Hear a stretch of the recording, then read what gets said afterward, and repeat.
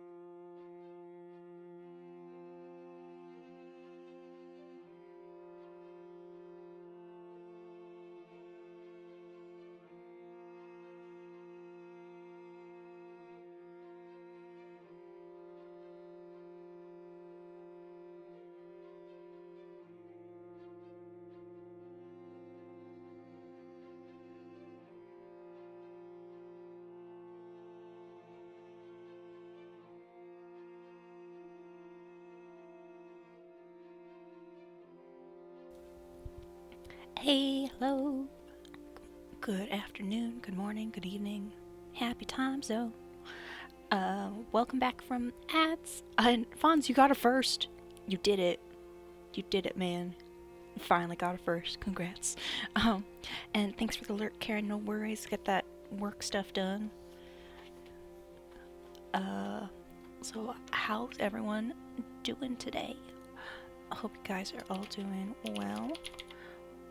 I wanted to play another visual novel since you guys loved A Date with Death so much.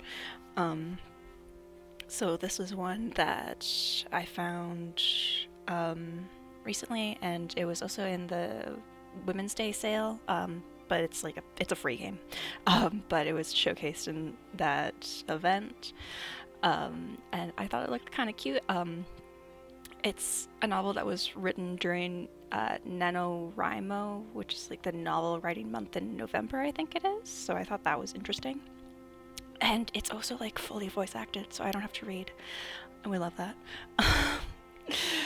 Because reading it aloud can be a strain on your voice after a while. Oh, hi, Otis. My pets are scoping each other out. Okay, everyone's fine. No one's dead. Cool. But yeah, this trigger warning's something that was on the Steam page for the game. So there's going to be some suggestive material, strong language, alcohol use, and allusions to trauma, child abuse, and fantasy violence. So if any of those are your triggers, be advised, put me on lurk, exit out of the stream, do what you gotta do. No worries, I understand. But yeah, I think we could probably finish this in one stream because the devs say that it's like a 3-4 hour long game, so it's on the shorter side. But yeah, I thought it'd be fun just to go to another visual novel since you guys enjoyed the last one. And I want to check out my book from the library. What's my book today? Oh, See Me to Sleep by Gabby Burton. Ha! That's our book club book for the month. That's really funny. I like that. I've read it before. I have not started it again because I've been reading other things, which is great. But I should like maybe start my own book club book. That would be good. So yeah, we're gonna just jump on into this game. The music that's playing is from the game, and it sounds very nice. I like it so far. And yeah, so we're just gonna pop on in.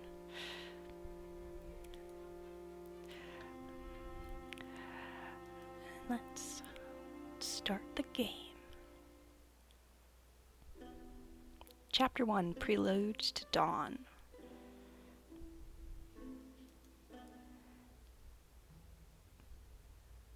My wrists itch. My stomach is churning and empty. My legs are sore. The heat of hemp fabric strung taut across my cheeks and tied in a knot behind my hands is chafing against the corners of my mouth.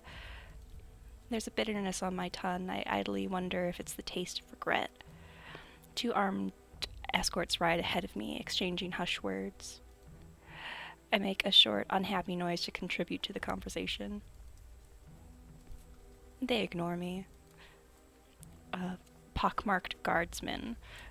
But are you sure, sir? Really, are you? Shouldn't we stop and make camp before sundown, sir? The younger guardsman is jittery and demanding, with a stooped posture that reminds me of a rat. His round face is marred by pockmarks and worry lines. Old guardsman. No need. We're making good time.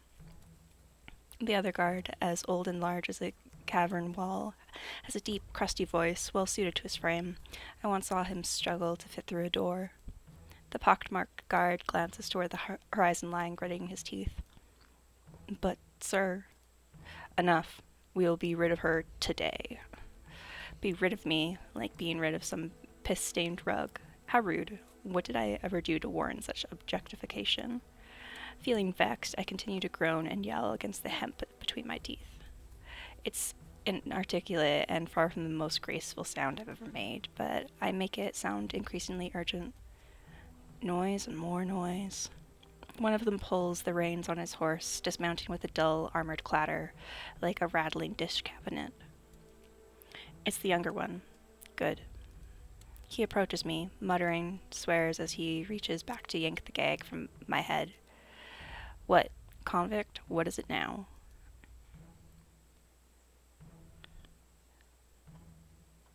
Ooh. Ooh, we get dialogue options.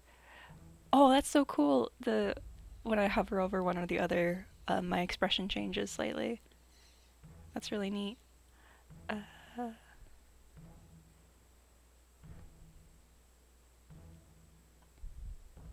ooh, so we can be very aggressive or we can be kind of flirty. Um, Most people buy me a drink before they bring out the gag. Me, a prisoner. Stop it. He hisses the words low under his breath, though his ears glow a tradeous shade of tomato red. Wasn't funny the first time, and it won't be funny the next time. There won't even be a next time at the rate we're going. I can say it again pretty fast, I think. Gods, you really haven't learned your lesson. What's wrong with you? He sounds amazed. If my hands were untied, I'd twirl my wrist and do a curtsy.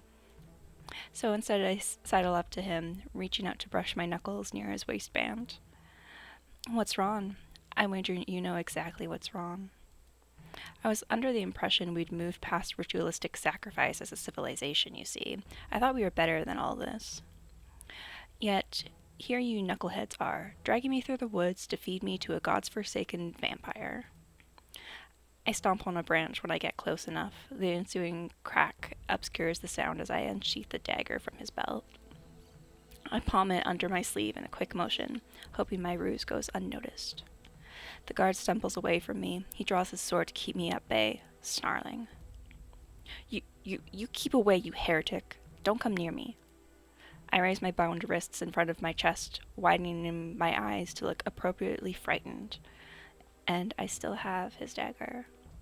By the time he clambers back onto his horse, his older companion extends his arm and smacks the back of the young guardsman's head. Idiot. Now we have to listen to her belly aching for the rest of the journey. Do we? The younger guard rubs his head, sounding defensive.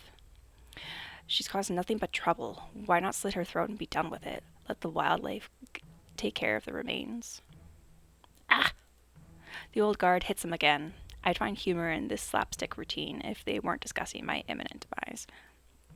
Shush, boy. We carry Her Majesty's orders to the letter, you and I. No shortcuts. You know the severity of our laws. Underhanded practice will cost you your damn hands. The pockmarked guard hunches further at the shoulders. His eyes dart around like he wants to argue, but he begrudgingly clamps his mouth shut. I, on the other hand, have a dogged penchant for making my observations known, and am blessed with quick retorts. Or it just costs the fingers if you're lucky, I notice our wise old man here is missing a digit or two.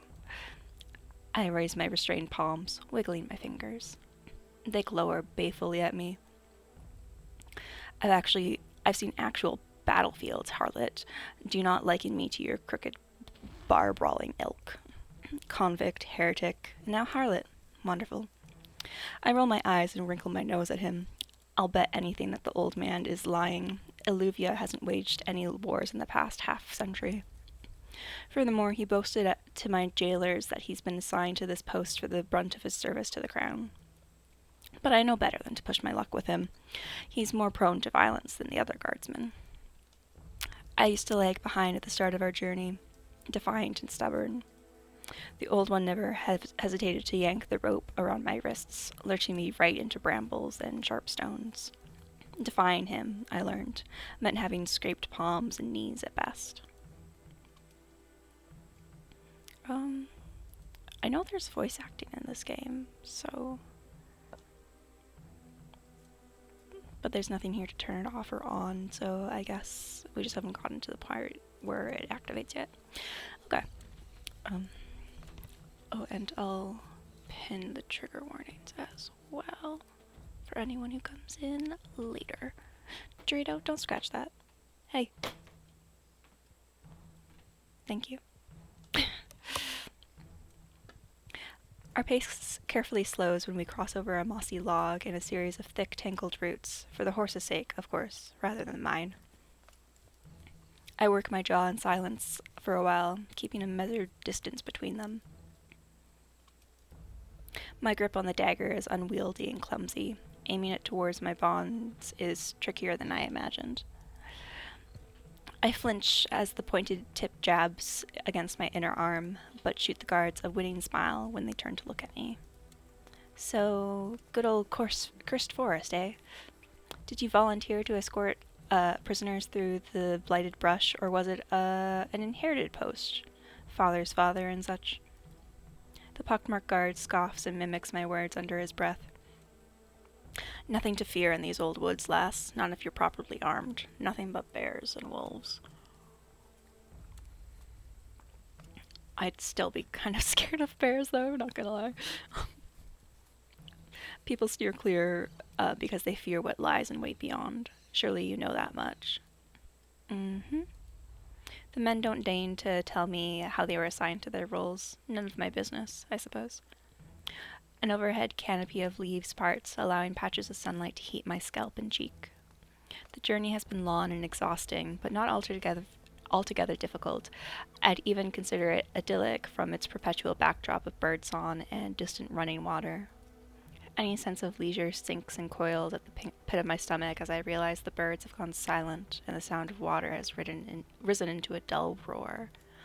Before us is a murky disk of water, blemished green with algae, miles long, miles wide, and a harrowingly uncertain depth.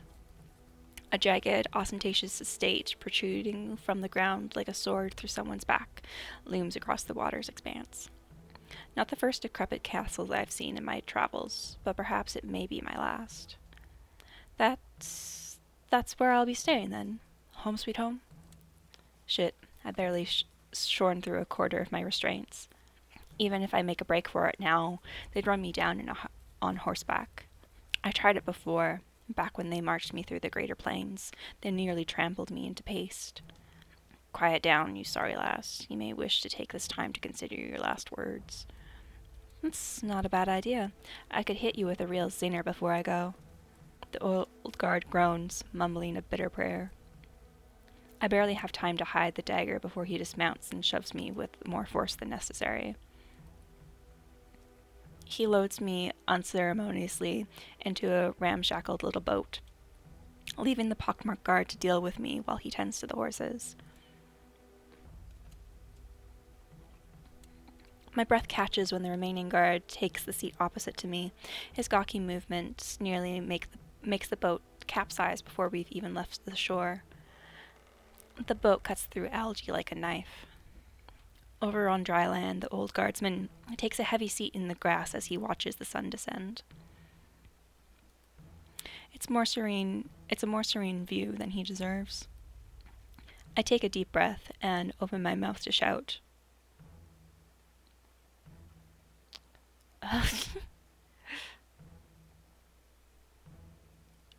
Oh, both of these are aggressive now.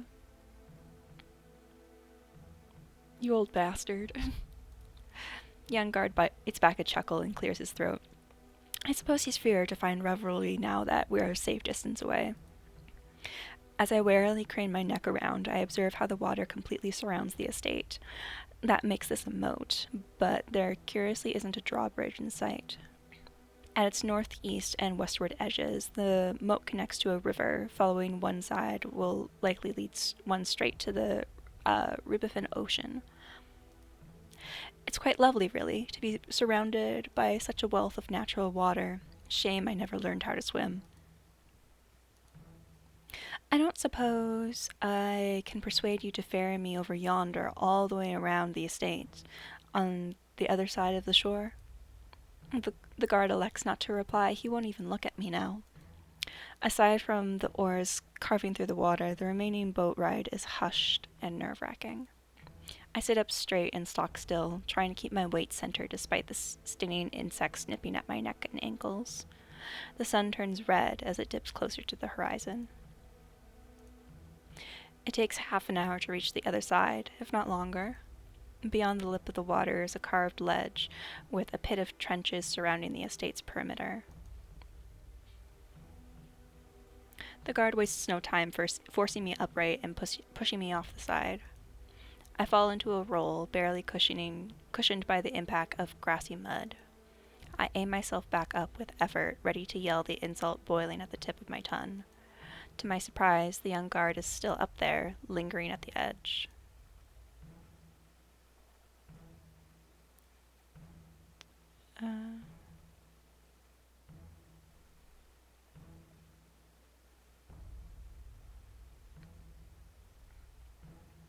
Yep.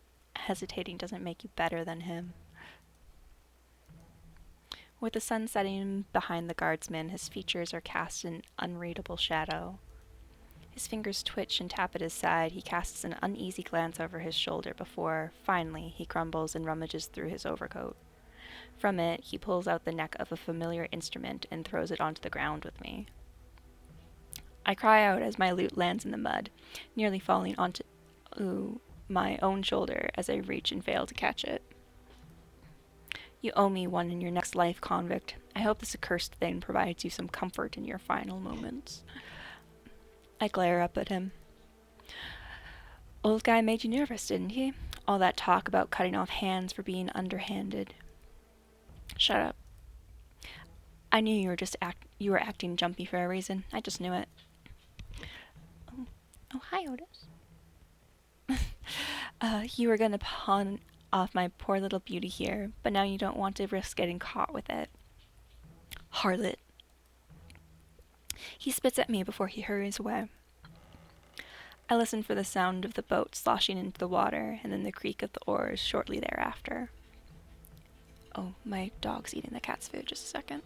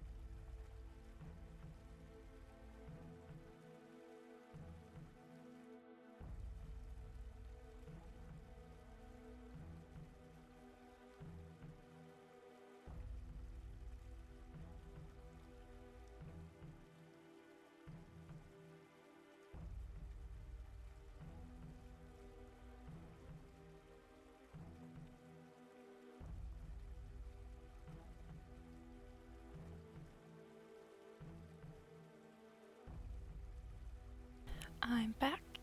Cats have gotten more food. Hi, Jazz. How's it going? I just needed to get the cats more food because the dog ate 2/3 of it. So that was out for a second. Salt the Water by Candice Elo. I feel like I know. I feel like I might be able to picture that book, but I'm not sure if it's what I think it is. I want to say it's by a Palestinian author, but I'm not positive. Don't quote me on that. Going good? Oh, nice. Glad it's going well. We just started this visual novel. We're a prisoner, and we've been offered up as a sacrifice to a vampire. So, you know, it's going well for our character, too, you know? Like, everything's fine. Now, why is it that when people don't know how else to argue with a woman, they must remark on how frequently she has sex? With effort, I dislodged the dagger from the inside of my sleeve. I'm doing pretty well, thanks. I think, adjusting to daylight savings now. So that's good. I feel less exhausted than I have for the past few days. It's still unwieldy, but cutting myself loose is a little easier when I don't need to hide the blade from my captors.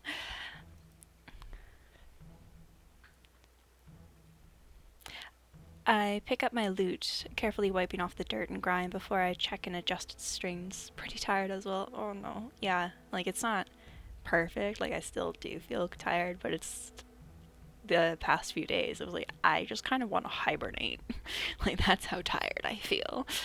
And now it's like, yeah, this is just a normal amount of tired. I can deal with this amount of tired. I holster it across my back where it belongs. It's thankfully intact, but I'm not sure I can say the same about myself. Okay, the guard pulled that loot out of his jacket. How did he hide it this whole time? I know I need to come up with a plan. I need to explore and get familiar with my surroundings, seek out a hiding spot while there's still daylight. But my entire body is aching. I won't get far if I push myself to move now. I check the inside of my clothes for the last of my possessions, kept safe and hidden under the lining. I've never been more grateful to have learned invisible stitching. A handful of coins and my songwriting journal are all I have left. I had hidden a number of small blades on my person, but I was too reckless in my previous escape attempts. I kept getting caught, and they confiscated all of my knives. This guardsman's dagger isn't too shabby, at least. I tuck the blade into my belt, careful not to poke myself. I'll be ready to use it when it's dark.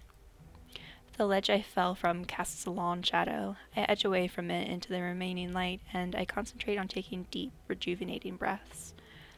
This creature of the night, I've heard it can change its very shape. If it pursues me in the form of some animal, I doubt I can outrun it for long. It's wisest to save my strength, so I can battle whatever form it takes. After all, I'm determined not to go down easily. Chapter 2, Rhapsodic Introductions. Dusk falls. There's barely a sliver of apricot orange glowing across the horizon, which means my shelter of light dims and shrinks by the minute. I shiver as the evening cold burrows under my clothes, and I sense the vampire just moments before I hear it speak. Well, another gift from the crown. The creature's airy, serpentine voice moves around me as it prowls beyond the perimeter of remaining light. It's watching me, circling me like a vulture. What grievous crimes you must have committed to be sent all the way here. Can you guys let me know if the volume is okay for the voice acting? I turned it up a little bit, but if it's still too low, let me know. I draw my dagger, pointing it at the source. Assessing your dinner, beast? Your mother should have taught you not to play with your food. The voice lapses into a contemplative hum. My heart hammers against my ribs as I lose track of the vampire in the silence. I twist around, catching sight of its eyes reflected in moonlight right when it lunges. The vampire snatches me by the wrist. The skin on its dark, clawed hands bubbles under the waning sunlight before it wrenches me into the shadows. My dagger clatters to the ground. You're talkative.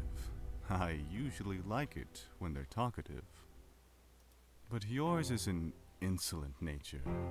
No doubt you've ended up here by disrespecting some local authority.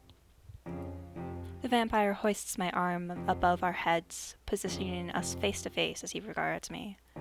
I scrutinize him in turn. He bears similarities to a human man, but I steal a glance upwards, observing his already healed hand with dismay. You smell of chain rust, fresh soil, dried blood, and incense. Yeah, I'm a big hit with nuns and orphans. What am I doing? This isn't time for banter. I struggle in his grasp. He steps forward, and we remain blanketed under the gloom of darkness. There's a small clatter underfoot as he drives his boot under my dagger, kicks it upright, and then snatches the blade out of the air in a fluid motion. He twirls the daggers between his long fingers, appraising it. Most unusual. Few of my guests manage to smuggle a means to escape their bonds. If I had to wager, you must be a talented cutpurse. Which should be the worst offense, all things considered. Gonna see if I can turn down the music, maybe, because the music sounds louder than the voice acting. That's not an option. Lovely. Oh, there it is. Sound settings. Yeah, I'll turn up the voice volume. Maybe turn down the music and the sound a bit.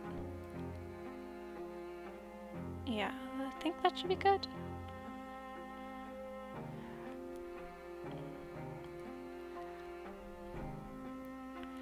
Stop manhandling me! Oh, that... I'm gonna turn down game audio now. There we go. With my free, open palm, I smack him hard across the face and yank my captive hand free. He flinches at the blow, looking more astonished than anything. I don't stay long enough to watch how he reacts now. I run. My lungs are heavy in my chest, and my body is screaming at me to catch my breath, but I can't stop now. Hi, Pegsy! How's it going? We're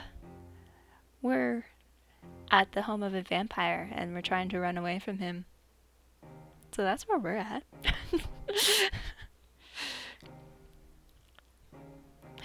Sorry, I only got distracted by game sales. No worries. I saw that there were sales, and I was like, ooh, I'm not gonna look at that now. But yeah. You mean run into the arms of the vampire? Yes.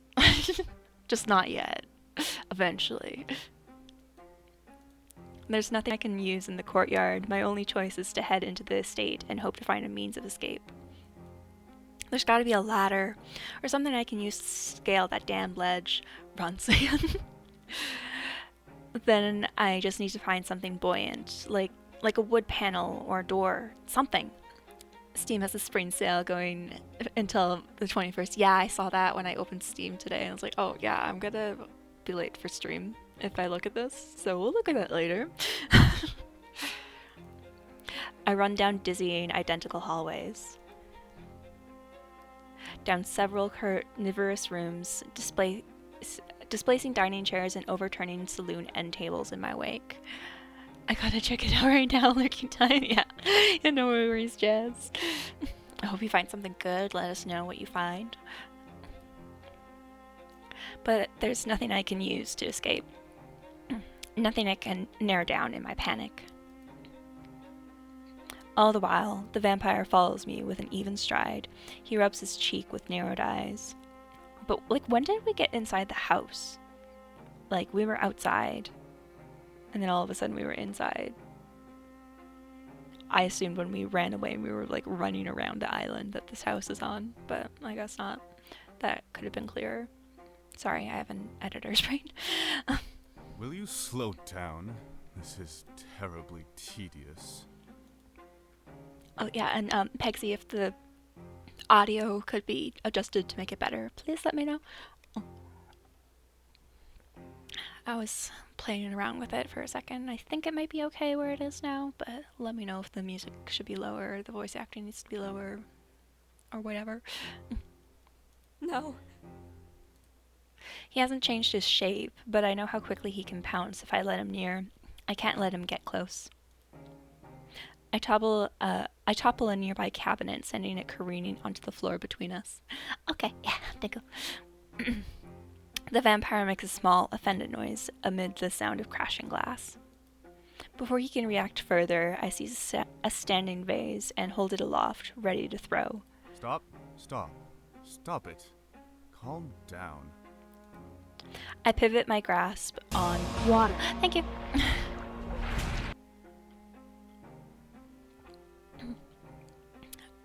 I pivot my grasp on the lip of the vase, bending my arms menacingly. Water and flowers slosh onto the floor. Listen, and I'll pay attention to the game volume again. You dare to tell me to calm down? Really? There is an audibly muffled sigh when the vampire steeples his hands in front of his nose. I despise the chase. Look at this blasted mess. Yeah, we kind of wrecked your house, bro.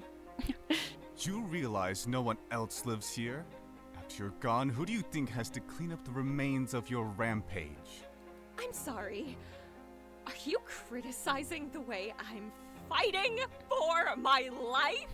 Volume seems good. Could be a tinge louder compared to your voice, meaning turn it down a smidge. I can turn it down a smidge.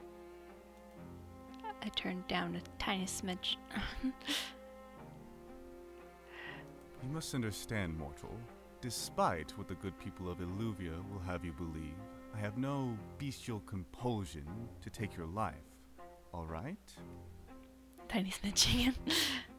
Though I'll admit you have sorely tempted me with the prospect of your demise, there is a civilized alternative worth considering. A civilized alternative to becoming a withered, bloodless corpse decorating his hallway? Sounds good. Yup. Oh, yay. Good. Turns up their volume. I keep the vase aloft, halfway between willful rebellion and uncertain curiosity. Sounds good to me? Okay, good. I'm listening. That is all I ask. First of all, this here. He dangles the dagger from between two fingers, as if it's a dirty sock he found in my chambers. As a show of good faith, I will return to you this nasty little thing. Thank you. In exchange, you will not stab me with it. We'll see. Its blade is neither sharp nor long enough to kill me, but it will deeply annoy me. If I am deeply annoyed, I will be forced to rescind my good faith and tear you to shreds. Hot. Understood? I furrow my brows, but I nod. Makes sense. If I actually want to incapacitate him, I'd at least need a larger weapon. I've yet to hear any myths where vampires are notoriously weak to standard cavalry daggers. Good girl. Here. He tosses the dagger over to me. It slides along the floor until I stop it with the heel of my boot. I don't bend to pick it up.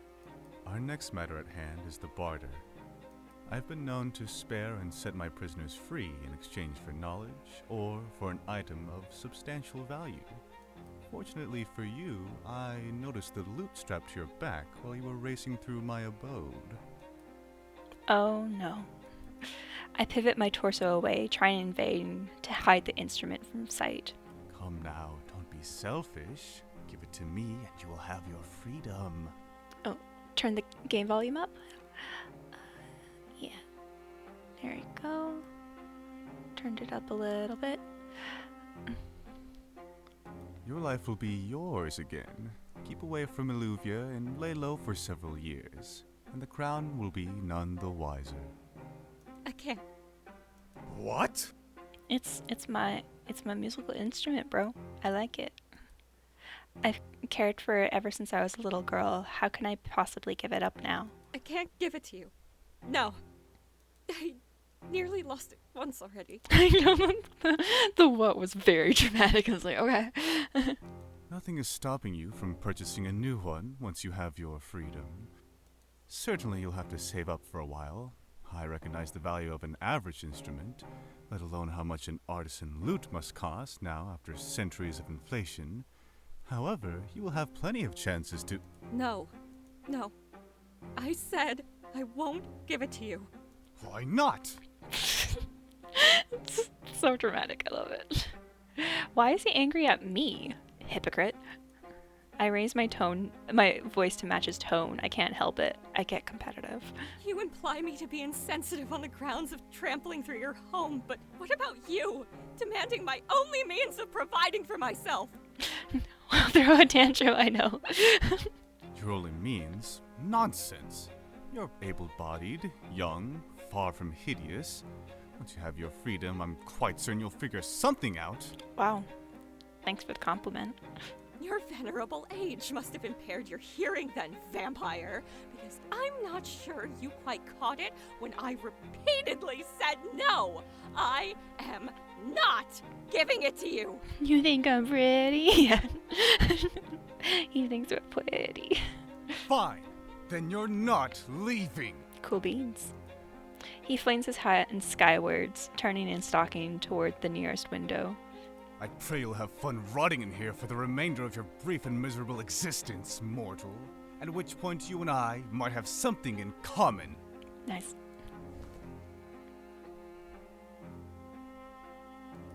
Oops. Can I go back? He erupts into a vicious flurry of black mist. Dead Space is 60% off on the EA store. Oh, let's go. Once the smoke clears, I see the flapping outline of a bat soaring out the window and into the night.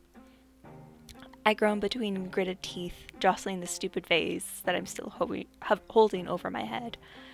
As tempting as it is to smash it, Yeah, Karen just bought that too, yeah. I set it down and begin gathering the displaced flowers with a dejected sigh. The blooms are vibrantly fresh and fragrant, but they're going to wilt without water. Gods, I just got into a screaming match with a vampire and upset him so much that he had to, go take an angry nap. I'm still alive. I should really count this as a win, but I don't know. My chest is tight with apprehension. I wasn't supposed to annoy him. He said he'd rip me to shreds if I annoyed him. Damn it. Gods damn it. What have I done? What sucks is I pay for Xbox Ultimate, so I have EA Play, but my Xbox is linked to a disabled EA account. Oh, that sucks. Can you change what account it's linked to? I'd imagine you could if you logged in. But I also know nothing. But I'd imagine there'd be a way to fix that. I should have offered to barter with something else. I doubt he'd be interested in the few coins I have, and I can't bear to part with my music, but he did mention an option to trade knowledge. Even if he's had centuries to experience the world around us, surely there's an obscure nugget of wisdom I can impart. Not without removing it from the old account which is disabled. That sucks. After all, I like to think that everyone I meet teaches me something new. I have some leverage if I can figure out what he already knows. I'll have some leverage if I can figure out what he already knows. And if I can't, then I need to find something else to protect myself. The dagger will be of little use aside from cutting rope. Chapter 3. Stray Dog Serenade. I really like the art in the game. It's very pretty. Night seems never ending as I creep through the estate. The vampire hasn't shown himself since our earlier squabble, though his absence does little to assuage my nerves. As any prey animal knows, the deadliest predator is one you don't see coming. Exhaustion weighs against my eyes, but adrenaline keeps me on edge, pulsing through my veins like a heavy drum. The slightest shift of wind-blown curtains makes me jump, and I keep expecting those moonlight eyes to be watching when I turn. But the shadows are always barren, devoid of vampires. Does he truly mean to sulk for the remainder of the night? I suppose I should count my blessings while I can. As I explore, I notice how each successive chamber is spotless and immaculately tidy, aside from the furniture I disturbed, which I take the time to straighten. I uncover an abundance of books crowding the shelves and various surfaces. They contain an array of technical topics, including geography, astronomy, invocation, and mathematics. They're all dog-eared and full of notes. Don't tell me he's read every book in the estate. I can't panic yet. I can still narrow this down. Assuming he takes the time to clean his most frequented spaces, I ought to pay attention to what is and isn't covered in dust. Yet, even locating a single cobweb presents a unique challenge. I set a book down, running my hand across the marble exterior of an engraved fireplace. Even this is pristine, unmarred by old ashes and licking flames. The nearby fire iron, at least, is an encouraging sight. I pick it up to give it a gentle swing, testing the weight, and wince when my arm throbs in protest. I guess we're like a weak little bean. I'll have to remind myself to use my non-dominant hand. Oh, and unless we're injured. The fire iron has a dull tip that's unlikely to pierce skin, but a decisive strike should send anyone reeling, even an immortal creature of the night. Of course, pissing him off by whacking him in the head is a last resort. I'm more interested in jabbing the fire iron into the ledge outside and using it as a handhold to climb my way up. The idea may sound absurd, but it could work. I won't know until I try. Although, even as I successfully scale the ledge, I'd still have to defeat the moat somehow. My gaze wanders across the chamber. If someone is wealthy enough to build a castle, they usually enjoy surrounding themselves with larger-than-life portraits. One would think I'd have found a big enough painting to pry off the wall and ride across the moat by now, but the decor is tragically modest.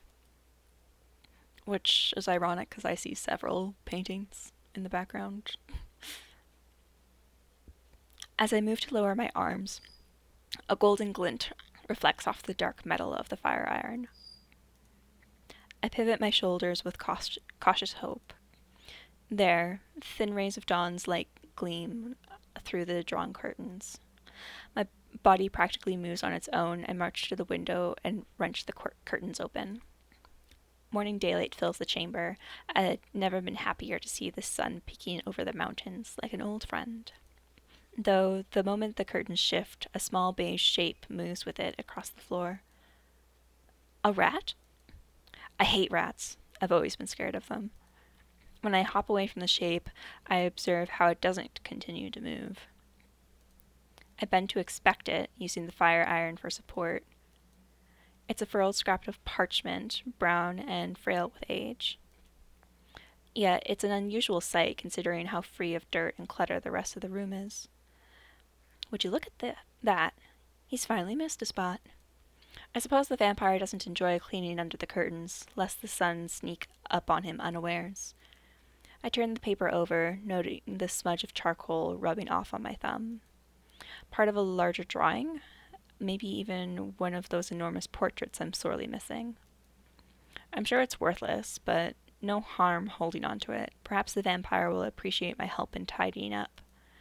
I try and fail to hold back a yawn that makes my entire body shudder. The bloom of sunlight fixed in the sky, though refreshing to see, also serves as a reminder of how much time has passed, of how little sleep I've gotten. There won't be a better time to get some rest. I look about the chamber one final time. To be so surrounded by various furnishings is a mystifying sort of torture. Despite how all those nights of sleeping on the ground have left me yearning for the comfort of a cushion, I know I can't sleep here. The vampire needs only to close the curtains to accost me in my sleep. Back outside I go. The days are long this time of year. I'll have plenty of time to try climbing the ledge when I wake. I grab a decorative pillow from a sofa. It's not much, but it'll make my cobblestone bed a little more bearable. I retrace my steps through the estate and practically collapse into the first rain of sunlight I find. I awake from a dreamless, restless summer into the cold of evening. Sitting up with a jolt, I scan the sky with mounting dismay. Sundown again already. How could I have slept for so long? The clenching ache in my bones and blossomy bruises on my skin reveal the answer to my unspoken question. My stamina is spent. I won't be able to run away the way I did yesterday. No. Damn it. It feels like the very shadows are reaching for me, streaking across the ground like long claws. And speaking of claws, from the shade nearby, the vampire looks down at me with flat displeasure. My fingers curl instinctively around the fire iron. You're still here, on the ground, no less. Where else would I be? Why, I figured you would have climbed onto the roof, run some mental calculus to determine the best angle of approach, and then leapt into the moat to swim to freedom. A beat passes as I stare at him. Yes, that would be very practical, but anyone who tries it would surely splatter against the rocky ledge below. Perhaps, and maybe even if they made it to the water, they would discover the alligators in the moat. Alligators? Really? No. What the hell? I think I liked you more when you were menacing me about what crimes I'd committed. She dislikes the taste of her own medicine? Shocking. He folds his arms behind his back as he paces around. I'm very aware that he can grab and drag me into the shadows if he so desires, but he's choosing not to. You never did tell me what you did to get sent here. You're right, I didn't. We stare at each other now, sharing an ugly pause. But I apologize for my behavior last night, and for making a mess. Truly? He looks as though he's expecting a punchline. Yes, truly. I don't know what it's like to own an estate, but I'm sure it's dreadful having someone run through it. Indeed. Will you tell me what you're planning to do with my fire iron? What, this whole thing? I could lie to him, but I see little point in it. While I've developed a skill for enthralling an audience with tall tales, it's not as if I can trick them into believing my stories are real. Her Majesty's Royal Coven by Juno Dawson. Ooh, that one's gay. That one's gay and witchy. Oh, you got the plushie. You got the plushie. Unless they're children, of course, and the pacing vampire hasn't seemed terribly childlike this far. Love gay, yeah. In any case, I'm not a good liar. When one is not a good liar, honesty is by far the better policy. If you leapt at me, I would have tried to swing it at you. I like to move it, move it. Thanks for the I like stretch. to move it. You like to move it. I like to move it, move it. I like to Give me move it, all move it. the bacon I and like to eggs move it, you move have. it. You like to. Do you understand? I like to move it, eat some move it. fruit. I like to move it, move it. I like to move it, move it. You like to move it.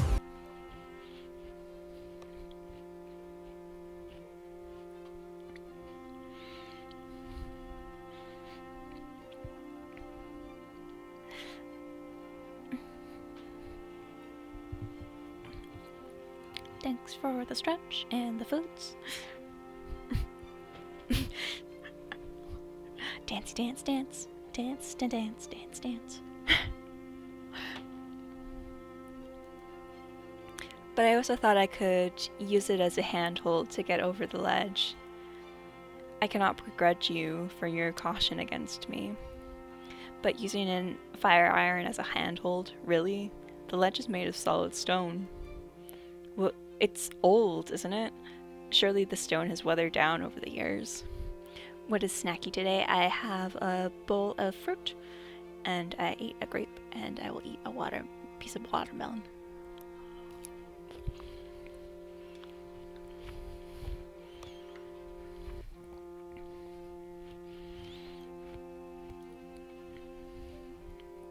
Oh, yum, yeah. It most certainly has not. You would begrudge me for trying everything at my disposal? I might if you ruined my fire iron in the process. You need not try such inventive tactics if you agreed to barter with me. Right, yes, about that. I'll have you know I'm extremely well-traveled. How informed are you about recent history and new discoveries throughout the world? What makes you think I would be interested in such things? You mentioned you were open to trading knowledge. I remember it like it was just yesterday. Every 2 years, I receive a new guest at my estate. Each guest has some capacity to tell me news of the outside world. I have previously offered their freedom in exchange, but hearing news of the outside world loses its appeal when one is not welcomed to participate in it. But some men and women have nothing else to give. Surely you would not deprive this opportunity from a future guest when you have more to offer than this. My loot feels heavy against my back. What else can I offer that amounts to the price of my freedom? Please, I can't give it to you. As we're going to start in a little less than 5 minutes, we're going to take a break so that you guys don't miss anything. He scoffs at me. Just when I thought you were seeing sense. But I may yet be amenable as you have been to me. Last night, I hadn't fully understood that you play music as your primary profession. Not at first. My recent slew of guests have been cutthroats and highwaymen. I forget that I've also housed scientists and artists. I presume you must be good at your craft. As such, you need your loot more than I do. The sudden and unexpected empathy leaves me speechless. He takes my silence as permission to continue. I ought to admit it has been a very long time since someone has told me no. It irritated me to hear, but it is within your right to say. Forgive me for making it seem otherwise.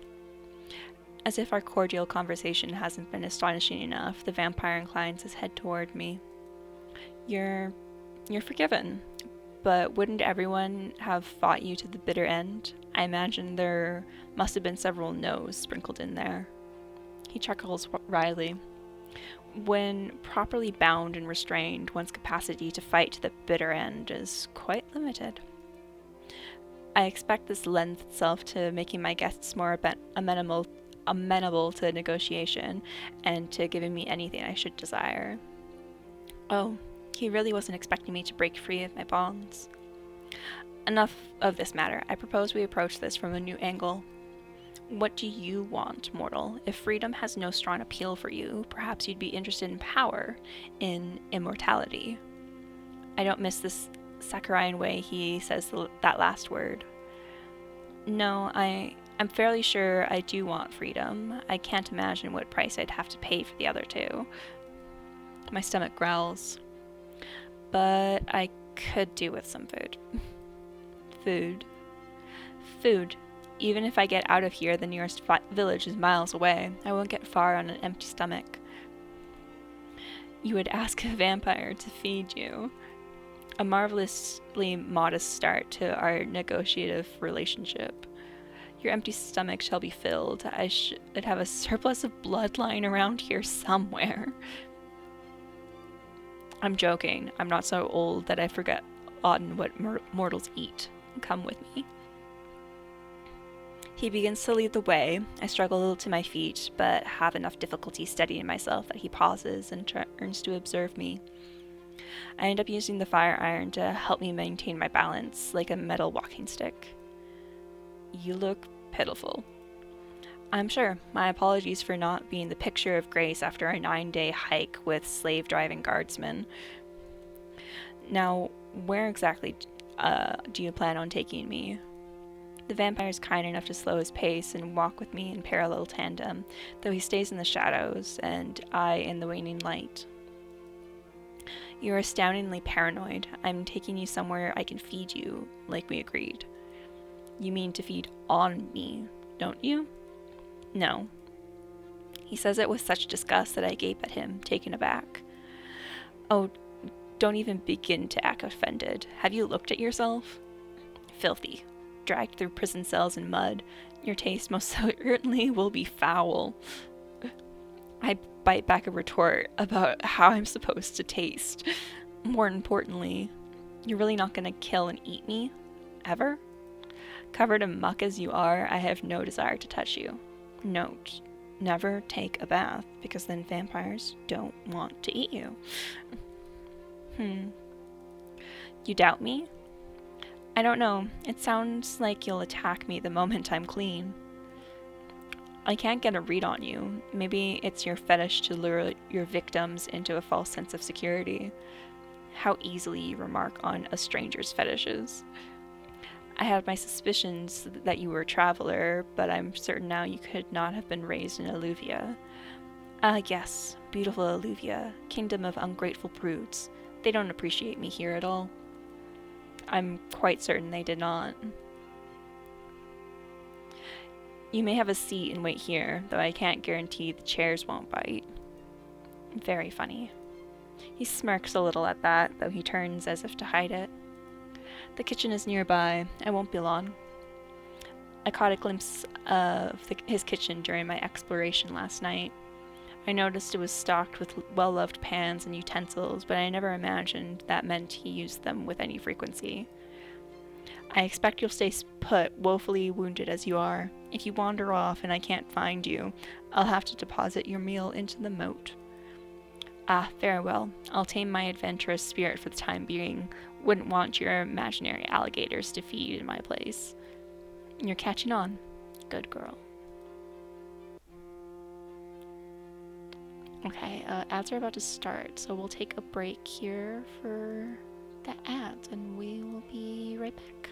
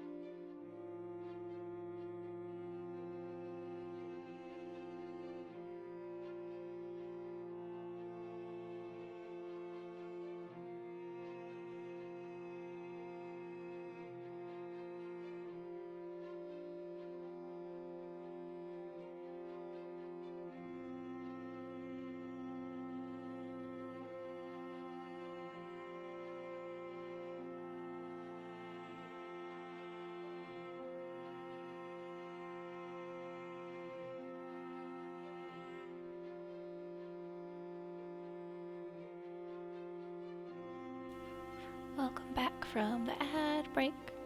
I just got caught up on Discord. Hope you enjoyed the break. Also, the music kind of reminds me of Bridgerton's soundtracks, and I like that. True to his word, the vampire returns in short order. He sets a tray loaded with roasted roots and grilled perch before me. A simple enough meal, but one of the most beautiful sights I've seen in recent memory. It's not a plate of blood. It is not. Shall I switch it out for you? No, I'll be quiet. I reach for a fork and slice into the fish, excited to savor my first meal in days. I take the first bite and it's awful. Some of the prison slop tasted better than this burnt, over-salted tragedy. Even stranger, I taste hints of cinnamon, garlic, and coffee? At this point, I have no idea what I'm eating, but I'm too hungry to stop. I must have outdone myself. Don't forget to breathe. Mortals need air in their lungs, I hear.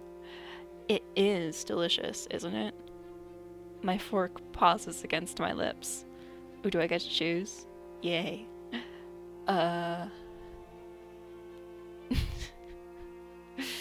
Gods, it's really not.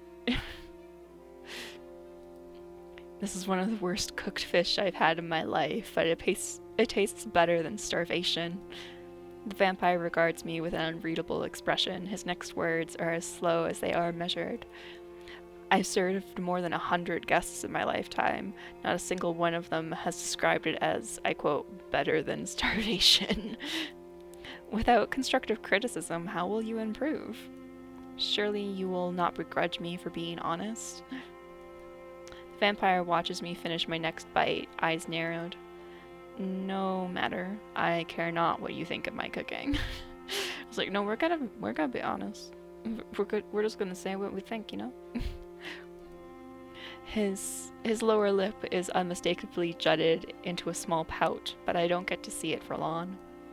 Now that I have given you a meal, you will not give me something I want in return? Why do you keep insisting on these inane little trades?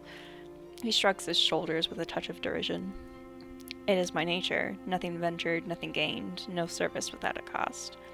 Fine, vampire. Can I interest you in a song?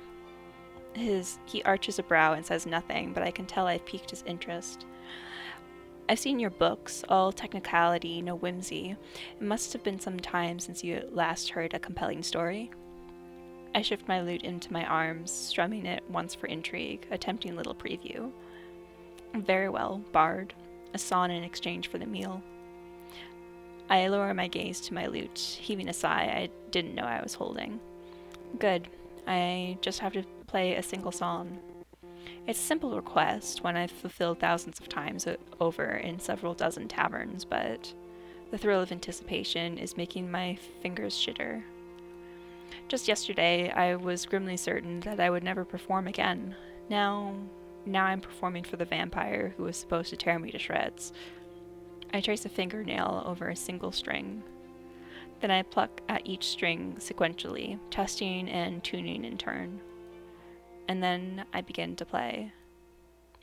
The vampire, who until now had a perpetual proclivity for pacing, slows and pauses mid-step to watch me, with his hands folded on a writing table. My voice turns into the best weapon I've ever wielded, stronger and sharper than any knife or fire iron.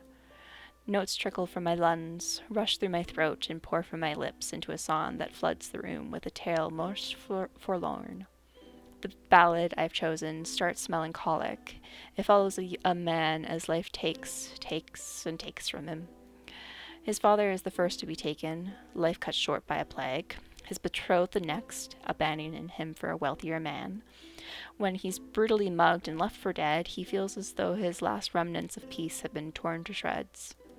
He finds himself alone, left behind, forgotten. His mind is swallowed whole by rage and grief and self-loathing, until one day he decides it's his turn to take. Hi, Whiskey, how's it going? welcome in. How was Faz? You were playing Faz yesterday, right? Yes. How was Faz? I hope you enjoyed. We're playing a dating sim. We're playing a son for a vampire who we thought was gonna kill us, but he's not. He actually fed us a terrible meal. And also, the spring sale's on, so Jazz and Pexie are looking at all the things that are on sale.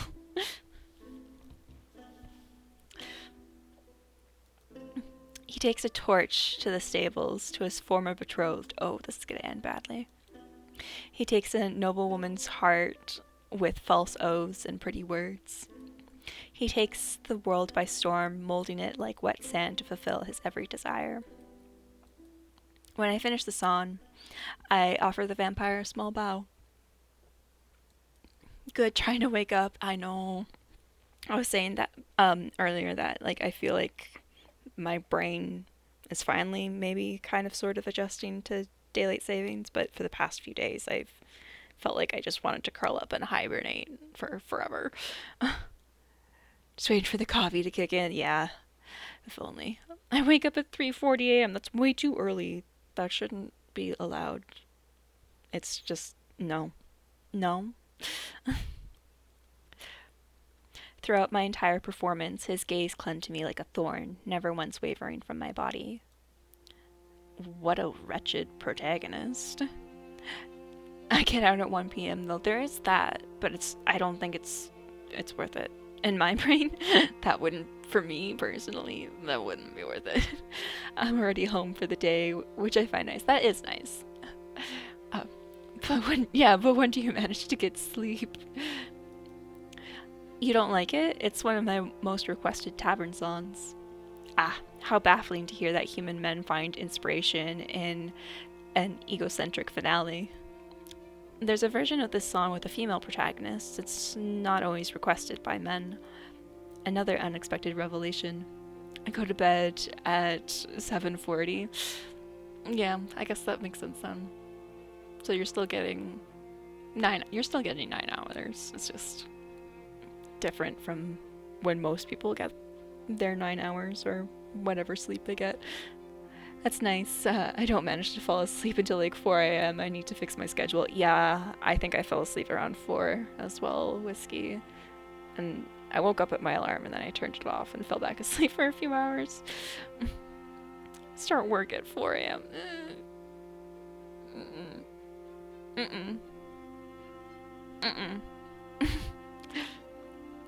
Although I find this song's message disagreeable, I will concede that you sung it well. It's 8 hours of sleep, which I normally get like 7.5. Okay, that's good. That's enough. Oh, thank you. We lapse into a brief silence, not quite looking at each other. To my surprise, he's the one who speaks next. I wake up during the night. Yeah, I do too sometimes. This estate, I often forget what it's like to have more than the sound of my own thoughts and of cicadas crying in the night. With nothing to interrupt the passage of immortality, silence can be maddening.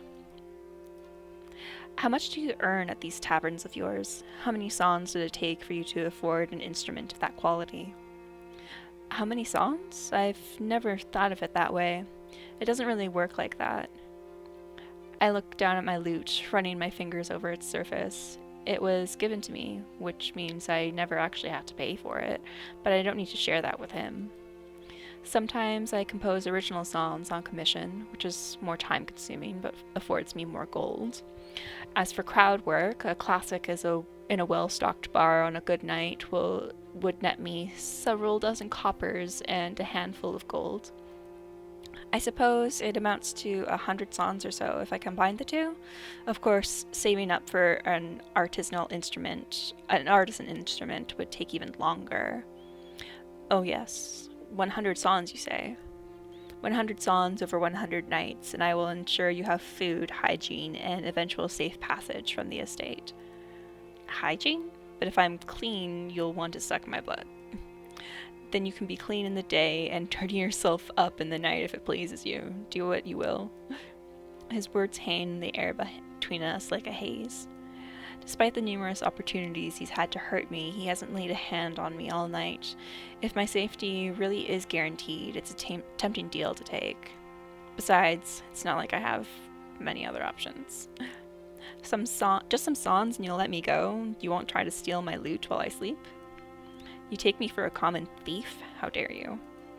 Such an appalling accusation when you can clearly see I still have all my fingers. The vampire raises his hands for me to see. The familiarity of the gesture is uncanny. It seemed to me that a powerful vampire like you can recover from serious wounds in an instant. You could once have been amputated at the elbow for all we know. And speaking of vampires, I seem to recall a legend that suggests your kind can't cross running water. Which means you can't leave the estate either, can you? I'm curious to know what crime you committed to be sent here. Enough. I await your song tomorrow. He stands to leave.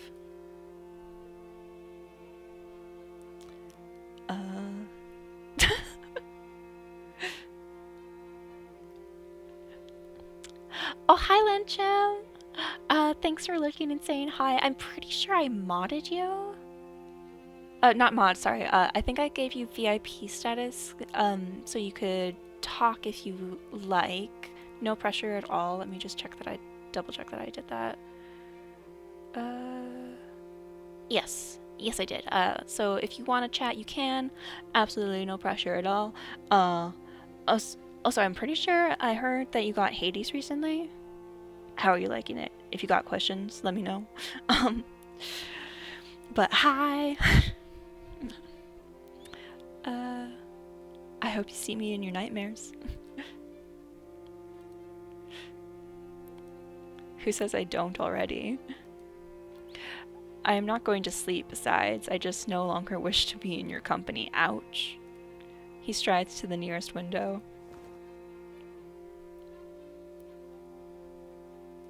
Oops, I skipped something. Harmonic Conversations, Chapter 4. Can I go back to... No, I can't go back. Or can I see the history to see?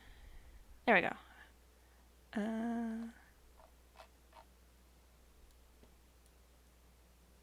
Oh, it's not showing me all of it. Okay, that's fine. Let me just miss the line. Do what you will, the vampire said. I was reluctant to believe it when he gave me free roam of the estate, but he since made no move to impede me. I was allowed to wander wherever I pleased. I discovered little of note, just more books and the continued absence of dust. Nothing more suspicious than the errant scrap of paper from my first night. Despite my best efforts to distrust him, the vampire only appears to feed me some disgusting fish and claim his son. He stays long enough to make wry commentary sometimes and small talk other times, but in physical proximity he's given me a wide berth. Son, poof, son, poof. He's polite enough, I suppose, and utterly uninterested in causing me harm. That was enough to move me from a cobblestone bed to a cushioned one. The days soon blend together like the colors of a sunset. Other than my fading bruises and brief performances, there's little to mark the passage of time. The monotony of our routine sways my feelings of weariness into restless puzzling. Questions swarm my mind like locusts, and my aimless wandering doesn't yield enough fruit to feed them. I'd like to sate my burning curiosity by interviewing my vampire, but I'm not sure how to approach him when he vanishes after my song's final notes. Besides, I still have every reason to sleep with the fire iron wedged under the door handle. Every so often, I'm startled awake by blood-curdling screams. I ventured out from my room more than once, fire iron in one hand and my dagger in the other. I tracked the noise up the many flights of stairs, worried I would stumble upon the vampire feasting on an unlucky traveler who washed up the river. Then I would stand at the foot of his coffin for a time, waiting to hear signs of a struggle, waiting to see pools of blood oozing across the floor. But I was always met with an eerie, unmoving silence. I went back to sleep with my bed pushed against the door each time, determined to keep whoever or whatever was making these horrible sounds. Although I'm sure I would have run into them by now if anyone else is living in the estate. One can never be too careful. Still, as harrowing as those noises have been, sleeping in an actual bed is incredible. I'm starting to feel pampered. Oh, our description changed from me a prisoner to me a guest. The food still leaves much to be desired, but I have pillows, blankets, and the softest pelt carpet on my floor. A creepy estate is indubitably better than camping with stinky, surly guardsmen and sleeping on the ground. It's a hassle to shove my bed to and from the door, but I think it's a small price to pay. Brisk, invigorating air fills my lungs as I step into the courtyard. A shiver scuttles across my spine as I delve into dewy grass. I position my songwriting journal in my lap, having recently freed it from my clothes with some careful incisions. I always get lost in thought when I turn its pages. The act of deciding on a song makes my heart swell with calm contentment. After choosing one of my older pieces, a spirited melody I wrote when I was younger, I wrap my lute over one shoulder. It's like words. And begin to practice. My performance occurred in crowded areas before I came here. I had to compete with the clamor of moving people, from passerbys to raucous drunks. Here in the grass, I find myself not needing to fight for coin or attention. I can focus on my music, and nature itself is my ensemble. I sing softly, timing my rhythm with the shifting trees and the gurgles of the moat.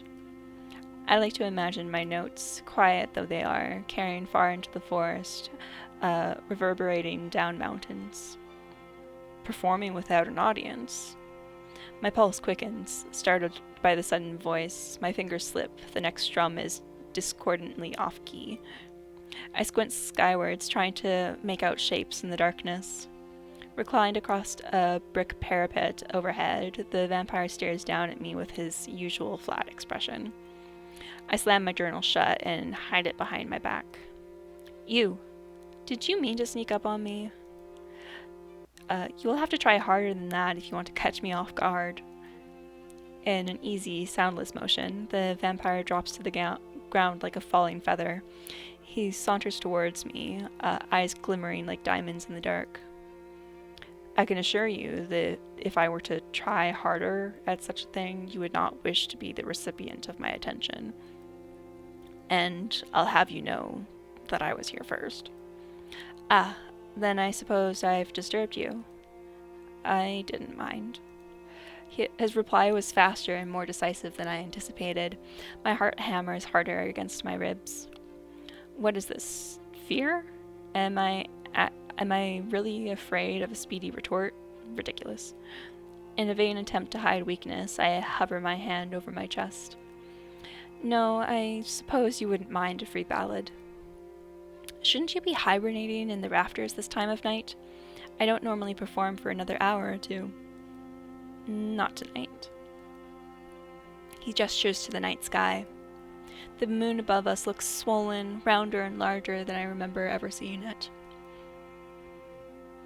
Even so, is a mere full moon really so impressive? I part my lips to express my thoughts when a warm shadow inches across the moon's surface, spreading from its left side like a cocoon around a caterpillar. Soon the moon is as red as a sunset, a glowing rosy marble anchored in the night sky. A blood moon. A total lunar eclipse is the technical term, though you may call it what you like. It only occurs 3 times a year. The people of Alluvia insist that a blood moon is a bad omen, and seeing one during my travels was a foreboding sight. Yet, the vampire watches the moon with such earnest intensity, I fear his admiration for it is contagious. It's beautiful. What does it mean for you? Are you more powerful while it lasts? The vampire barks out a small, surprised laugh, and his eyes cut away from stargazing to glance at me. No, not at all. He folds his arms behind his back. I enjoy the view. The parapet is the best spot to observe the heavenly bodies in the sky. The ground is a close second. The vampire tilts his head, watching me with an expression I've never seen him wear before. Confused guilt. What is it?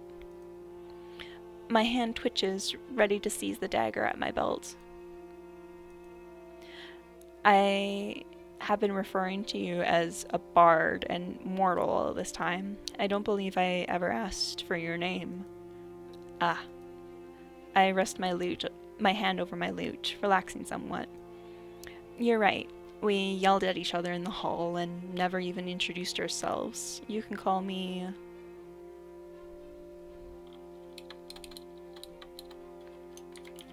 Lizzie. A bard by any other name changed the default name. Oh, that's an achievement. Lizzie. Yes, it suits you. Does it? He smiles at me enigmatically. You can call me Lucius. Lucius. His name weighs on my tongue like a stone. I never imagined myself learning it. With how often he's alluded to his immortality, it slipped my mind that he must have been a human man once. It's a humbling thought. Moreover, it's the longest amount of time we've spent without the distraction of music or bartering. He's even feeling affable enough to learn my name. I should try asking him my questions. I may not get a better chance than this. Lucius, if I ask you some questions, will you insist on making it a barter? The vampire doesn't respond for a while. It depends on the question. I suppose that's fair. You guys are standing closer now. Yeah, and we know each other's names? How about this? You don't have to answer a question if you don't want to. I can move on to the next one, and we'll talk for as long as you're willing to entertain me. Now I am the one entertaining you, and at the generous cost of nothing. What an amusing turn of events. I'm surprised you're so eager to talk to me. I believe you said something about the maddening silence of eternity. I've begun to understand what you meant. I see. Ask your questions then, Lizzie. I will not ask for you to trade your possessions, but I may like to quell my own curiosity in exchange. He agreed. I wet my lips with anticipation. There's sometimes this noise. It sounds like screaming. That doesn't sound much like a question. I'll rephrase. The source of the noise will not hurt you. It is now your turn to answer my question. The haste with which Lucius changes the topic is unexpected, but not altogether unwelcome. He did sate my curiosity, to a degree. Tell me something. As a bard, what do you know of the stars? A simple question that leads to a comprehensive answer. Wise play, vampire. I observe the pinpricks of light above us, winking in and out of the mauve cover of night. I don't remember the last time I relaxed enough to admire them. Before my arrival here, looking at the stars meant I wasn't looking over my shoulder. I needed to watch my own back, keep myself safe and alive. Though I sang of beauty and adventure, it seemed pointless to actually indulge in such things. I was far more focused on where I would lay my head or earn my next coin. How strange to be able to indulge in stargazing with a vampire standing nearby. I traced different patterns in the sky, moving with practiced ease between each dot. The horned serpent always points north. Even as its body shifts, its tail will tell you where you've been and where you must go. Yes, the horned serpent. Anything else? It's harder to navigate using the others, but I know a few stories. This box-shaped cluster is the treasure trove of the goddess Melandriel. Supposedly it contains every possession humans have lost throughout their lives, and I draw my finger between the 7 brightest stars in the sky. That's the first king's crown. The stories say he bequeathed it to the heavens, an offering to the gods to keep his bloodline on the throne. It's actually funny. Olivia hasn't had a king in centuries, and it most certainly isn't his bloodline anymore. It seems the gods played a nasty trick on him, Lucius chuckles. It's such a low and abrupt sound that I lose my train of thought. They may have, indeed. Lizzie, I may yet know a story that you do not know. Shall I share it with you?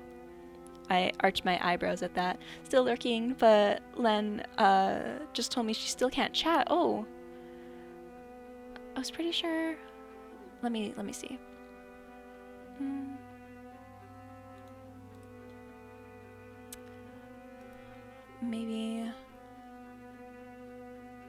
Maybe I accidentally VIP'd someone else? Let me see.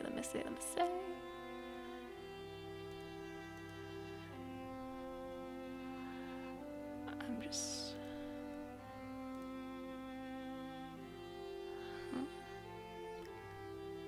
Because I thought... Let me see if I can look in your stuff to see if I gave the role to the right person.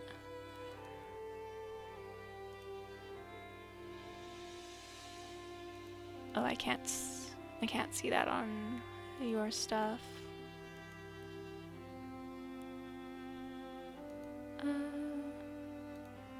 Yeah, no, I can't see your followers list.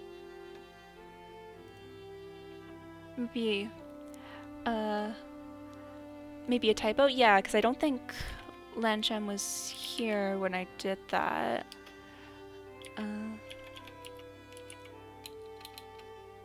So let me just copy and paste it.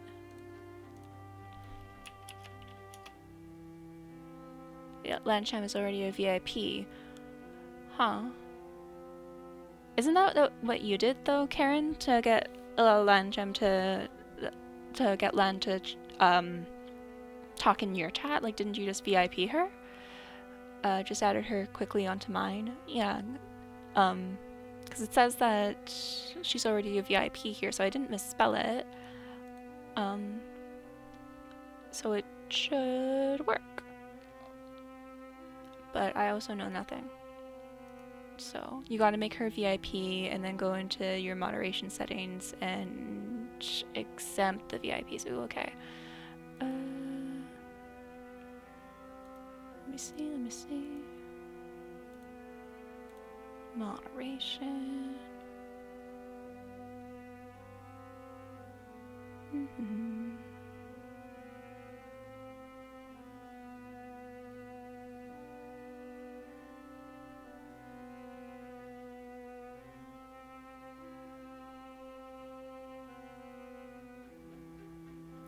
Okay, yeah. There's 5 exemptions, VIP. Okay. Lan, if you're still here and want to chat, do you want to try again? Because that should work now. Hopefully. Settings, moderation, scroll down, select the button. I found it. Yeah, so if you're still here, Lan, and if you want to chat, could you try again? If you don't want to chat, that's totally cool too. But you and Fierce should have the ability to chat now, if and when you want.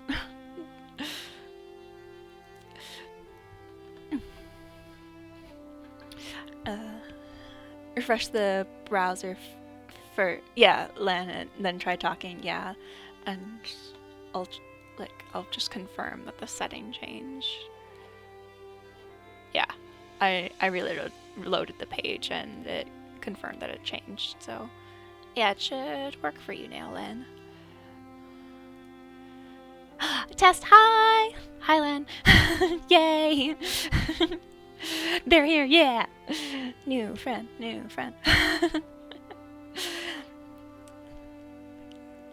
Yeah, welcome. Because I know you're Karen's friend, so I was like, oh yeah, like you can chat even without the phone. It's cool.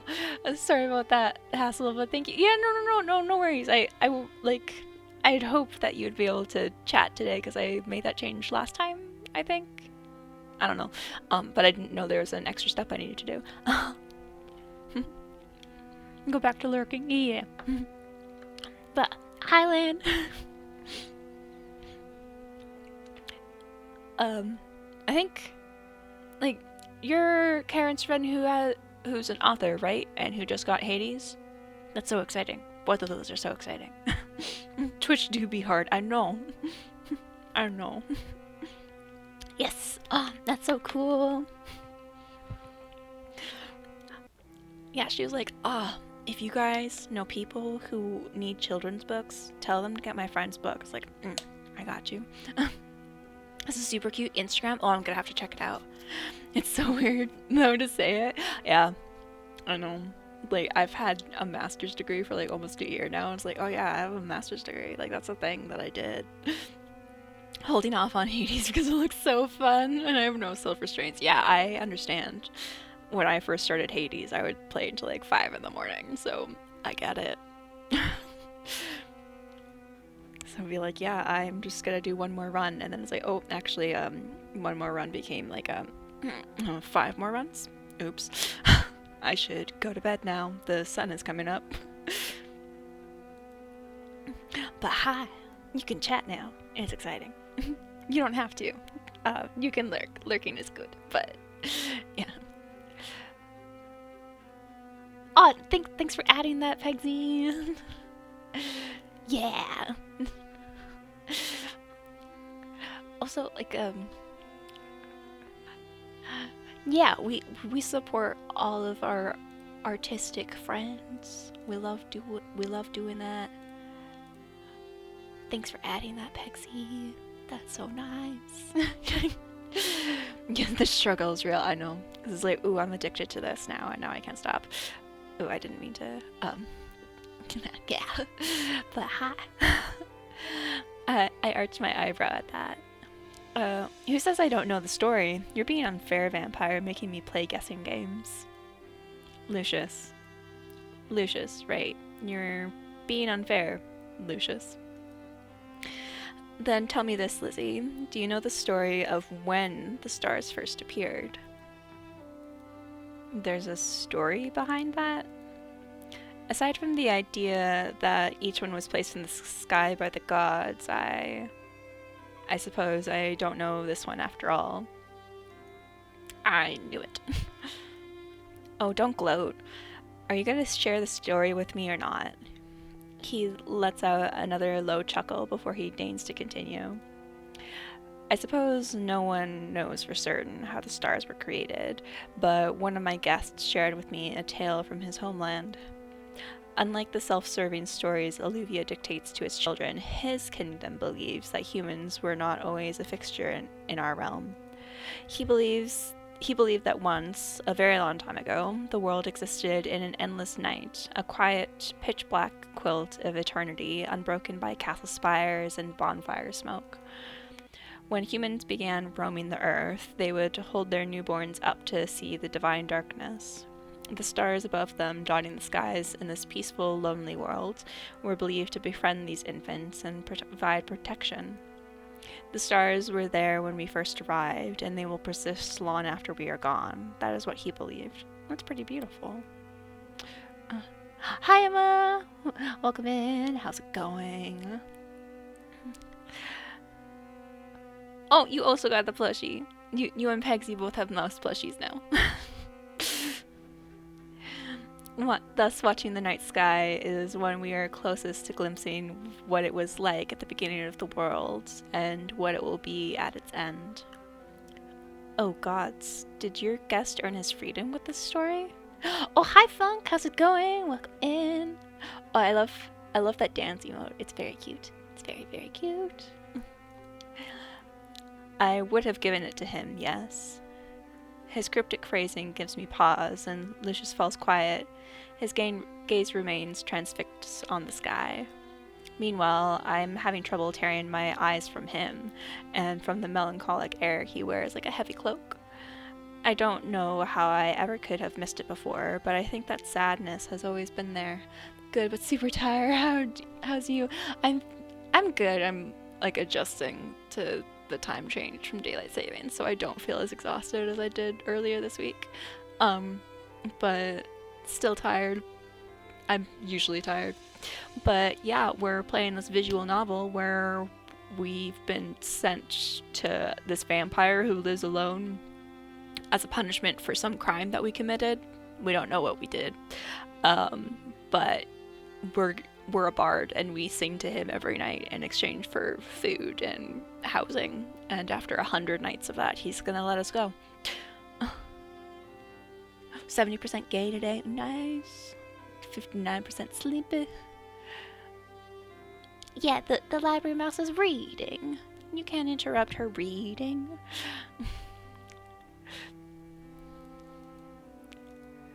Oh, and trigger warnings are pinned at the top. Those are the ones from the dev team for this game. So that's all I know about any possible triggers, just what they offered. I don't think I could find any other information anywhere. The more time I spend here, the harder it becomes to see him as the monster Alluvia led me to believe he was. Perhaps that's what makes him dangerous, or perhaps... I shiver again, rubbing my arms as a breeze whisks through my hair and clothes. Lucius turns promptly away from the sky, clicking his tongue at me. If you are cold, head inside. It will be challenging to play a lute with icicles for fingers. No, I'd like to stay out here a little longer. Monsters aren't supposed to watch the sky and tell you stories about where the stars came from. Monsters aren't supposed to spare your life and cook disgusting fish for you. The rawness of my perception of him is eating away at me. I need to ask him my next question. Were you human once, Lucius? How? It doesn't take him long to pick up where I trail off. How did I turn into this? No, He holds up his hand to stop me. He's not bothered by the exact phrasing of the question. I was human once, Lizzie, and in many ways I still am. You're well aware of the standard method of vampiric infection, I'm sure. Be bitten by one, mix their blood with your own. Then there's usually some manner of death or near-death experience, but then voila, you're a ravenous immortal of the night. But I suspect you're also aware that I was not created in the same way as others have been. I'm quite alive rather than undead, and I have no sire or coven to compel my allegiance. I was not aware of all of that, but from his subtext I gather that the blood-curdling screams aren't coming from another vampire. Good to know. Additionally, as I hope you've noticed, I have not lost my morality to bloodlust. It was your most likable trait during our wayward first meeting. Good. He catches himself as if he didn't mean to agree with me before he shakes it off. Just as humans have notable differences, not all vampires are the same. But the people of Alluvia are keenly familiar with the ferocity of vampire spawn who routinely raid their homes and eat their children. 31% sleepy. I do not blame Alluvians for believing the worst of me by proxy, though I do find an occasional amusement in the things they say. Tell me, Lizzie, what tales are the good people spinning about me these days? Or better yet, have you any theories of your own? Theories of my own? I don't think so. I've heard bits and pieces of vampire lore, but I've never felt the need to speculate. I'd never even seen a vampire before I met Lucius. There are all sorts of legends about you, but some were more akin to tall tales. People refer to you as a sort of ominous presence or a natural disaster.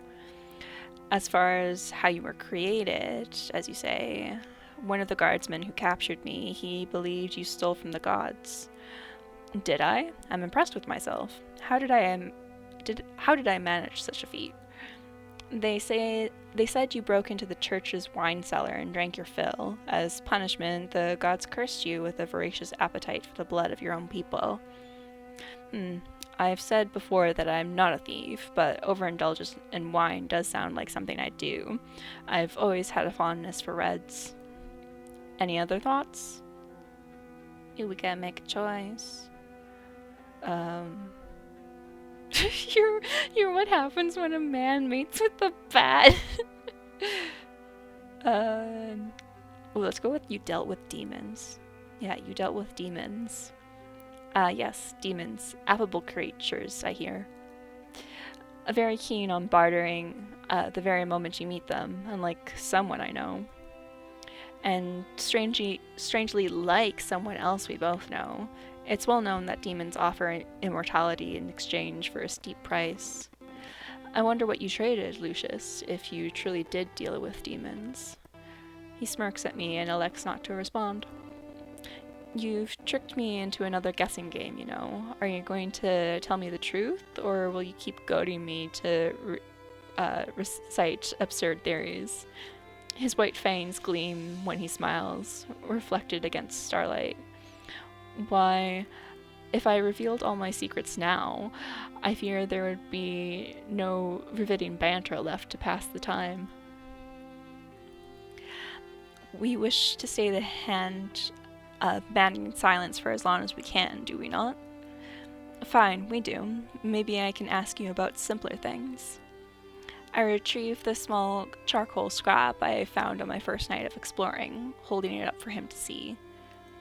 I found this under some curtains. What can you tell me about it? Is that... Lucius moves towards me and halts mid-step. His hands linger in the air between us, as if the scrap is a loaf of bread and he hasn't had a meal in weeks. The intensity of his reaction compels me to stand and turn. After a moment of hesitation, I gently set it in his palm. Lucius practically cradles the scrap, his fingers passing reverently over the smudged charcoal.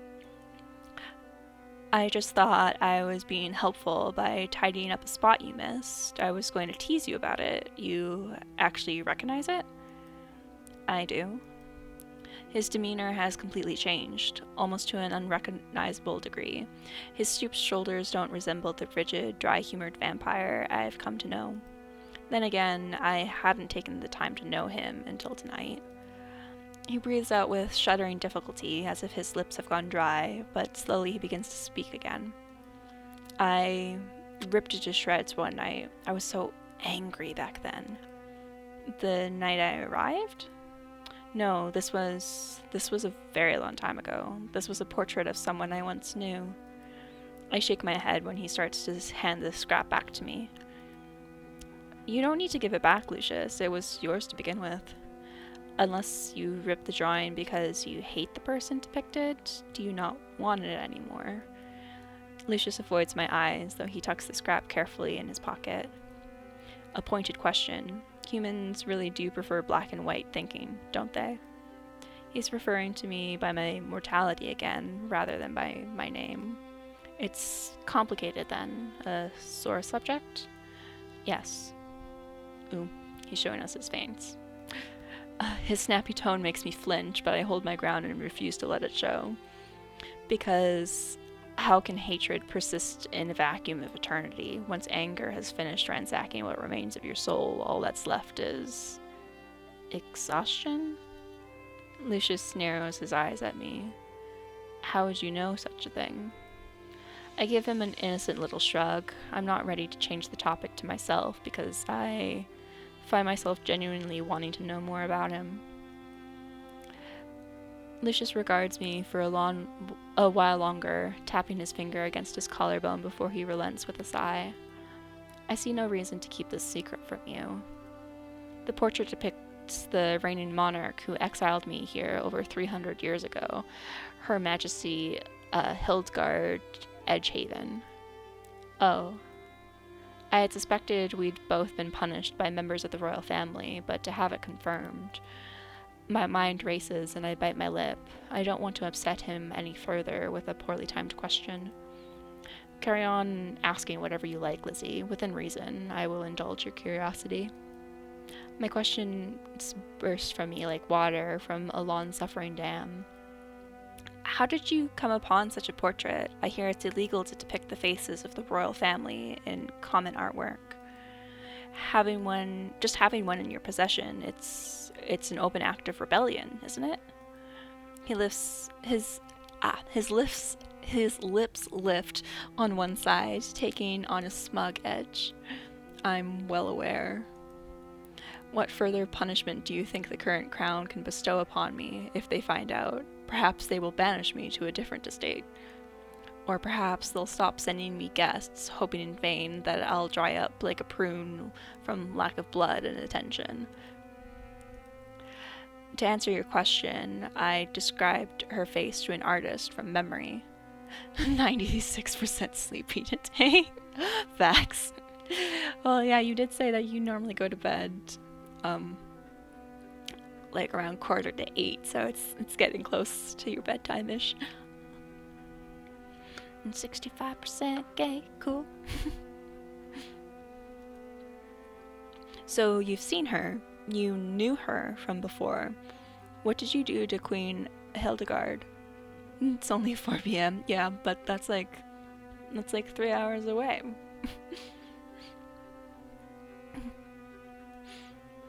Did you break into her wine cellar, or were you her former lover? She exiled you when she caught you in bed with another. Disgusting. No. Oh, but I'm off tomorrow? Nice. We were never thus involved. Besides, I prefer to take one partner at a time. Juggling two seems taxing at best. But based on your logic, on what you said when you met me, you must have committed a crime so deeply grievous, utterly heinous to have been sent here. Am I wrong? It has been a long time since I last felt like I was sitting in a confessional booth. I don't miss the glimmer of amusement that dances across his otherwise inflappable features. What of you, I did ask you first, as you said, and all this time I have been dying to know what unforgivable crimes you committed. Oh, I've made a vampire feel like he's dying. Quite a feat on my part. I sneeze. You really must get indoors. Come, I'll walk with you. You'll not be beset by distant screams while I am by your side. Yes, all right. Let's go indoors. Get indoors. How about a hint, then? A hint about what you're still thinking about? You are insatiable.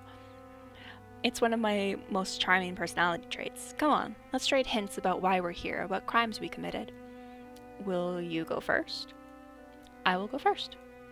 He seems satisfied with that, though he also decides to occupy his hands with the cleaning cloth. I watch him clean every surface he touches, like a whirlwind of sanitation. He tends to settle into one of the various lounge chairs during our nightly performances, but without the backdrop of my music, I notice he seldom likes to hold still. What? Well, I'm waiting on your hint. I haven't come up with a hint yet. I glanced down at my lute and songwriting journal, trying to remember what it was like when I first held them in my hands. I remember how jealous the other girls were when our overseers chose to train me as an entertainer. It was a coveted position, and I was so proud. I remember the crushing disillusionment when I realized they would never allow me to play or speak freely, the strict, inflexible lessons where they rapped my knuckles with a cane for the slightest mistake. I remember how I swore that one day I'd say and do whatever the hell I wanted. Damn the consequences. You already know that I have a dogged penchant of speaking my mind, Lucius. I grew up in a stifled home where this attitude was deeply discouraged. Once I broke free of them, I didn't want to hold myself back. I was drawn to everything I couldn't do while I was growing up. I wanted to see the world, and I did. There are times I've been restless, unreasonable, and careless, all in the name of acting freely. It's gotten me into trouble more than once. Being sent here is the latest in a long line of consequences I've brought upon myself.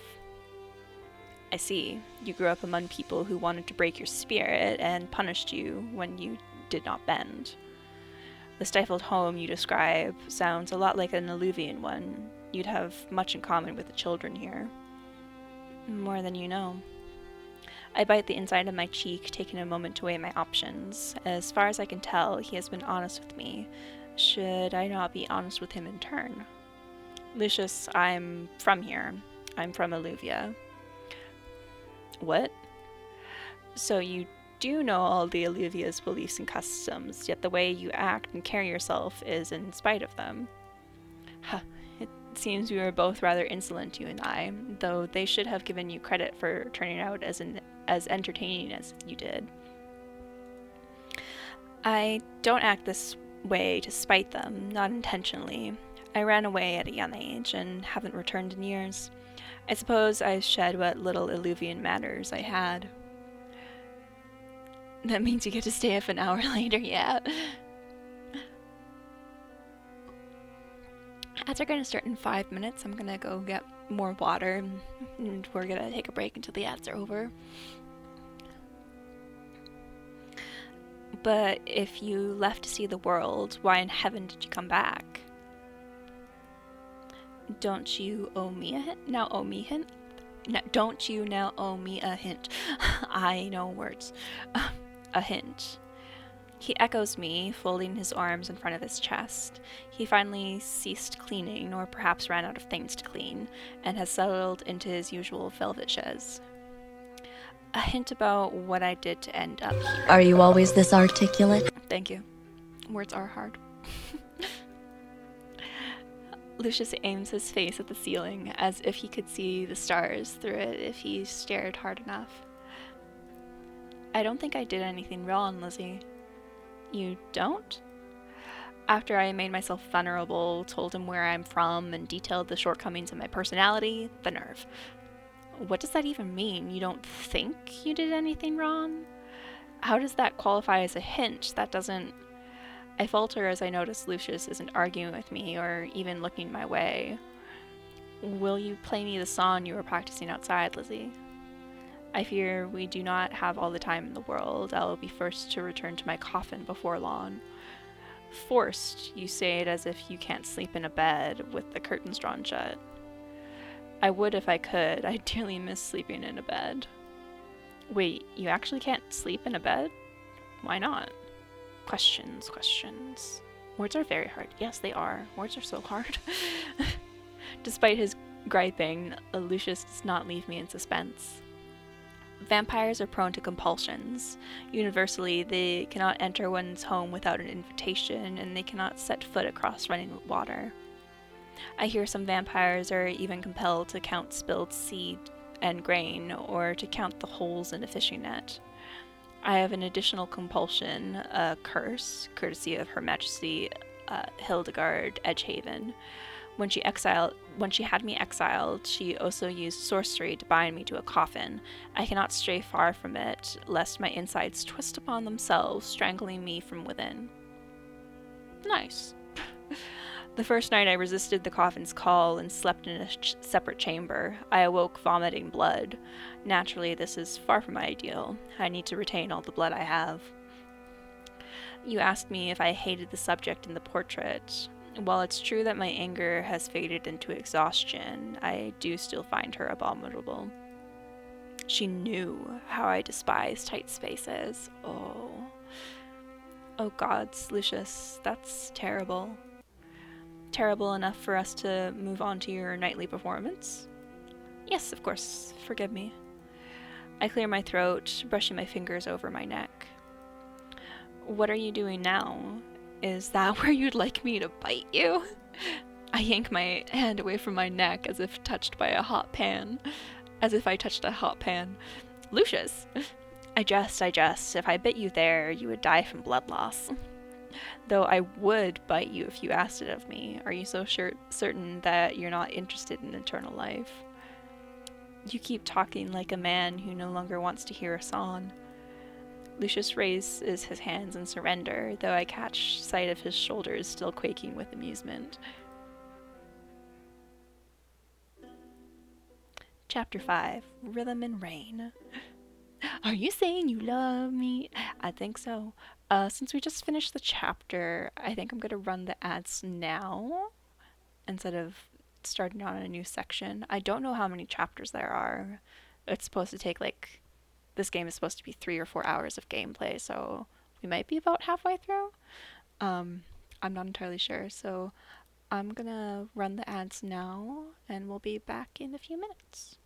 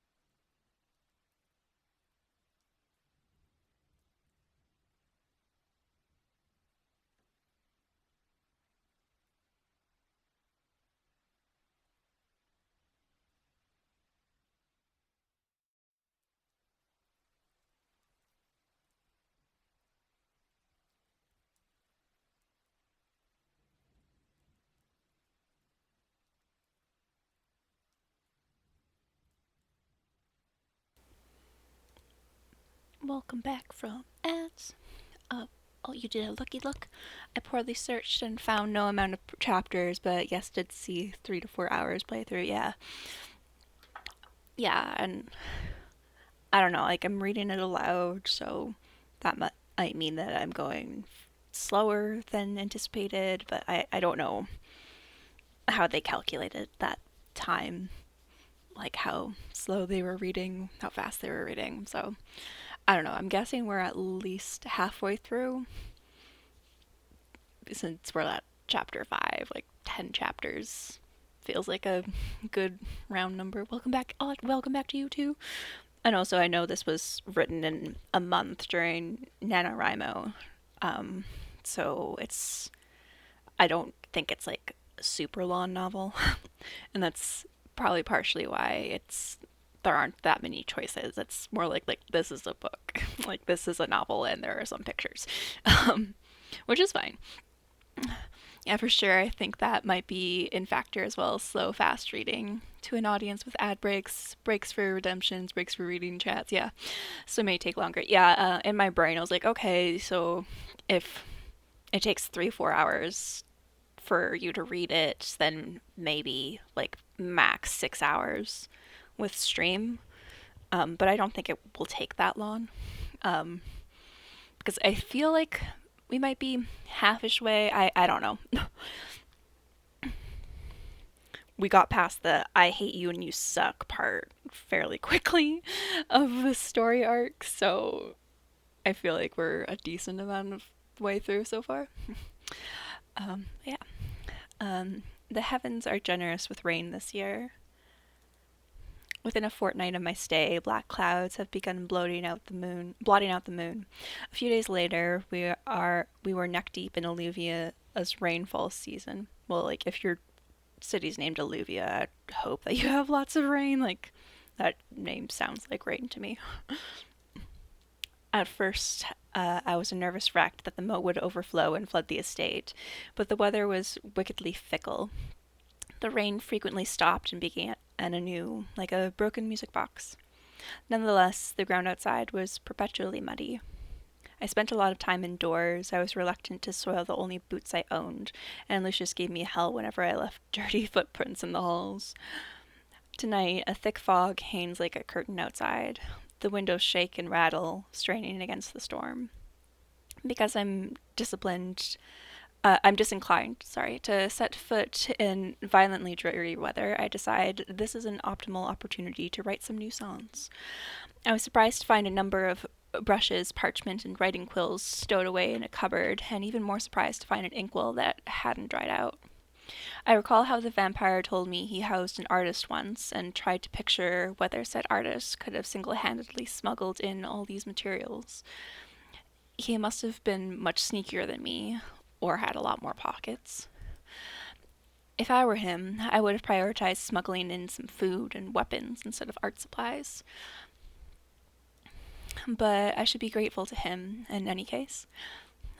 I had made myself a bowl of soup, boiled turnip and mushroom, so I could write without being interrupted by hunger.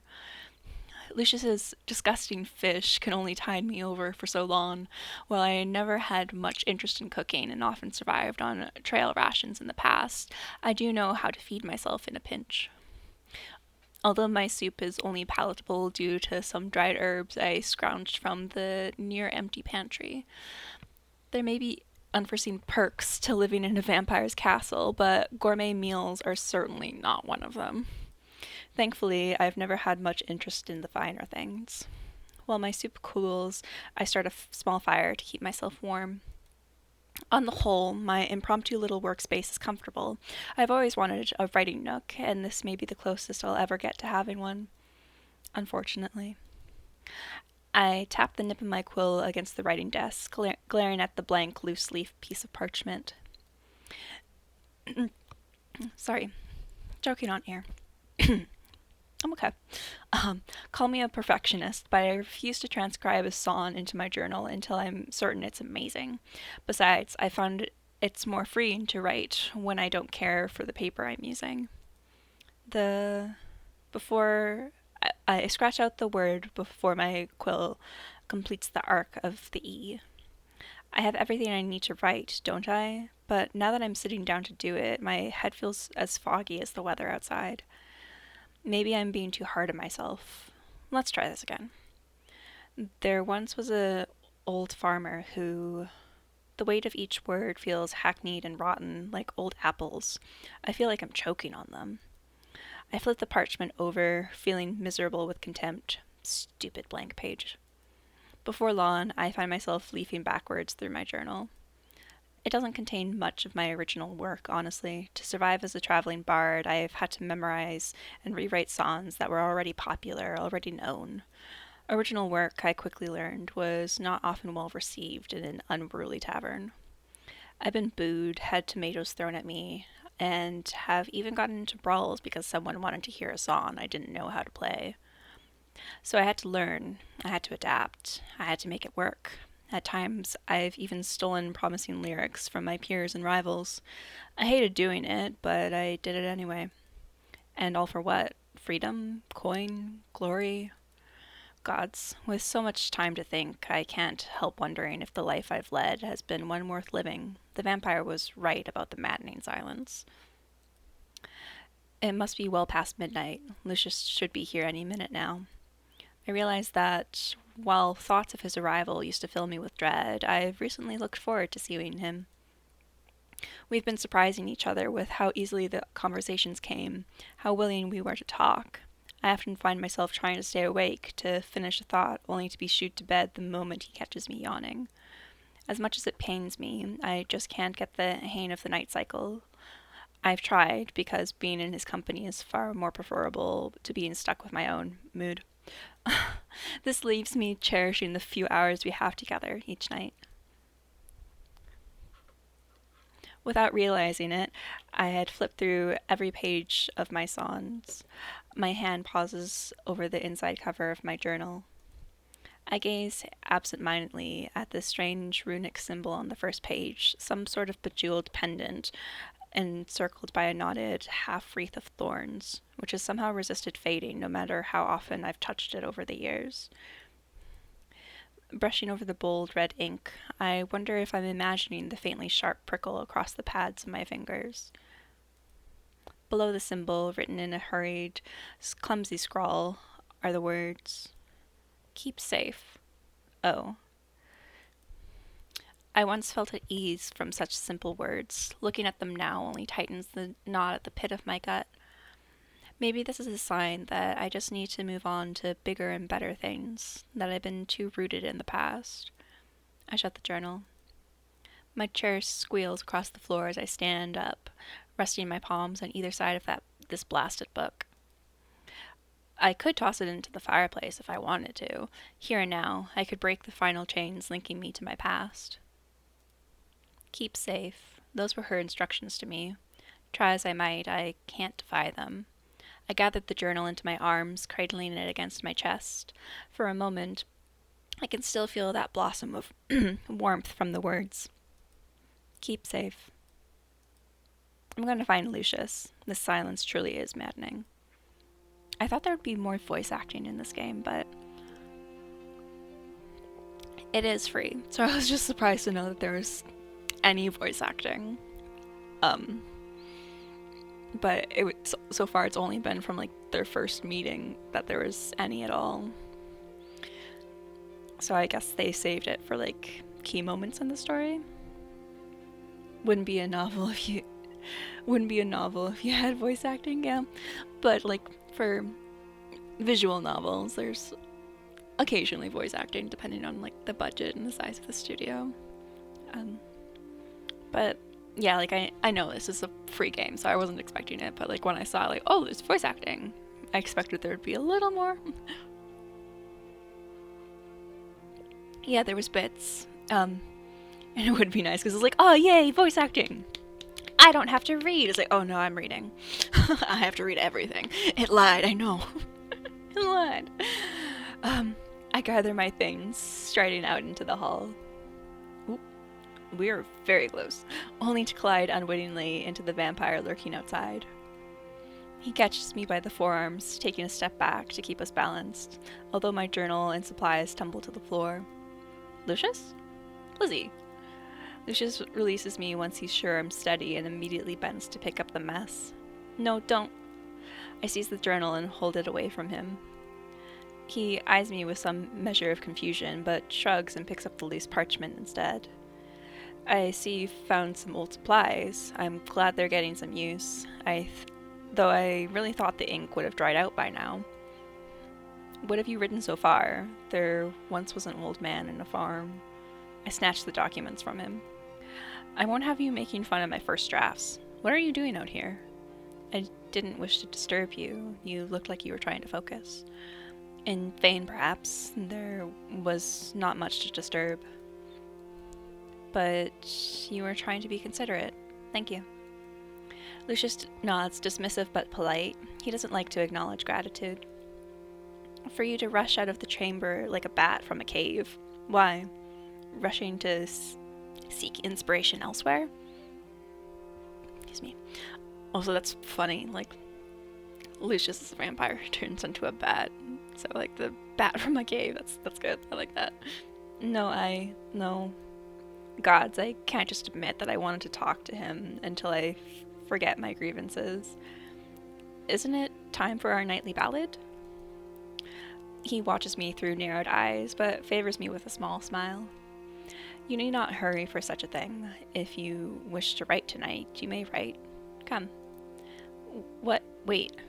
Lucius all but pulls me back into the chamber, coaxing me to be seated once again at the writing desk. I scowl at him, drawing my knees to my chest. Lucius, you don't... He heels off the furniture. I scowl at him harder, but lower my legs to flatten my heels on the floor. I wanted to write, but I couldn't think of anything. Just a second, I need to cough, I think.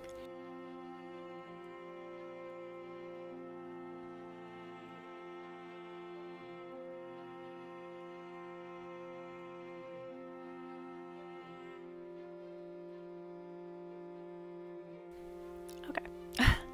You also never finished your soup. It's gone cold. He looks pointedly at my bowl. You're a terribly slow eater, aren't you? I may yet expire before you finish it. I'm not a slow eater. I'm a distracted eater.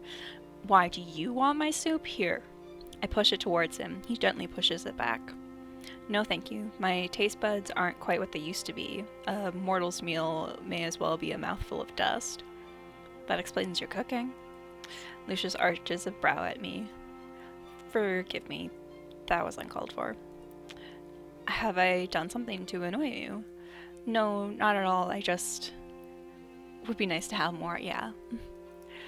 I chew my lip, especially because I'm pretty sure some of the voice acting was in the trailer for the game, so it made me think that there would have been more. I don't think I want to write anymore, and I don't want any more of this soup. Ah, I was presumptuous then. I wouldn't go that far. Look, can we just talk for a while? That was what I wanted. He extends his arm, gesturing for me to take the opposite seat to him. I relocate gratefully away from the writing desk, slumping onto the cushioned bench. You have something on your mind? Yes, but I don't want to talk about it. I understand. What would you like to discuss instead? Lucius leans forward with his elbows propped on his knees. With the candid way he's staring at me, I almost feel like I can tell him anything. But I'd rather not talk about myself. Not yet. What do you eat? I mean, you sustain yourself with blood, but if you only get a guest every couple of years, and even then, sometimes you let them go or don't feed on them at all. I can make do with animal blood, fish mostly, as the moat is rich with them. Oh, that really explains his cooking. That's another thing I've been wondering. If you can't cross the water, how do you get the fish? By using tools like any civilized mammal. So a fishing rod? You fish. Sometimes I use a net, sometimes I use a spear and some rope. I have a very strong throwing arm. Against my better judgment, I observe his shoulders and upper arms, searching for any hints of bulging muscle under his sleeves. If Lucius notices me doing it, he keeps it to himself. For that matter, I'm surprised you haven't asked how I intend to ensure your freedom when I myself cannot cross the water. Because I haven't thought about what I'll do when I leave. The thought feels like an anchor in my chest, a heavy reminder of the future.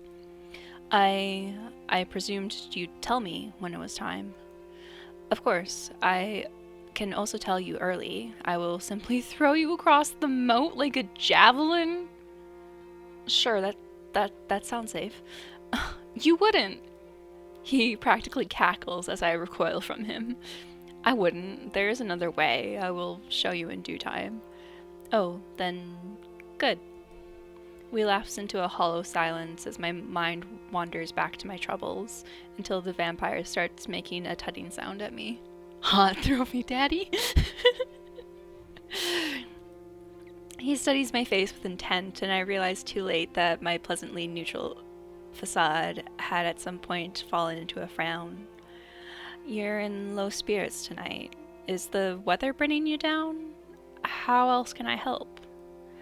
I suppose I could try telling you a joke, but I only know the one, and no, I shouldn't. I will refrain. It's quite filthy. That piques my interest. I don't mind dirty jokes. I've spent a lot of time in taverns, you know. I'm almost certain I've heard them all. No, Lizzie, you don't understand. This is not meant for polite company. We don't need to be polite company all the time, do we? We can be a little impolite. It is not a little impolite, it is unforgivably dirty. Please, Lucius? Very well. You can't say I didn't warn you.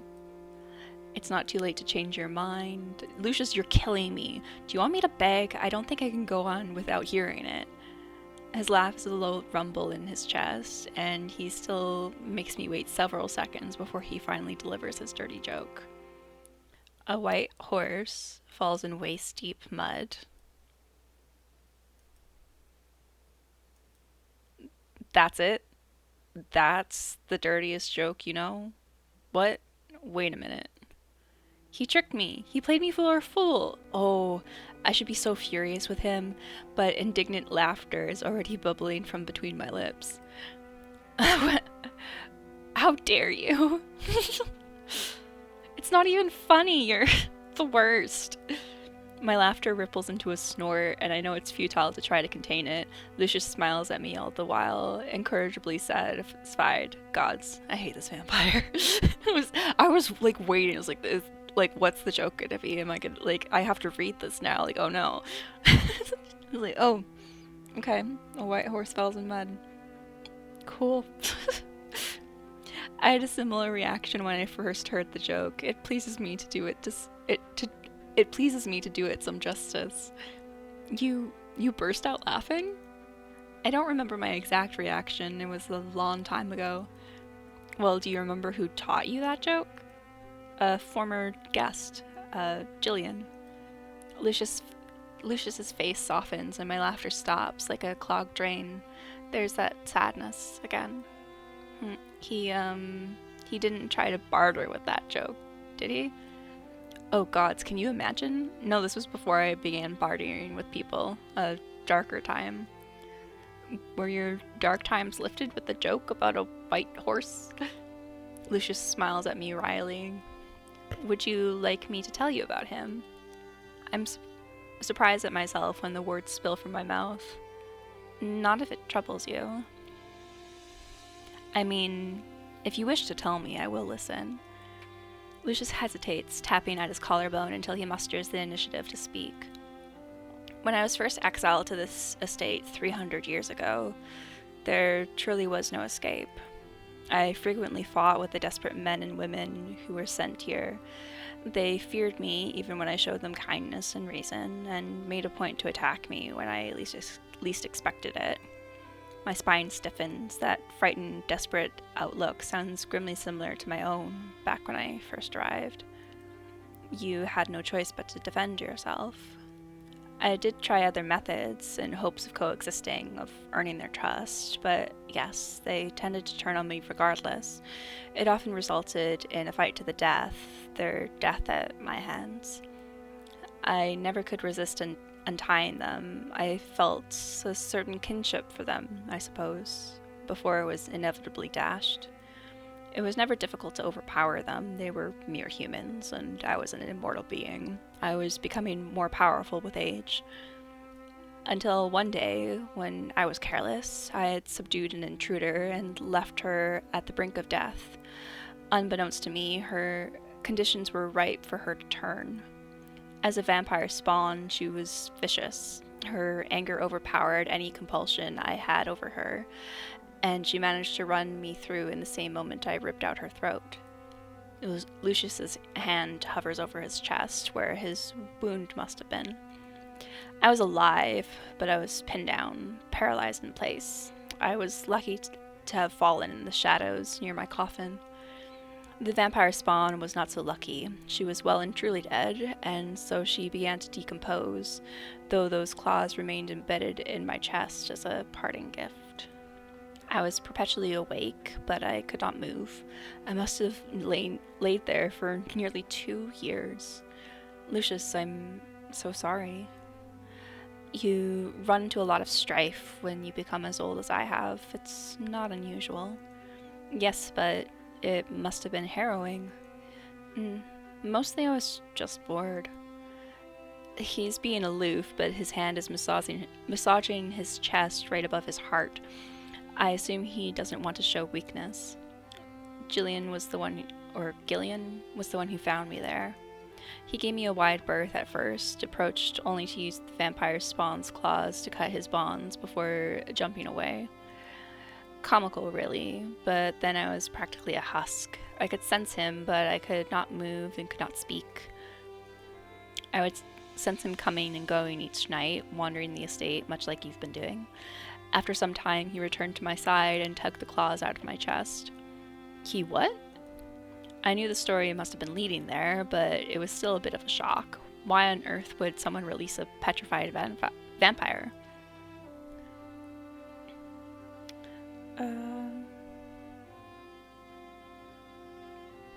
Let's go with kind. He must have been incredibly kind. I suppose he felt some kinship for you. You were both trapped. He certainly was kind. Much too kind, I think. Lucius chuckles quietly. He was the one who drew that portrait, the scrap you found. We burned wood together to make charcoal, and he made all kinds of artwork during his stay. I destroyed much of his work when I lost him, and I regret allowing my emotions to get in the way of reason. It just wasn't fair that the way he convinced me to have compassion for others, the way his gentle nature allowed us to gather a motley little group. It wasn't fair the way he... That's cool charcoal art, yeah. This little group of guests I had, they're the ones who figured out a way to escape this blasted estate. I encouraged Gillian to go with them, but he wanted to stay behind. He wanted to stay with me. Which meant, of course, that my very next guest was a cruel one. I awoke to the intruder rifling through my things while Gillian bled out in the courtyard. Death is a fate all mortals share. I know it all too well, but it shouldn't have been his time. As I let this story sink in, my next words are quietly careful. Did you kill his murderer? Ruthlessly, but it gave me no satisfaction. Lucius heaved a heavy, shuddering breath. Gillian was still gone. I was alone again, and I had no one else to blame.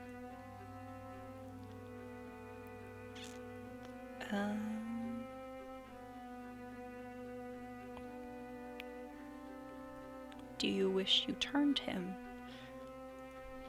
Sometimes, however, he was worried about losing his free will. I told him about how the vampire spawn was able to resist my command. She had lucid speech and seemed to retain her mind just fine, despite her adamantly murderous intent. But he was fully against the idea of becoming a vampire. He treasured his humanity too dearly. A fitting mindset for an artist, perhaps. It was some time after that when I began bartering with my guests. Immediately offering them freedom made them cagey. They suspected me of foul play, of being up to something. It was as if they needed to pay a price for their freedom. It helped them feel at ease and control. It helped them make sense of Lucius' gestures to himself.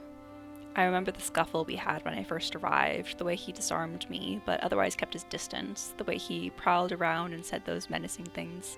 Squidfish, hi!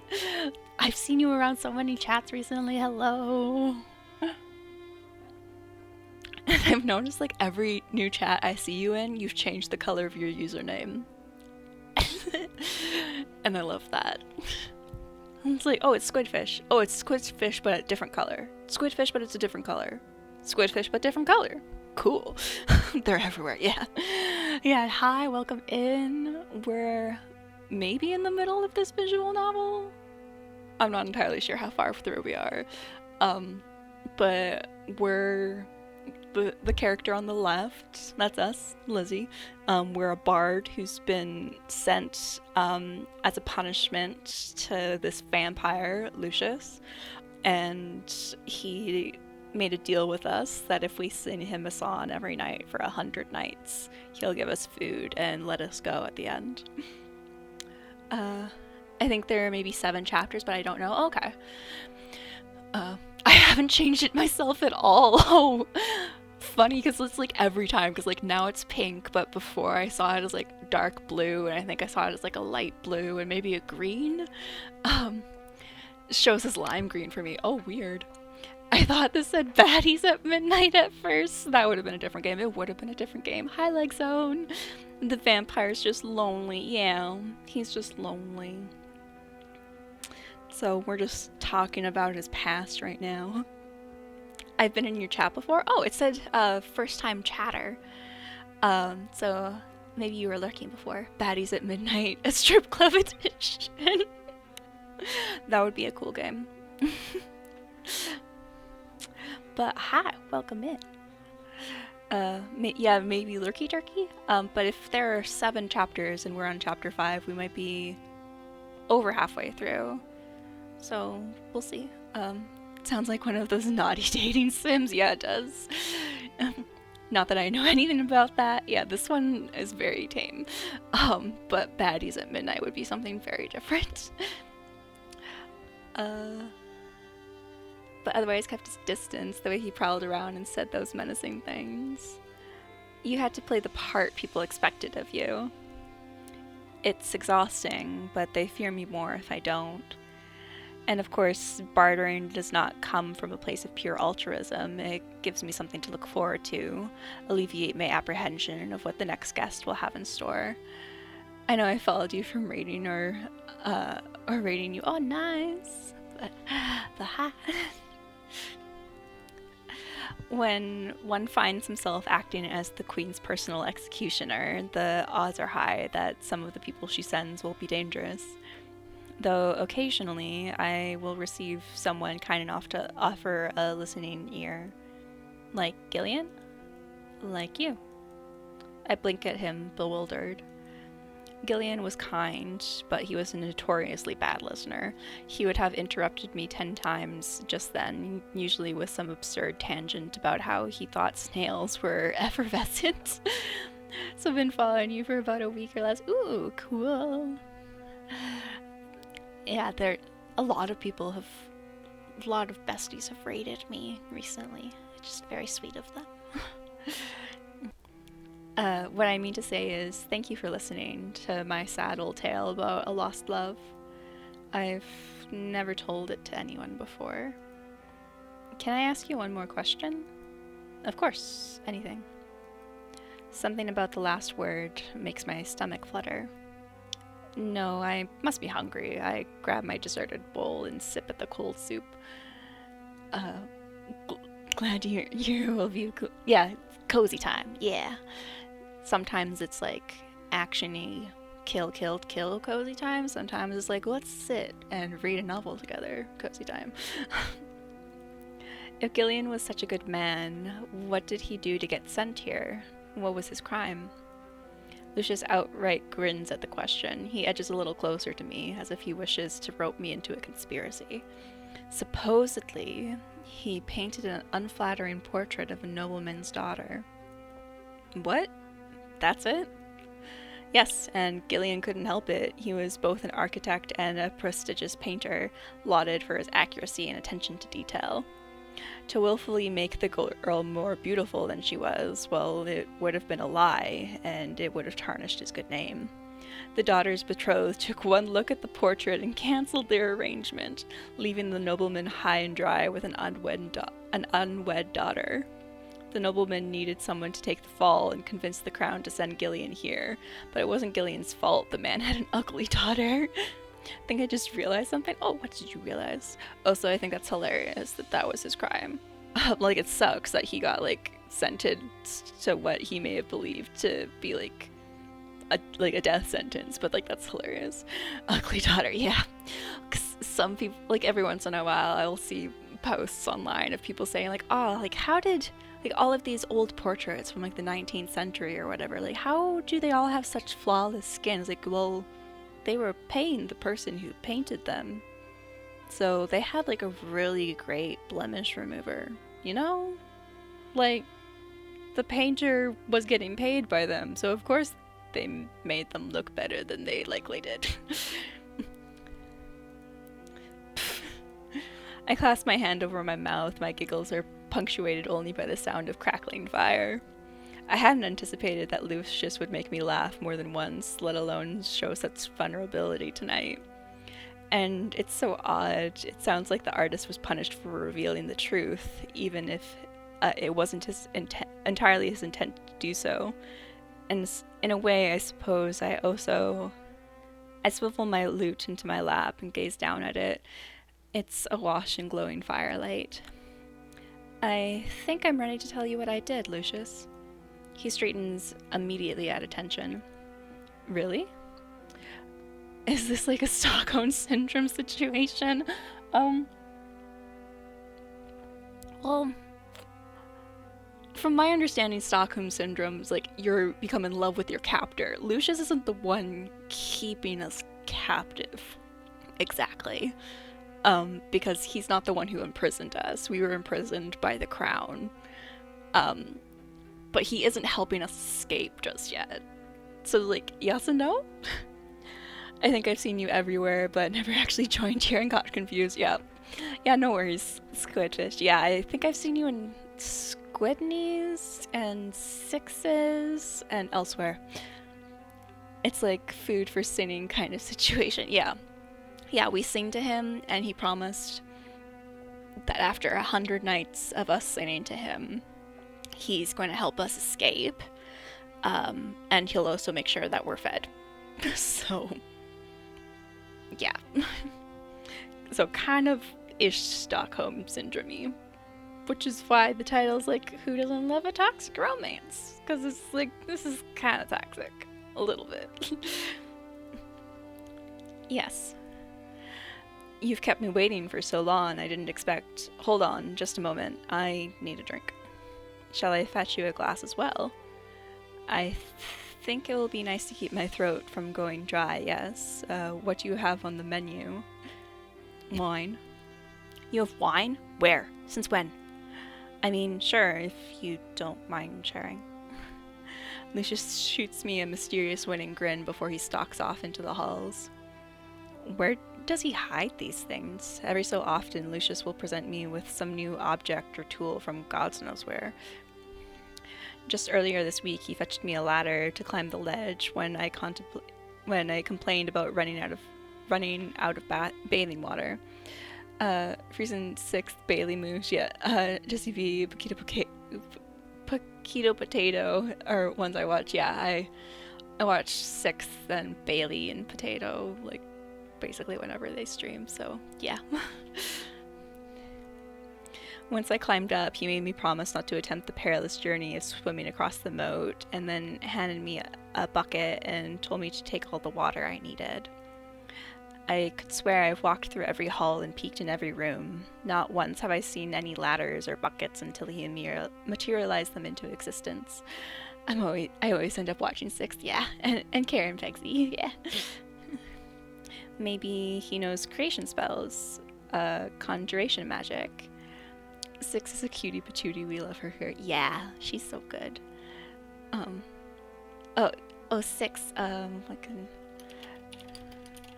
at 6th chick? Yeah. Hi, all this me doing no, it's good. Groovy, yeah. She plays a lot of Stardew. I think I've only ever seen her play Stardew. I don't know if I've ever seen her play anything else. She's trying to 100% her modded file before the 1.6 update comes out on Tuesday. I'm not sure she's gonna get there because yesterday she was at like 50 something %. But she's really trying. I do like some Stardew. Yeah, she plays a lot of Stardew. Oh yeah, she did play It Takes Two with Akura. I forgot about that. Finished that a couple of weeks ago. Yeah, been hyping as much as we can. Yeah, like she might do it, but it's like, hey, it's okay if you don't, 6. Like you're like halfway there, but that means you have halfway to go in like a week. A vampire who knows magic, that'll be the day. Lucius returns as I muse over the idea, presenting me with my promised glass. Deep red wine sloshes gently within, glistening like black opal in the room's low light. Oh, yeah, I do have a Discord. Oh, thanks, Pexy. Oh, hi, Limey. How's it going? I hope you're doing well. You beat me to it, Pexy. Limey's so sweet. We love Limey. I would have brought you an entire barrel, but wine is hard to come by around these parts. Better to be frugal with it. I caught you in 6's stream this morning. Well, it was technically also my morning, because I saw you when it was like 3 a.m. and I was going to bed. So I was like, hi, Limey. Bye, Limey.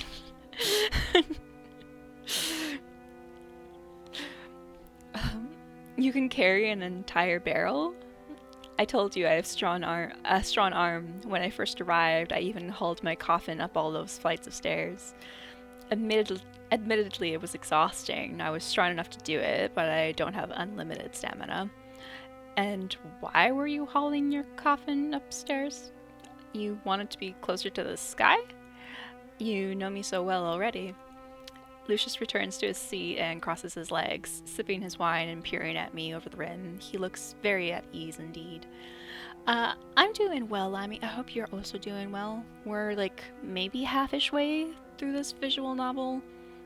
We're the bard on the left with the lute, and Lucius is the vampire standing next to us. We were exiled here for some reason that we're about to find out. And he was also punished by being sent here and trapped here. Playing Supermarket Simulator and spent $40 on games. Ooh, nice, because Steam sale? Yeah, tweet yourself. Yeah, and I think Jazz was looking through the sale too, and I hope they found some good stuff. They're hot, yeah. Yeah. At ease. Don't be suspicious. Don't be suspicious. Don't be suspicious. Don't be suspicious. I love that. One of the Horizon games is 70% off. Ooh, nice. Like Horizon Zero Dawn?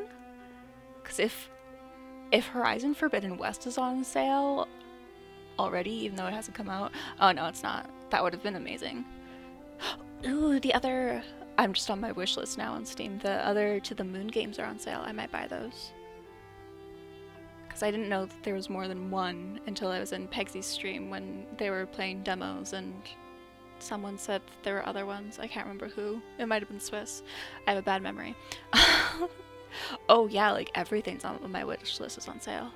Ooh, that's dangerous. This is dangerous. Ooh, so many things. And like good sales. Some of them were like 40-50% off. Nice. I'm probably also gonna spend a lot of money on games. But that's okay. Ooh, yeah. Okay, yeah, I'm definitely gonna buy the To the Moon games, because that'll be like $10 or something for the 2 other ones that I'm missing. And that's totally worth it. Yeah, yeah, around 10 with taxes, I think. So that's nice. Very dangerous, yeah. Yeah, closest sound to treat yourself, yeah. Yeah, it is. I'm playing a game you got on sale. Oh, nice. Which game did you get? I carelessly put 16 games in my cart, saw there was 140, carefully removed some, yup. Zero Dawn Complete Edition. Oh, nice. Took me a minute to get back to the sale phase. Yeah, I like the Forbidden West isn't even out yet. It's coming out in a week. So if that was on sale, I would have been like, oh my god, really? It's not even out. I would have gone nuts. But yeah, if you're interested in Zero Dawn Like Zone, definitely get it on a sale, because I think it goes on like a pretty decent sale fairly often. And the complete edition has the DLC and everything, so definitely worth. Luckily you got that, yeah. It's like, hey, take all of my money, Steam. There you go. Deep Rock Galactic. Oh, let's go! DRG. So good. We love DRG here. Never use my credit card now, so very cautious in my spending. Yeah, I mostly use it for games and books. That's about it. Yeah, get DRG. Do it. We love DRG. At ease and powerful. Yeah, rockin' stone. I take a slow gulp of my own wine. It's sweeter than I expected, with an undertone of currants and plums. Well, hang on. If you're so strong, how was I able to escape you? I yanked myself free when I first arrived. That sounds dangerously close to a complaint, Lizzie. I'm just curious. I don't begrudge you for it, but surely you've realized by now that I am very disciplined and have incredible self-control. I released you because I had no desire to restrain you. You were acting like a street cat who didn't want to be held. I did not wish to be scratched. I was saying in Lewis' chat, I need more money to fund my gaming. Who needs custom emotes? Nice. I need someone to hire me so I can fund my gaming and my book habit, because I have like a cart that I want to check out from a different bookshop. I can't remember the name of the store. A different book list, yeah. I have a cart with that it's like $80 Canadian or something. It's like, I want to buy it, but I probably shouldn't. Gee, thanks. Disciplined, incredible self-control. You're full of praise for yourself tonight, Lucius. I'm serious. These attributes of my character ensure that I would never bring harm to you. Unless you asked it of me. Ooh? Oh, Tally, hi! In what field do you look to be hired? I want to be an editor. I want to edit trade fiction, specifically, like stylistic and substantive copy edit. Stylistic and substantive editing. I could do copy editing, but I'd rather not do copy editing, to be honest. Terraria has a 4-pack discount you can buy to give copies to your friends. Oh, that's really cute. And hello, yeah, hi, Tally. Yeah, now I remember. Yeah, I'm working on getting a publishing certificate. I'm about halfway done with that. Ooh, you do that? Ooh, cool, Legzone, let's go. Yeah, and Karen does editing too, but for VFX, which I could not do. Ooh, hi, Bailey! On the Come Up by Angie Thomas. Ooh, yeah, I've been meaning to read that. I've only read The Hate You Give by Angie Thomas. I've been meaning to read On the Come Up and Concrete Rose by her as well. I do copywriting and editing mostly for corporate world, so not much fiction. Ooh, cool, like Zone. We got like the editing and Hades in common. That's super neat. But hi, Bailey. Hope you're doing well. Thanks for checking a book out of the library. Knew a publisher in Canada and started to look into contacting her on your last stream. I hadn't heard from her in a couple of years and decided to check up on her Facebook. Ooh, cool. Yeah, I've applied to a lot of stuff, but everywhere wants me to have more experience than I have, which sucks. I work in the solar power industry, so that's a plus. It's not all mindless. Yeah, that's nice. Yeah, I wouldn't. If it was just mindless, it would be very boring for me. But that's really cool. I hope you enjoy it. I cough into my wine. What's that supposed to mean? Do you need water? No, I'm fine. Can you hear how fast my heart is beating? At least it's something with a positive impact, yeah, for sure. Yeah, ideally I'd like to work at a smaller publishing house, like not something huge like Penguin Random House. I'd want to work somewhere smaller. But we can't always get what we want, so yeah. Hi Billy, how's it going? I hope your workday went well. It's almost the weekend, so that's good. I pluck absent-mindedly at my lute strings, still uncertain if I'm ready to reveal the parts of myself I'd rather forget. But he has been vulnerable with me. It's only fair that I be vulnerable with him in turn, and there's no time like the present. I should start with some context. Hi! Yeah, we're about to learn why we've been sent to what people probably believed would be certain deaths to this vampire's house. We're about to get some backstory. Sorry, I'm taking a pineapple break. It's getting crowded in here and I love it. Yeah, it's good. Oh, you got the plush again, Pexy? You're just like collecting all the plushes, and I love that for you. Oh, only 33% gay? It lie. 100% sleepy though. That's the highest we've seen today. Oh, no, she too fast. But it's backstory time. I told you before that I grew up here in Alluvia. I neglected to mention that it was in an orphanage, Nightingale Gardens Home for Girls. His lips just barely twitches as if he recognizes the name. I wouldn't be surprised if so. It's a very old, long-established institution. One of his previous guests might have mentioned it or grew up there, like me. A girl is a body of water. Ooh. I'm pretty sure the cover for that book is beautiful. I don't know why it starts your count at 0, but we all know you have 1. Everyone told me it was an inevitable place to be, especially the matrons, who were always so proud to work there. They told me girls would go as far as to murder their own parents in hopes of being sent to Nightingale Gardens. I've never heard of it actually happening, but that was the prevailing attitude. That's kind of crazy. As a straight, I'm nevertheless proud to be blessed with the very high gay readings. Nice. Oh yeah, 86%. Nice. We love gay. Yes, gay's in. Gay's hot. We want some gay. Gay's gonna be. Ooh, Bailey, you're very sleepy today. Just from the counter or also in general? Because both are valid. You just got home from work, I think. But I hope you're not too tired to rock and stone later. If you want to rock and stone after I'm done stream, I would love to rock and stone with you. Just gonna put it out there. 27% gay. Ooh. Because the girls of this orphanage were guaranteed to have a place in high society, we were educated vigorously in matters of court, history, handwriting, sewing, and entertainment.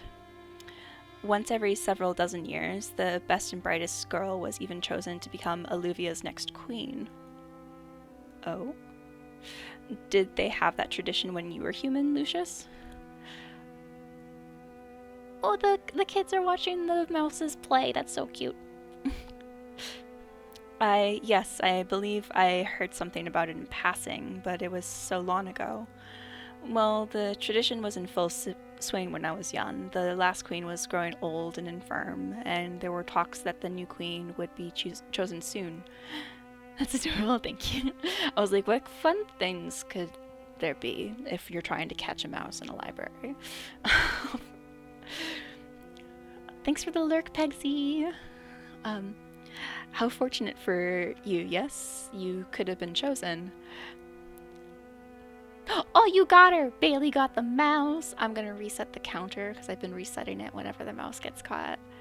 Let's see, where's my counters? And mixed up.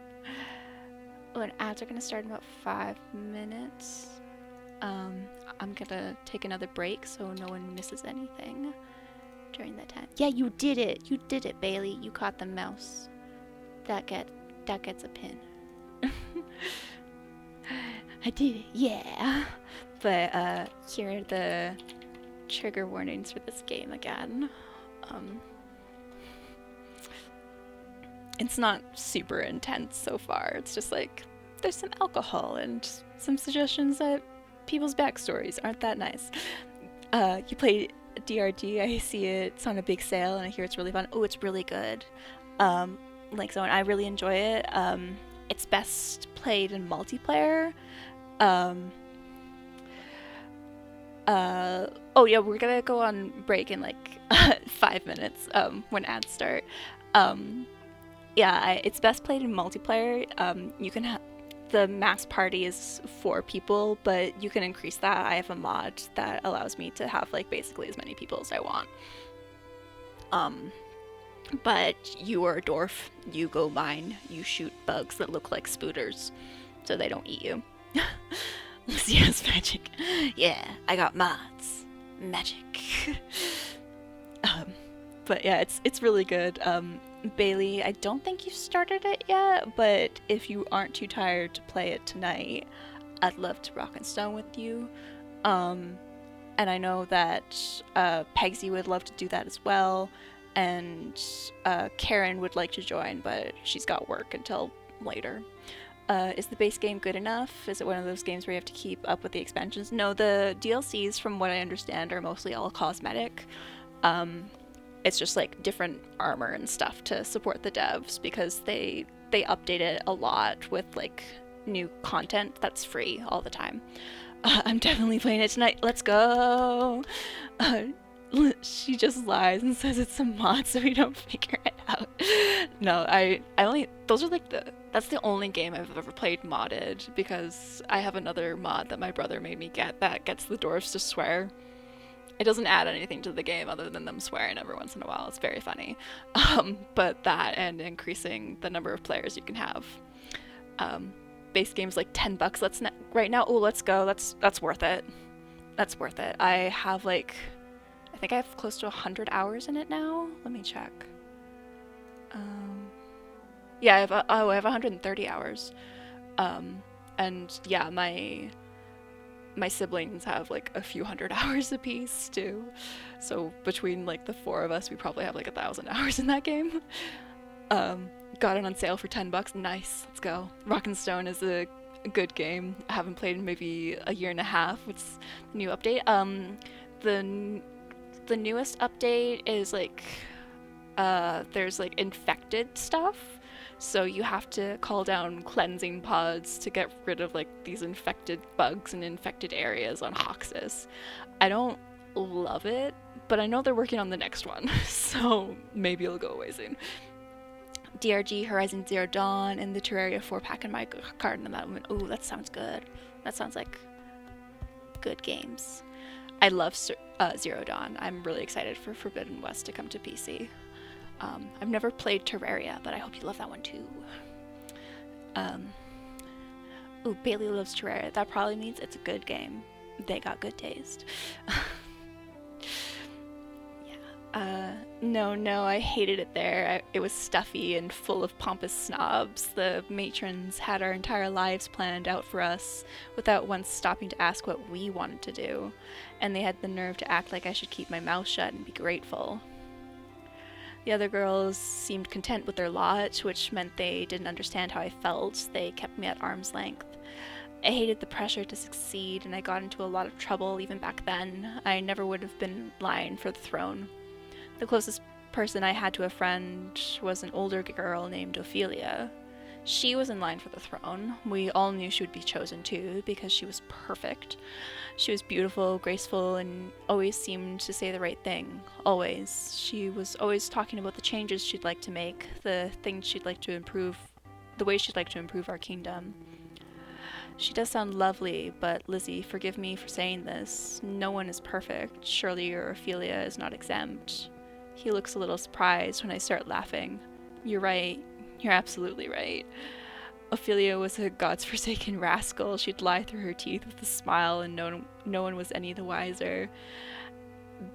That she let me see her naughty side, her naughty conniving side. I felt special, you know, and she truly did want to make things better.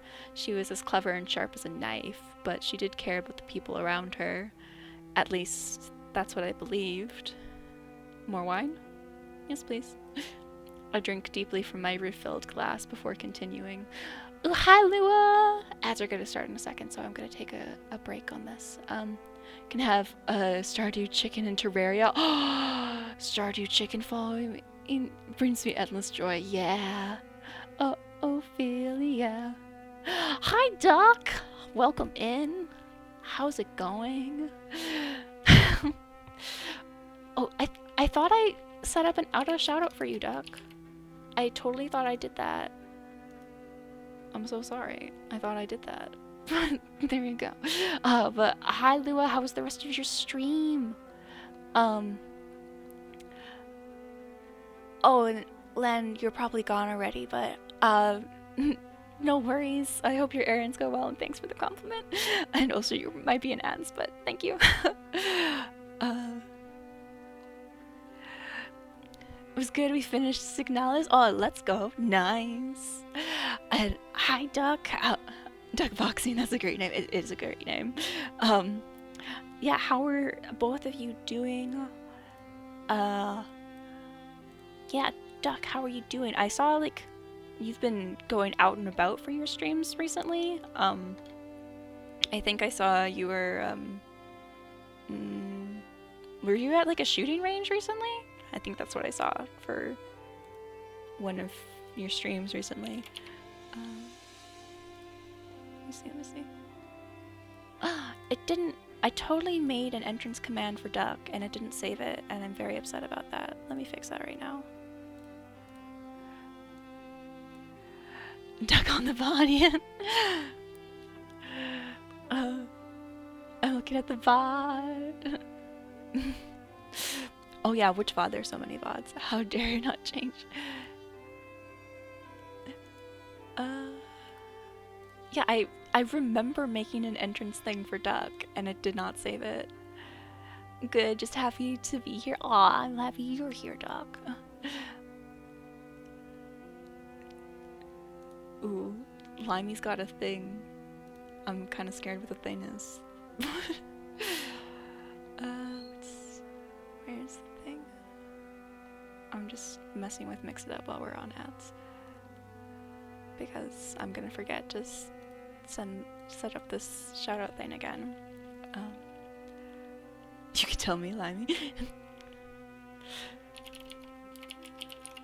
Hey, Duck. Hi, Lua. I'm making mac and cheese. Ooh, nice. I hope it's delicious.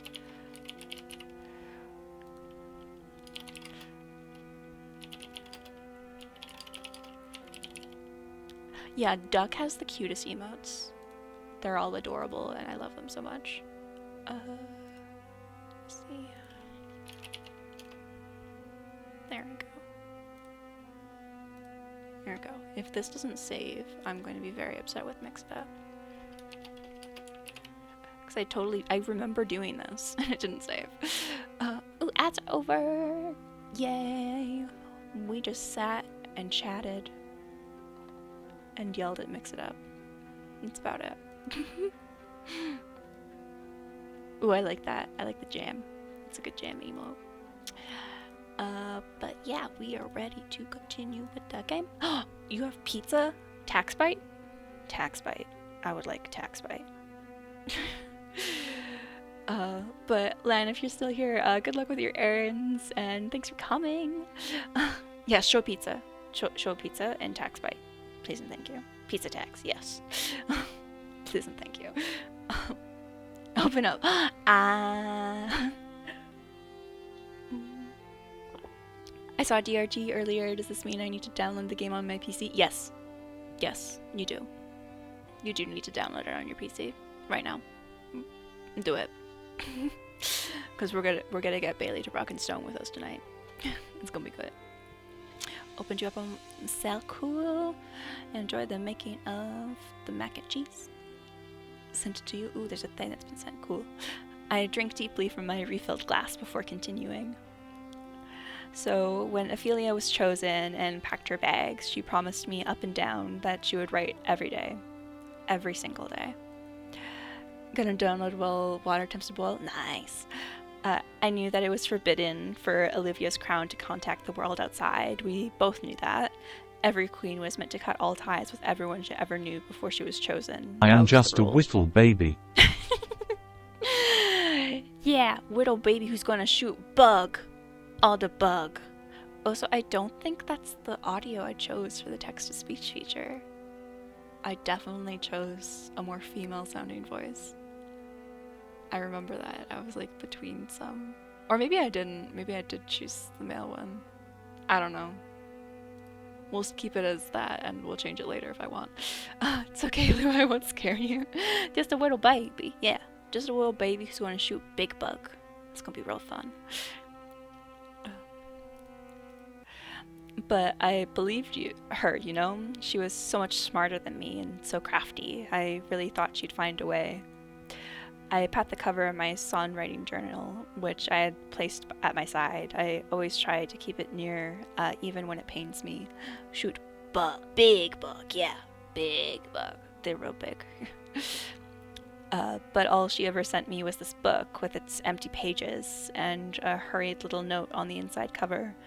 I thought she was encouraging me to write my songs in it, and it made me happy for a time, but I never heard from her again.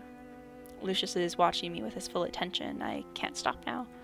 So what else could I do? I begged the matrons to grant me a position in the castle. I begged them day and night. All I wanted was to see Ophelia again. Until finally they snapped at me and told me to stop asking. They told me they barely managed to secure a position for me as a court entertainer in a faraway land, and that I needed to be grateful. Oh, no, Jazz has the mouse. Jazz has got the mouse. It was stolen from Bailey. It was stolen, but now you got a mouse friend. You got a little mouse friend. I'll reset the counter again.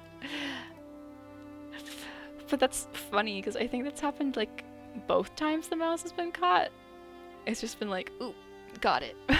Multiple mice, yes. Everyone gets a mouse friend. Yeah, it's just the trigger warnings, Limey. But I wasn't grateful. I argued with them until they took me by the ear and showed me what for. I'll never forget it, how they told me to grow up and stop being childish while they raked me across the back. Apparently, my destination had no complaints about women with whipping scars. I feel silly. Oh, no. It's not silly. I always have TW at the beginning of all my trigger warnings, just because it helps me remember. Yeah. Nip noop. Limey's a nip noop. Ooh, we're feeling sleepy today and not super bookish and not super gay. For Limey, at least. Makes sense, yeah. That's how I started doing it for Karen's, too, because it was like, it's just, when I was making her trigger warning commands, it's just easier if it's just always like this, you know? 84% gay. Ooh, nice tally. Nice. I always the low ball rules, yeah. Well, in Bailey's stream the other day, I was like, ooh, here are some, like, number commands for you, and I was testing them to make sure they worked. And it was like, what? You gave me, like, 1% gay, like, ouch. And it was, like, 1% forager, which is a command I made for them. I was like, all my children hate me, how dare. Always get high gay ratings, nice. Nip nope. Not the Tom mommy. Lizzie. I ran away soon after that, with just the clothes I wore, and honestly the very things I have with me now. The loot they gave me, the songwriting journal from Ophelia, and a handful of coins. Lucius spoke slowly, reluctant to interject, but unable to contain his curiosity. Your crime was running away from this wretched orphanage. Oh, no, not at all. I gave them the slip. His shoulders sag with relief. I wager he feels some kinship with the little girl I once was.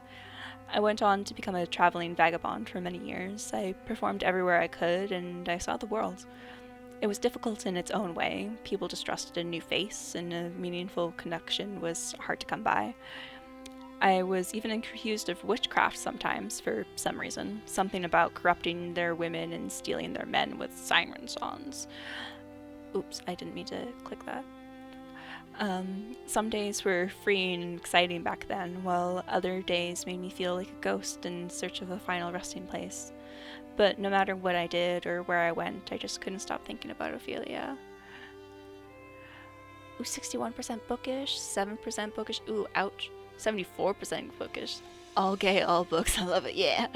Started reading Sing Me to Sleep today and read a whole chapter, 2 chapters, thank you very much. Ooh, nice. The book I checked out for myself from the library today was Sing Me to Sleep. I was like, nice. Oh, so the universe is telling me I need to start it again because I haven't picked it up again. I should read my own reading book club book. That's a thing I should do. Can't wait to start discussing knives. Have you started? No, I haven't started it again. I've read it before, so like I know what happens, but I haven't started it again because I've been reading other things. But yeah, I'll pick it up soon.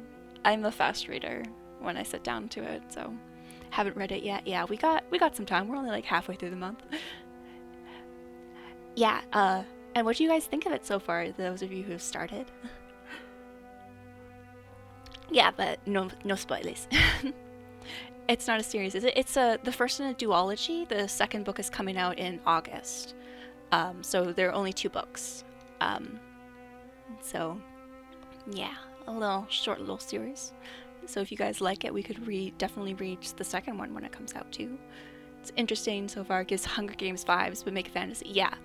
It was like, I think that's how I described it at one point, like Hunger Games, but make it black and fantasy.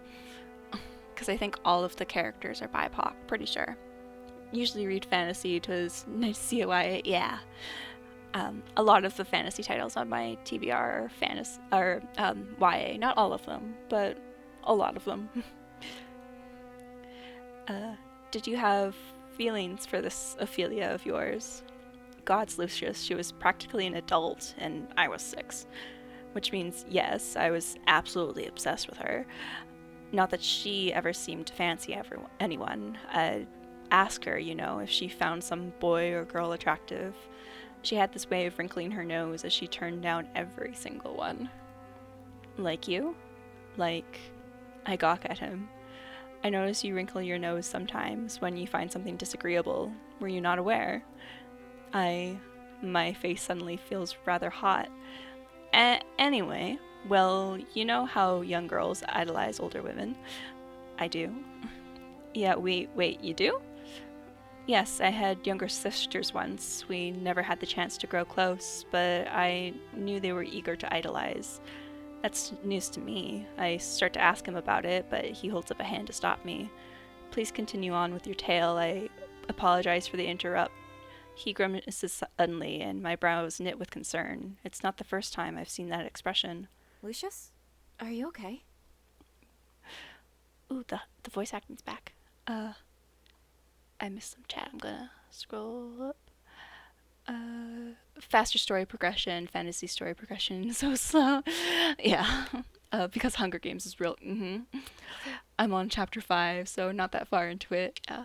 I love the representation so far. It's really refreshing. Yeah, I found it on a list of book recommendations on Instagram sometime last year of like black fantasy stories, maybe like specifically Black Mermaids. I can't remember the context exactly, but I really enjoy it.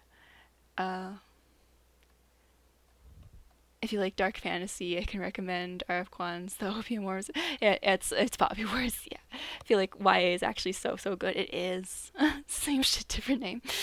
Yeah. Just a broad genre, 100%.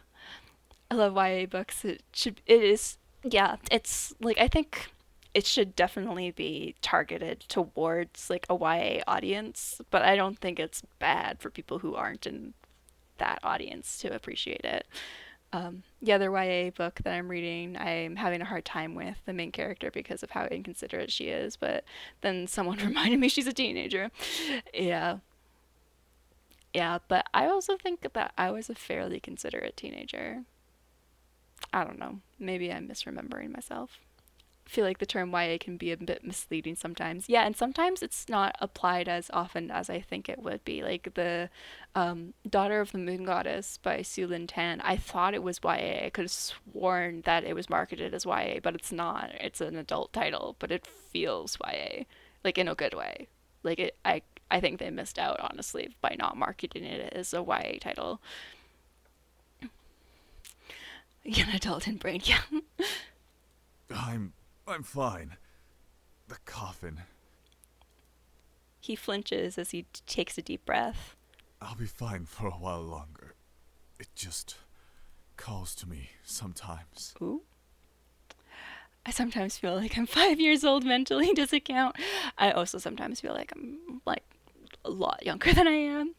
Some YA books I reread and cringe, but I still like them. They're usually pretty easy to read. Yeah, if I read Twilight now, I'd cringe the entire time, but I loved it as a teenager.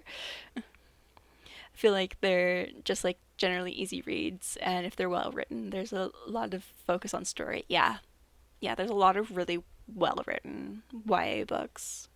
Do you like stuff not in YA for the prose though? Yeah, I loved Happiness by Aminata Forna. It's one of my favorite books.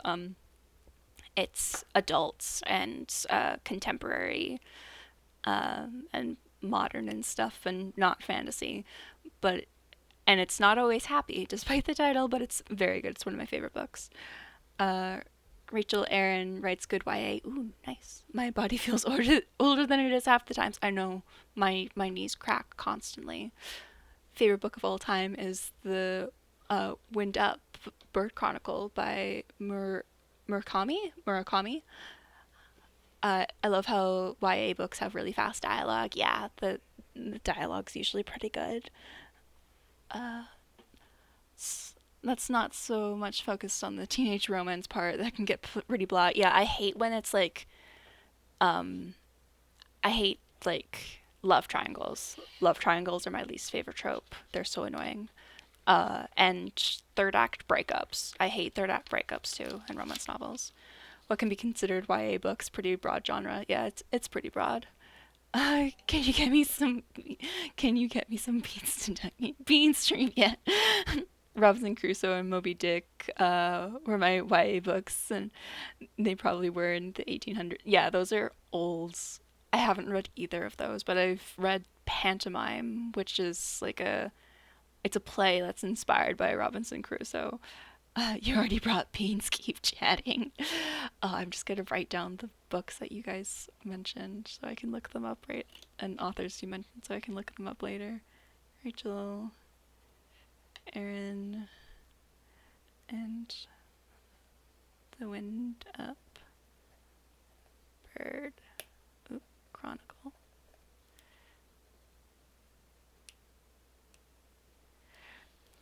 Noise. I want a love triangle where the two guys fighting over the girl end up together. I think I heard of one a while back, but I forgot the name of it. Ooh, that would be cute. Cause like I've seen multiple people discuss, or some people discuss before, that what we call love triangles are never actually really love triangles, because it's always like the girl getting stuck in a corner between two men. Because for it to actually be a triangle, there needs to be some gay. Thanks for the water. Like, in order for it to be a triangle, there either needs to be some gay. Yeah, there needs to be some gay, because if it's like two guys and a girl, then like the affections need to like possibly go both ways or neither way. Like it doesn't form a triangle if it's just like two guys who want the same girl. Like that's not a triangle. The bottom is open. So for it to be a triangle, if we're going with like two guys and a girl, there needs to be some attraction between the guys. Otherwise, it's not a triangle. It's a corner. So, We don't like the love corner because we don't like being stuck in a corner with two men in front of us. That's creepy. Bacon not allowed in 2008. I know. Sad. Sad. 85 minutes of gameplay. Ooh, for DRG, let's go. Love corner. Yeah. It sounds hotter than it is. I'll be fine a little longer. It calls to me sometimes. If you need to go back early. Okay, 2008, yeah. Lucius slams his fist on the arm of his seat. His wine jostles slightly in his other hand. No, I'll not let it squander what little time I have away from it. Forgive me, please.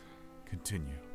Maybe the girl accepts it and decides that she can be her own person and fuel her longing for love with self-love. Win-win, yeah. It's like, I'm not people would be like, yeah, I'm not Team PETA or Gale, I'm Team Katniss. It's like, yeah, I'm also Team Katniss, which is why I'm Team PETA. Gale, like, killed her sister. So, okay. Yeah, yours is better self-love, yeah. Y'all must be young, went to plenty of gay bars in 2008 with my gay pals. Yeah, I was bebe. I could not go to a bar in 2008. Progressive teen romance books, yeah. I tap my fingers against the cover of my journal, feeling a little agitated, but wanting to gratify his wishes. He'll get upset if I speed through the story, but I can try to shorten it for him. Even from distant kingdoms, I would hear terrible gossip about Alluvia's young queen. Apparently, she did nothing to better anyone's life but her own. Yeah, but we all 2008, I couldn't go to a bar either. I was 18 and my parents were Christian, so UK 2008. Yeah, we had some unlearning we needed to do, Pegs. I could drink in Quebec. I had alcohol by 2008, even though I was a little baby, but that's because my mom is Caribbean, so like alcohol wasn't really restricted. I don't drink a lot, but I was like, hey, do you want some alcohol? Here, you can have a little glass. She kept our cruelest traditions intact, torturing and slaughtering people in droves. Most notably, she kept the tradition of sacrificing people to the crown's pet vampire. No offense. None taken. Inspiring such unease in its people helps the monarchy stay in power. Fear of punishment, I always heard, is a better motivator than acts of love. But Ophelia was supposed to be different, and the people were unhappy. There were talks of a revolt. Although I wasn't the most talented bard in the lands, I was starting to get some renown and make strong connections. I can still scarcely believe it, but I managed to get an audience with Queen Ophelia. Just depends on location. I'm glad where you are, it's more open, yeah. I was meant to perform for her. Lucius's eyes slowly went wide with realization. You didn't. I maybe, kind of, definitely spoke my mind in front of the queen and her entire court, but I did it through song. I really liked that line of voice acting. It was really good. I found the book I was thinking of is called The Love Interest by Kel Dietrich. I heard that the execution wasn't great though. Aw. I hate when there's like a really great idea and the execution just like doesn't match up. Because I've read books like that too, where it's like, oh, I love this idea. Like this is so good. But then the writing is like, oh, you needed more editing, boo. We have a very socialist government in Sweden and people are very left-oriented. So people's rights everywhere. Yeah, I love that about Scandinavian countries. It's like, yeah, like you get maternity leave and you get paternity leave and like you can just exist in the world without worrying that you can't pay for things. Like, I know it's probably not all perfect and stuff, but it seems better than it is here. 18 is legal drinking age. Also gay bars where the chillest places, even as a straight man, no macho bullshit or fighting, and you might get a free drink from some dude. Nice. Gay bars in the 2010s were amazing though. Nowadays they're just fun. Aw. So I was born too late, I guess. I couldn't go into gay bars in the 2010s. I was still a little baby. Fred got lots of free drinks. Nice. All the straight people started to go there. Oh, looks like a lot of my wish list is also on sale. Nice. Hi, Ty. Welcome in. Alana Walk to the Water. I can't place that title. I should know it, but I can't place it. The straight people ruined it. That just seems accurate. You didn't. And hi, Ty. We're like, I don't know how far into this we are. We're at chapter 5. There might be 7 chapters. We don't know. We're not sure how far into this we are, but we're a bard, and we got sent to a vampire for apparently opposing the queen, it looks like. And the vampire is just a lonely boy. I'm straight, so I guess I was part of the problem. Yeah. That would be me too if I also went there. Straight people have a habit of ruining things for the rest of us. Librarian, pickle gremlin. How did you like Spiritfarer? I was lurking during your stream because we were bouldering the gate. But how did you like Spiritfarer? Where are you? How many people have you brought to the door? How many times have you cried? I'm sorry.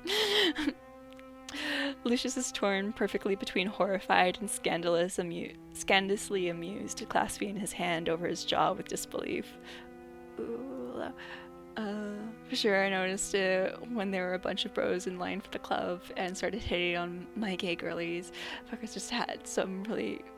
had just read some pickup artist shit and tried to get on the good side with me before moving in for the kill. Ooh.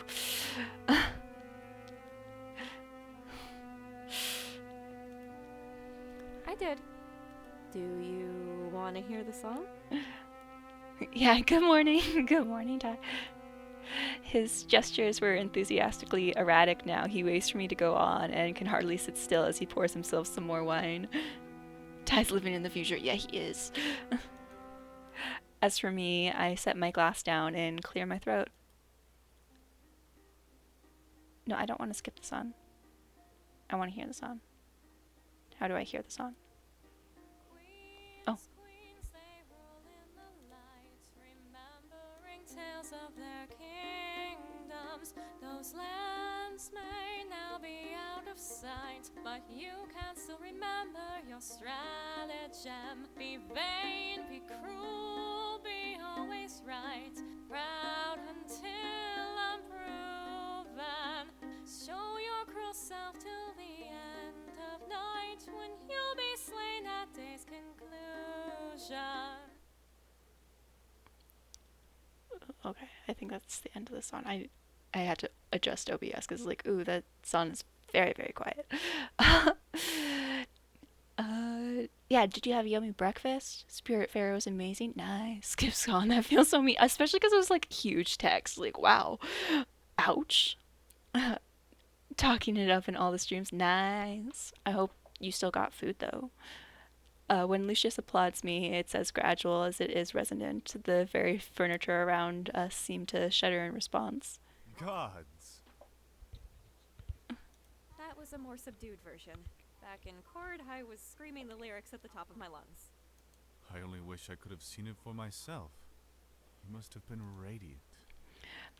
To no care saying for this game, oh damn.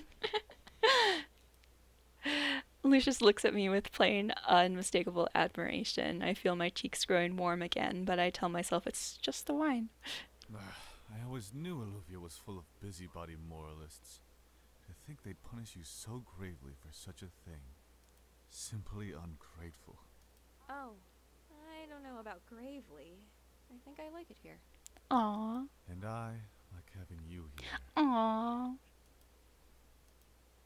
Our eyes meet with a slow yet abrupt understanding of each other. We're so alike in so many ways, I can hardly believe it. The storm had stopped at some point. It's quiet enough that I can hear his breath steady and strong even from this distance. And then he grimaces again. I pivot in time to see the sky now clear of black clouds, shifting into the first dusky hints of daybreak. Lucius. Yes, I'm going. No need to rush me. You may have the rest of this wine, if it pleases you. He smiles at me one last time, strained and fleeting, before he turns into mist and disappears into the shadows.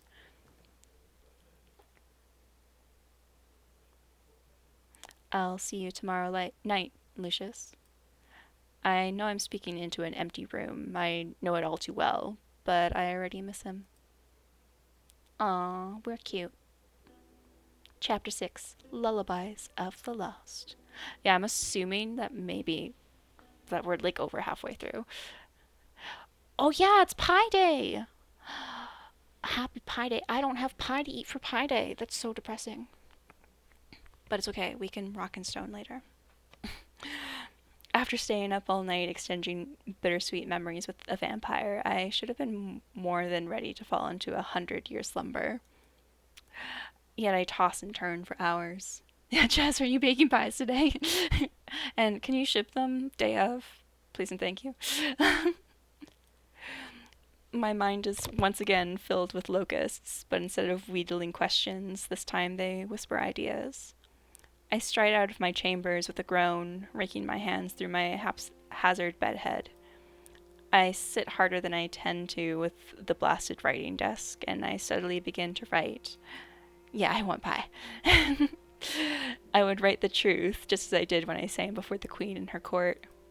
I would write the truth about this vampire who's been banished to an abandoned estate. People need to know that his humanity is not as lost as they say. When I get out of here, people will know. My quill scrawls to a stop. When I get out of here, how many songs have I played for him now? On the lunar eclipse, I played my 10th song. Earlier tonight must have been my 30th. I still have a ways to go before I'm free, but I've made significant headway on my debt to him. No use thinking about it now. I still have to decide what I want to do. I nod to myself and bow my head as I continue writing.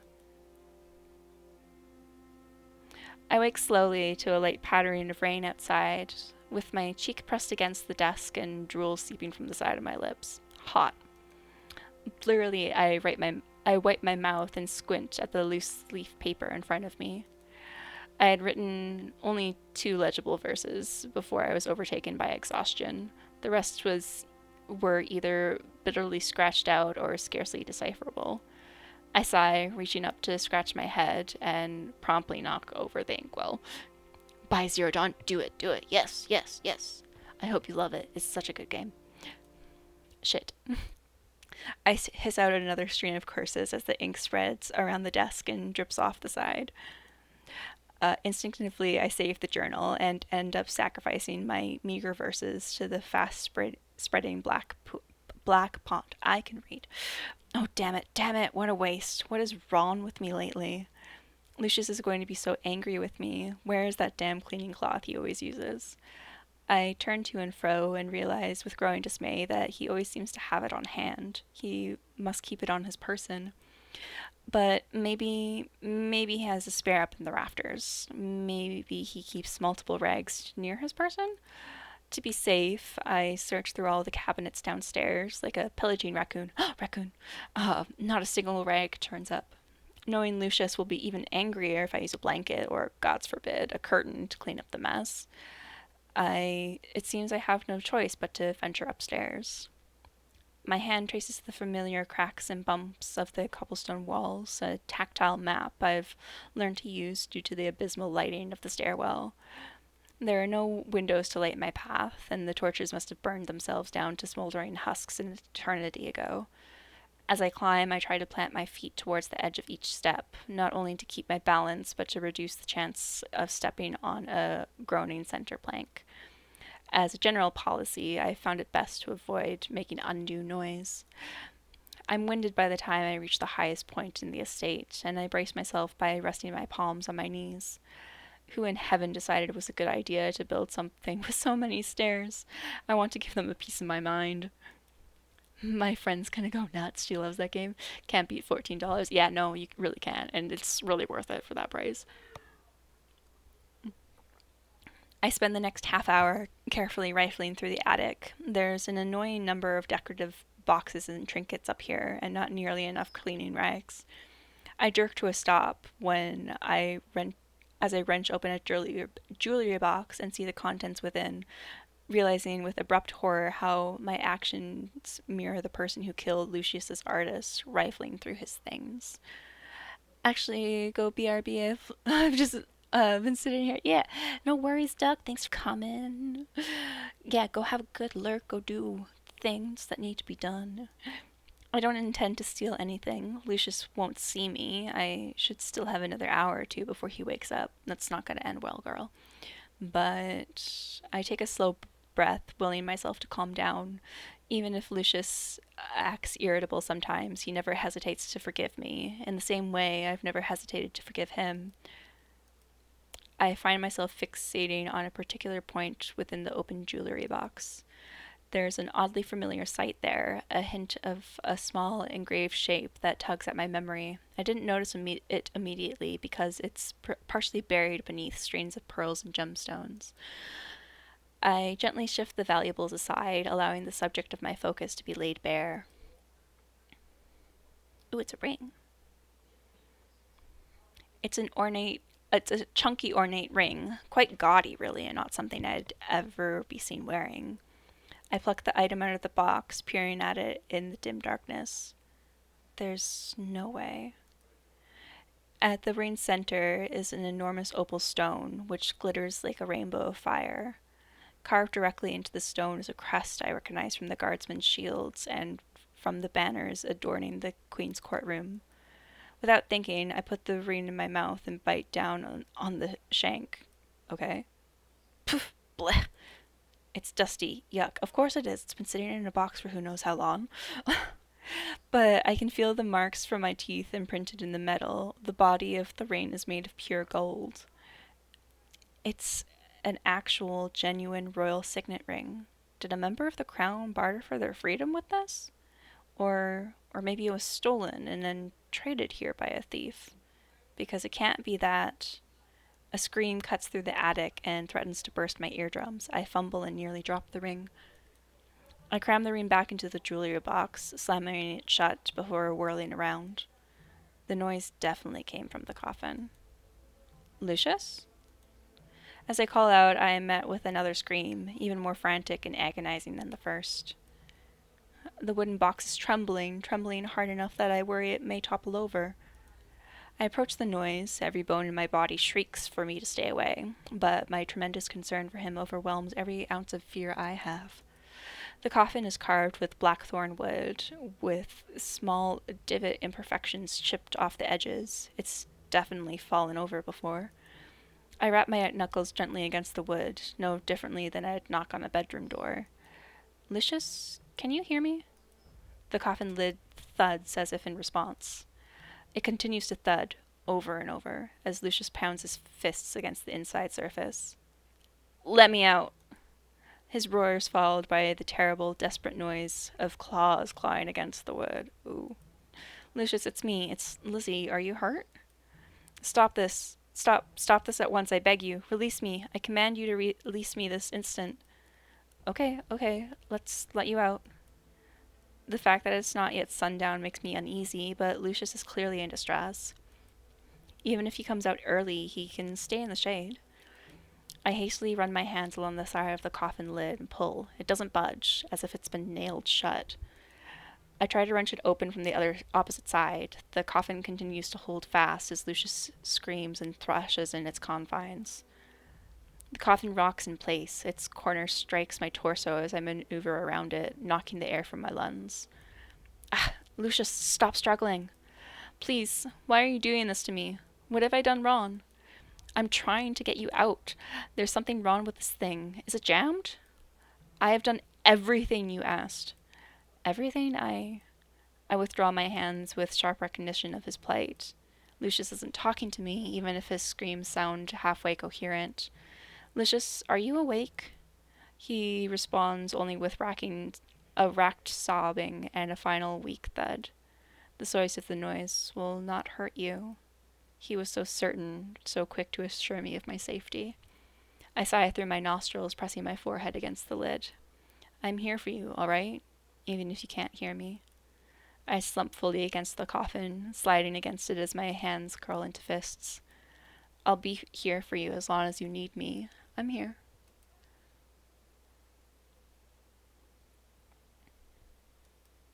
Hours pass.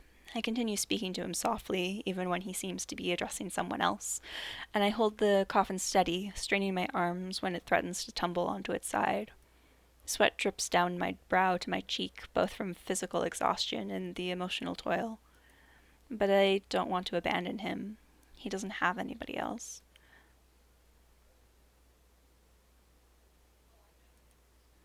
After an excruciating amount of time, he answers me with more noticeable coherence. His voice is gravelly and hoarse, and discernibly calmer compared to the earlier bellowing screams. Lizzie, are you still there? Yes. The sun has gone down, hasn't it? Yes, at last. Lucius makes a small, curt noise of acknowledgement before he clears his throat. With a hollow, wooden groan, the lid of the coffin begins to give way. Through this sliver of an opening, I catch a glimpse of a torn velvet bedding and deep gouges in the wood. The lid hangs aloft, barely ajar, until Lucius's long fingers curl around the frame. He pushes it with visible effort, getting it just open enough to squeeze himself through. I scurry backwards to make room as Lucius staggers out, shoulders slumped and steps uneven. The coffin slams shut behind him, a ghastly sight that reminds me too much of a closing mouth. Lucius raises his chin briefly, staring down at me with darting, disbelieving eyes, before he sags to the ground. I rush to his side, propping his back against the coffin. I'm sure it's the last thing he wants to touch, but it's the nearest solid surface. Lucius heaves a great, dejected sigh as his head lolls back against the lid. It can't be opened until the sun is gone. Curses are obnoxiously specific, airtight, much like the coffin itself. Though there are times I've woken up, spilled out of the damn thing because it rolled onto its side. Although he's panting and barely catching his breath, he can't quite keep his absurd commentary to himself. I should thank you for keeping it steady tonight, I presume. You are ridiculous. You go through this every single night. Are you hurt? It feels like just yesterday when you were suggesting I had been amputated at the elbow and then miraculously healed from it with my mighty vampire powers. He chuckles to himself as if recalling a fond memory, and then he hangs his head between his knees. Without thinking twice, I reach out to rub water. Thank you. Thanks, guys. I like to move it, And I like to stretch. move it, I got You you. like to move it. I like to move it, I like to move it, I like to move it, You like to move it. I like to move it, I like to move it, I like to move it, You like to move it. No cracking this time. Weird. Ow. Pegsy's like, dance, dance, dance. Cat dance, dance. Thank you for the water and the stretchies. We must crack bones. Yep. Yep. We must. Without thinking twice, I reach out to rub wide, slow circles on his back. An intrusive fraction of my mind notices his body is warmer than I expected. Take your time. It bothers me that you're deflecting with humor, but we're a pair of pots and kettles, I suppose. Limey is playing Getting Over It on Lewis server. Limey, why? Limey, why do you want pain? Why does everyone want pain? Why is this game spreading? Why does everyone want suffering? I don't understand. No one is watching, so it's okay. I keep Pegsy's like, I see you. I see you. No, just watching. Pegsy's always watching. But the pot could have capitalized on the opportunity to stab the kettle through the coffin. I'm just slapping my hands up. I know everything. Yes, Pegsy knows all. My hand slows, resting on his shoulder blade. Is that a request? No, don't answer that. I wasn't going to. It didn't even occur to me, Lucius. If I wanted to stab you, I would have done it weeks ago. Glad you're having fun with it. Yeah. Yeah, if you're enjoying it, cool. I will never play that game. It's not happening. How many times have you been stabbed? Before he can answer me, I turn to look at the coffin with new eyes. An innumerable amount of thin, discolored lines streak across its surface, particularly around the head and the middle of the box. I thought they were wood veins at first, but as I lean closer, I realize they're incisions, slits that have since been filled and stained. Some of them have the approximate width of a lawn sword. Lucius, this is absurdly horrific. This is no way for anyone to live. You don't deserve this. You're too kind, Lizzie. A beat passes as he continues to breathe haggardly, still getting his bearings. Have you gotten any rest? He doesn't look up at me. He might not have the strength to do so. Gotta wander off and be productive. Nice hanging out here today. No worries, Leg Zone. I hope productive things go well. And thanks so much for coming. Thanks for hanging out. So sad I haven't even gotten to pipe and I've been spinning for 4 minutes. Yeah, that was Karen when she started. It was like, I'm just spinning on first rock. And yeah, no, thank you. You have a wonderful day, legs for days. Bye-bye.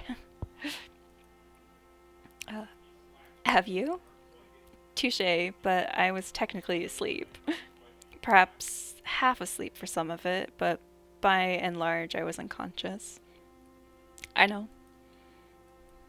Gradually, his eyes rise to meet mine. How would you know such a thing? My breath catches when faced with our sudden proximity. I retract my arm from his back, though I will myself to stay by his side. It's just we normally keep such a civil distance from each other. I've never even sat next to him until tonight. When I perform my songs for him, the act, and he's my audience. There's an invisible wall that separates us based on our differing status, the entertainer and the entertained. Here and now, I feel as though the wall has begun to crumble. You must think me a terrible housemate for screaming all day. No, not at all. Sorry, I'm tired. I bump my shoulder against his. My fingers fidget and lace together in my lap, an absent-minded little distraction that provides me a small measure of comfort. I remember what it was like. I used to get night terrors when I was a girl. Watch the ending be her confessing her love, and he's like, I'm gay. That would be a good ending. That would be hilarious. Did you know? At the orphanage, Nightingale Gardens? Yes, and it was the worst place to get night terrors. Half the matrons thought I was possessed, the other half thought I was being intentionally, maliciously disobedient. I can imagine. It was usually some recurring nightmare about rats, too, which was the worst. I still get them sometimes. If you don't mind me asking, what do you dream about? Do you remember? I don't know that I'd call it a dream. It's more akin to reliving a memory. The memory of when I was first exiled here. He taps the surface of his coffin with the back of his knuckles. My surroundings in there look roughly the same, no matter the time period. I'm sure it contributes to my confusion.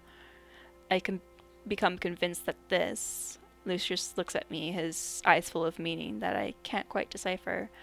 This is a dream, and the inside of the coffin is my reality. Is there anything I can do? Can I get you something? Where do you keep your wine? I shift to stand, but Lucius catches my hand before I'm fully upright. Stay. He blinks rapidly and then drops his gaze to the floor, as if he's uncertain and surprised at himself, but he does not let go. His hand around mine is gentle and apprehensive. Please, stay seated. Stay with me a while longer. Acquiescing without difficulty, I lower myself onto my knees. He seems to breathe more easily when I'm by his side. We stare out at the expansive glass window for a time, content to be quiet together. Hi, Otis. The puppy came to say hello. Yes, I brought the cat's food in here so you can't eat any more of it without me noticing. Yeah. Hi, puppy. Good boy. You're so fluffy. He had a bath earlier this week, so he's so soft. Hello, Otis. Pexie says hi. Good boy. That's a good boy. Okay. Okay. Bye, Otis. Okay. He just came inside for some pets. Now he's gone. Cool. This is such a bad boy. Yeah. But he does clean up after them because the cats sometimes will be messy when they eat and leave like kibble along the floor, and Otis will lick it all up. So he cleans up after them when he eats their food. Of course, Lucius doesn't like to remain quiet for long. You know, I may feel better if you regale me with more miserable tales from your childhood. My dog does that too. Nice. I wrinkle my nose at him and whack his shoulder with the back of my hand. He flinches, but I can feel his body quaking with quiet laughter. I'm serious. You mentioned something about rats? Why would they plague your dreams so? I'm afraid of them. They seem to have taken it upon themselves to haunt me. Although this estate has been marvelously rat-free. Yes, they'd have to try quite hard to cross the moat. Is there a story behind this fear of yours? Did you lose your parents to a drove of rats? This isn't a plague tale, Lucius. I don't remember enough of my infancy to say either way. My earliest memories were in Nightingale Gardens. Although there was this one time I cut myself off with a snicker, which makes Lucius tilt his head at me with a wry, curious smile, a wordless request for me to finish my thought. Forgive me, it's just the stupidest thing. There was a time when food was going missing from the kitchens. The matrons gathered us up and announced that we had a rat infestation. I was upset by this news, to say the least. I nearly stopped eating, worried I'd find hair or a whisker in my meal, or worse. I shudder for comical effect. When Lucius pats my hand encouragingly, I shoot him a small, grateful smile. I was just so frightened whenever I saw those beady little eyes, or that flick of a tail into a crevice. It haunted every moment of my little life, day and night. I'm fairly sure that's when the nightmares began. I'd wake the whole orphanage just shrieking, and apparently I'd even lashed out at the matrons with swinging fists. But I wasn't awake, not really. I'd remember some of my outbursts, but I couldn't tell what was real. Yeah, no worries, Jazz. Be a lurky turkey. We love lurky turkeys. They talked about getting rid of me then. Started downloading Zero Dawn. Oh, let's go. I hope you love it. It was even more terrifying and confusing than the night terrors. They'd discuss my fate right in front of me like I wasn't even there. Lucius doesn't say anything, but he watches me with furrowed brows. Are you sure my miserable childhood tales are making you feel better, Lucius? No, but tell me anyway. What made your night terrors go away? That's the stupid part of the story. Been absent-mindedly lurking. Nice. So many games to play. Yeah, I'm still here. Hi, Bailey.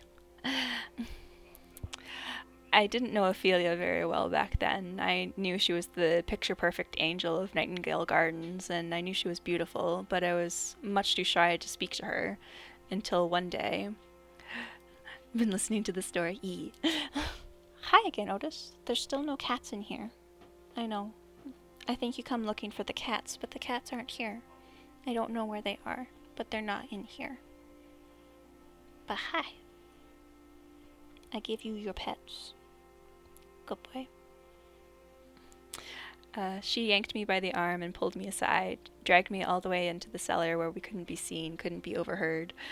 It's so calming being read to. Aw. Thank you. Of course, this was very upsetting for me as well. Cellars are notoriously full of rats. She shushed me fiercely, eyes ablaze, and she shook me so hard I was nearly dizzy. Stop screaming every night, she said. There are no rats in the kitchen. I just sobbed and wailed in her arms. I didn't believe her, and I didn't like getting yelled at. I mean, how could she try to lie to me like that, right? It wasn't unreasonable for me to be afraid. I was just a little girl. God, she was so frustrated with me. She groaned through gritted teeth and insisted there were absolutely no rats. And that's when she told me she made it all up. The rats?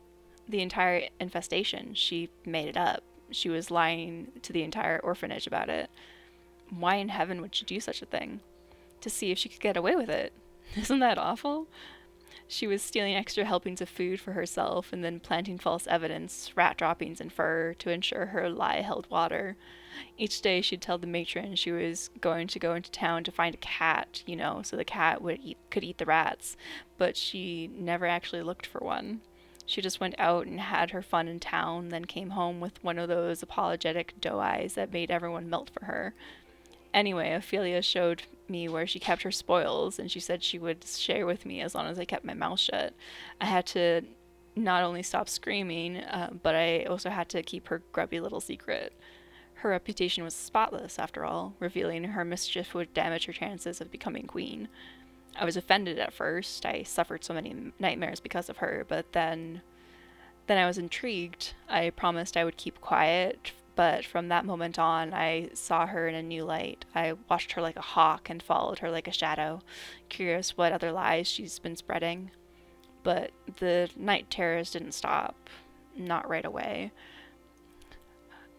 Why does my entire wish list need to be on sale? It's not fair, I know. Buy it. Ads are going to start in 4.5 minutes. I'm going to stop when we get to them so no one misses anything. I guess Ophelia became fond of me at some point because she'd sneak into my room to sing softly to me every night. Every single night, even when my nightmares were gone for good. Oh, hi. Hi again, Otis. Is everyone ignoring you? Is that why you keep saying hello? Bailey's wish list decides what goes on sale. Bailey, could you put a few things on your wish list for me, please? Imagine that. Like, oh yeah, you are the key to things going on sale. Hi, Fuzzy. You're very soft. Hi. Good puppy.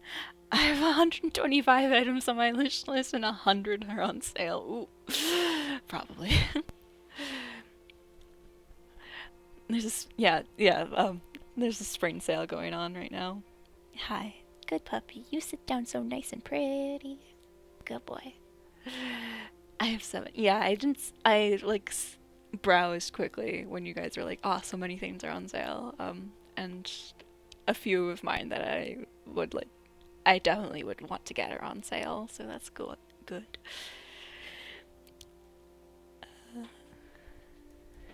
I don't think I can ever forget that lullaby. May I hear it, Lizzie? That knot at the pit of my stomach returns, twisting and aching. I now have 130 nights. No, I can't. From the corner of my eye, I notice a blotch of ink on my lap. I rub at it absent-mindedly, smudging it with my thumb. Zero Dawn wasn't in my wish list, but was on my buy list. Yep, because for that price, you just have to. I'm sorry. It's just no need to explain. I understand. No, you don't understand. When I confronted her in her throne room, gods, I wasn't planning to be treasonous, I'd spent months writing a beautiful song for her, but when I saw her, I knew it was forbidden for the crown to see anyone from her previous life. I knew that, so I hid who I was. I used a false name and pretended it was my first time setting foot on Alluvian soil. All I wanted was to see her again. I would have been satisfied if I could see her one last time, if I could see all those terrible rumors were wrong. My eyes sting, I wipe at them with my wrist. But whoever was sitting on that throne, it was not my Ophelia. It couldn't have been her. Whoever it was, she had her face, but she didn't have her eyes.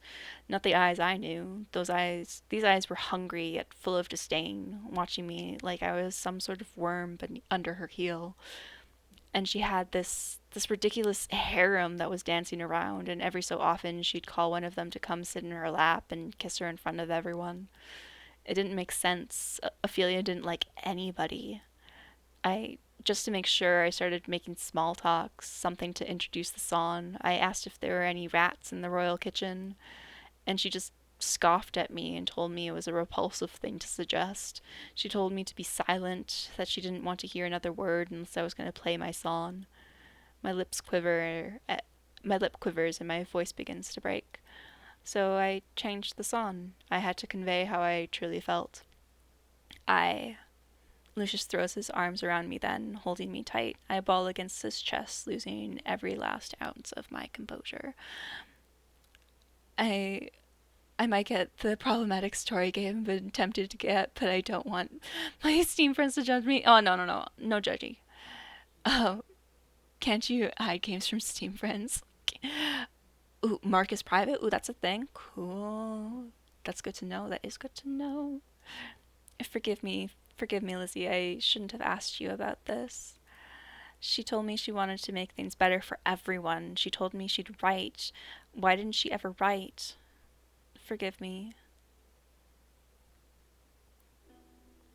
Ooh, chapter 7, A Hesitant Tune. And we finished the chapter just in time for the ad break. I will fight whoever judges you. They don't belong on the friend list. Yeah, we will fight all of them. Play the games that you want. We ride at dawn, yes. So ads are about to start, so I'm gonna go get more water. I meant ride. Oh, yeah, I think I read it as ride. Did I read? I don't know. I think I corrected it in my brain. Will you judge me for wanting to play a game about cannibalism and possible incest? No. No, you're getting the alligators out of your basement.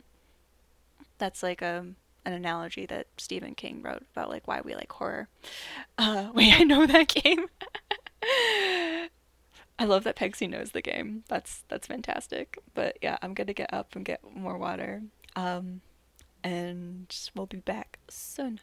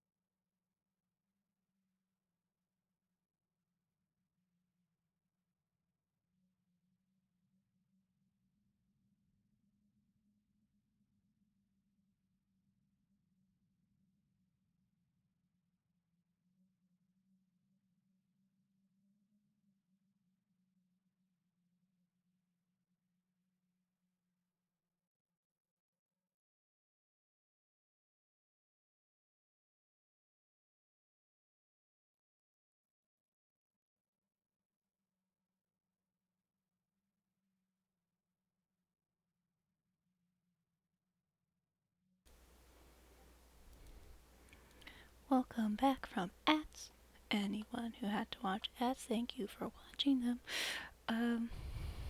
Yeah, that's why it's meant to make you uncomfortable. That's why I like horror. So I guess it makes sense. Also, the art style is just so good. Yeah, a good art for a game. It's just I love when the art is just beautiful. I watched a playthrough on YouTube. Lauren Zed's side, and she does not play those games. She pushed through it since she already started the game. It was so funny but so uncomfy. 100% support you. Yeah, the first act was very uncomfortable, but I just need to know what happens next. I totally get that. Thanks for the support. Definitely not gonna stream it because I don't need to go there. Yeah, I totally understand not streaming that, but I think it's good to also have games that are just for you. The fact that it grabs you immediately is chef's kiss, good game. Yeah. I love when it's like, yes, this is for me. Yeah, welcome back. I'm just cleaning my glasses because there's something on it and it's gonna bug me. I swear, like, I don't touch them. How do they get so dirty? Contacts would be so much easier, but I don't recognize my face without my glasses, so it's glasses for me. But yeah, so Pexy saw something that suggested that this might be the last chapter of the game. We're on chapter 7 now. So I guess we'll play through this just to see if that's the end. And if it's not the end, we'll save the rest for next time I want to play this. Sorry, I hit my mic. Because I want us to be able to play DRG later. The end, yeah, we're not positive, but if it's not, I'm sorry, I couldn't find anyone listening to chapters. No worries. And like the Steam page said that it was 3 to 4 hours, but we've been taking breaks for ads and like for me to read chat and stuff, and I also have to read it, so that means it's going to take a little longer. So we're at 4 hours, so like we might be kind of near the end. I'm not totally sure. Yeah, stream takes like an extra 2 hours. Yeah. There wasn't a lot of chat earlier on, and I think I read fairly quickly. I don't know, so it might be like an hour more of gameplay. It might be less. It might be more than that. I really don't know. But I think we'll do one more chapter and see where we're at. But yeah, let's continue on. I cried myself into a stupor. The next thing I knew, I was sitting in my bed with red, swollen eyelids and a throbbing headache. Like, it feels like we're getting kind of close to the end of the arc of the story, possibly. Plus 9 hours, yeah. Because I know, like, this novel was written during NaNoWriMo, and how many words is it? I think it says in the Steam description. It's 42,000 words, so around 3-4 hours per playthrough, it says. Oh, it does say partial voice acting. I didn't notice that when I was looking at the game earlier, because I thought more of it was going to be voice acted, but that's my bad for not reading the full description. So, yeah, 9 hours of living, yes. You're so sweet. I have vague memories of Lucius carrying me to my room, grunting unhappily when he had to wedge his way in. I really need to stop pushing my bed against the door. And then, as he drew the covers up to my neck, he told me. What did he tell me? I tapped my temples to a steady rhythm, chasing down the memory before it eludes me for good. He wanted me to meet him in the courtyard. He said he would wait for me there until I felt well enough to see him. I think he said he had something to tell me. I press my palms into my eyes, hoping to reduce the swelling. Even my throat is raw from shedding years of pent-up grief. In grief's place, a new flip-flop of emotions swirl in my chest, and my heart is pounding in an erratic staccato beat. I think I'm gonna be sick. I can't believe I told him everything. I even cried in front of him, slobbered all over his clothes. Gods, it was mortifying. I never cry in front of people, let alone on them. I was so distracted by my own melodrama that I completely forgot to ask him about that ring. I shake my head, telling myself that it's fine. I'll have plenty of time to ask him later. Lucius stands like a pillar under the moonlight. His hands are linked behind his back as he observes the heavens. For the first time in a long while, the sky is clear. A yellow crescent moon hangs high among the stars, like a lopsided smile. They should have adjusted the art to reflect that. I wince at the soggy squelch of mud with every step I take, but since he was the one who asked me to meet him out here, I don't think he'll begrudge me for any muddy footprints. Hey, did I keep you waiting long? Lucius doesn't turn. I have something to show you. It was show, not tell. Is it another astrological phenomenon? No. His hands tighten imperceptibly behind his back. Lucius turns just enough to glance at me, and I shoot him a sheepish, puzzled grin in response. Something about seeing me renews his resolve. You went looking for the mouse? She's reading a book. Nope. Follow me. Lucius leads me through a side entrance of the estate, through empty stables and servants' quarters. There was little of note when I ambled through here before. As we cut through the terrace, he stops to grab and light a lantern. He holds it out in front of us, though our path is far from dark. I continue to trail after him down several winding halls, until finally we reach a dead end. Is this what you wanted to show me, Lucius? I've already seen every inch of this estate. What? Lucius pushes his palm against the farthest wall, revealing a door-shaped indent. He leans his weight into it until it gives way, unveiling a dark passageway and a small staircase leading down. Lucius extends a hand to me with a sideways smile. Coming? I take his hand with a touch of hesitation. His skin is cool from the night air. I don't want to climb any more stairs after this. Lucius laughs and pulls me a step closer. You won't have to. I can promise you that. An ambitious promise. This is the moment where you're luring me to my doom, yes? You're finally going to drink my blood and reduce me into a withered corpse? Yes, I've prepared a wonderful marinade of citrus, olive oil, and green pepper to baste you in downstairs. Really? No. He leads me down an old, cavernous path that expands in size the deeper we go in. The lantern sways from Lucius's grasp with each step, casting a pallid glow on our surroundings. I see now why he grabbed it. It soon becomes our only source of illumination. Yum, tasty. I squint when the light catches against an irregular surface. The sides of this path have been piled with broken and non-essential objects, table legs, ripped cushions, and even some weapons. That's the cabinet I broke on the first night here, isn't it? I was wondering where it went. And are those wine barrels? Yes and yes. I use the underground as a storage room. So this is where you've been hiding all your lanterns and buckets and wine. Hiding? Not at all. I just like to keep things tidy. Although his hand tightens around mine.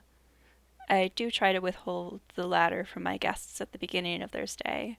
The number of people who have tried to brave the moat and drowned in the attempt, I didn't want the same thing to happen to you. Because you would have missed my music. I would have missed you. I wouldn't have been able to help you, Lizzie. His voice is stern with a harder edge than I expected.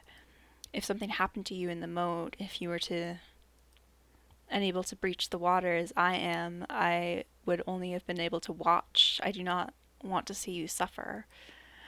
The sheer weight behind his words makes me hold my tongue, despite the temptation to make a flippant comment about my inability to swim. The ground begins to shift from solid rock to loosely packed dirt that turns and scuffs underfoot. Do we like when he is staring? I think we do. A little bit. Yeah. Soon the path slopes and the air becomes heavy and damp. I find myself taking deeper breaths, which only magnifies my growing apprehension. Lucius lets go of my hand as we reach a steep precipice. My fingers curl inward, already aching from the absence of his touch. Lucius, where have you taken me? What is this place? Nailed into the precipice with wooden stakes, a long rope ladder extends further into the dark abyss.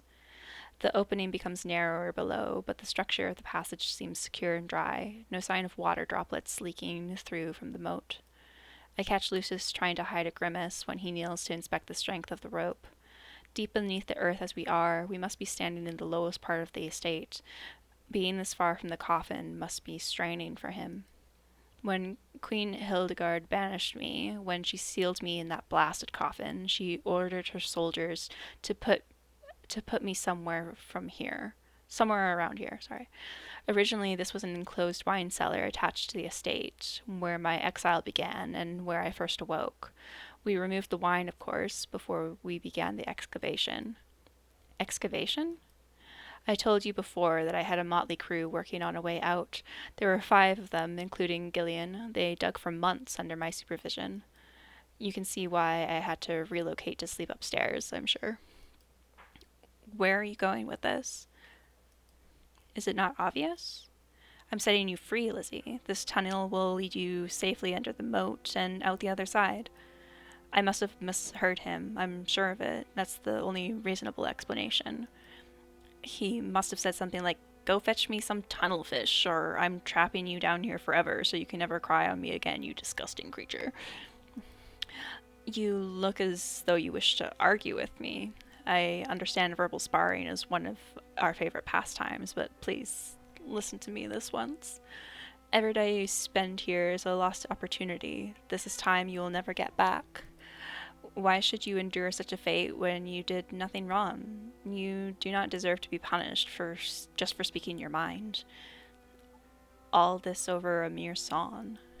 You understand, don't you, Lizzie? Your freedom should never have been up for bargain. Yours is priceless, Lizzie. Lucius, wait, this is so sudden. I can wait no longer, knowing the injustice you've suffered. Please, Lizzie, live your life and be free. You're not an immortal like me. You should spend what little time you have in happiness. But haven't you also suffered injustice, Lucius? Don't you also deserve freedom and happiness? I cast my eyes down the dark passageway, searching.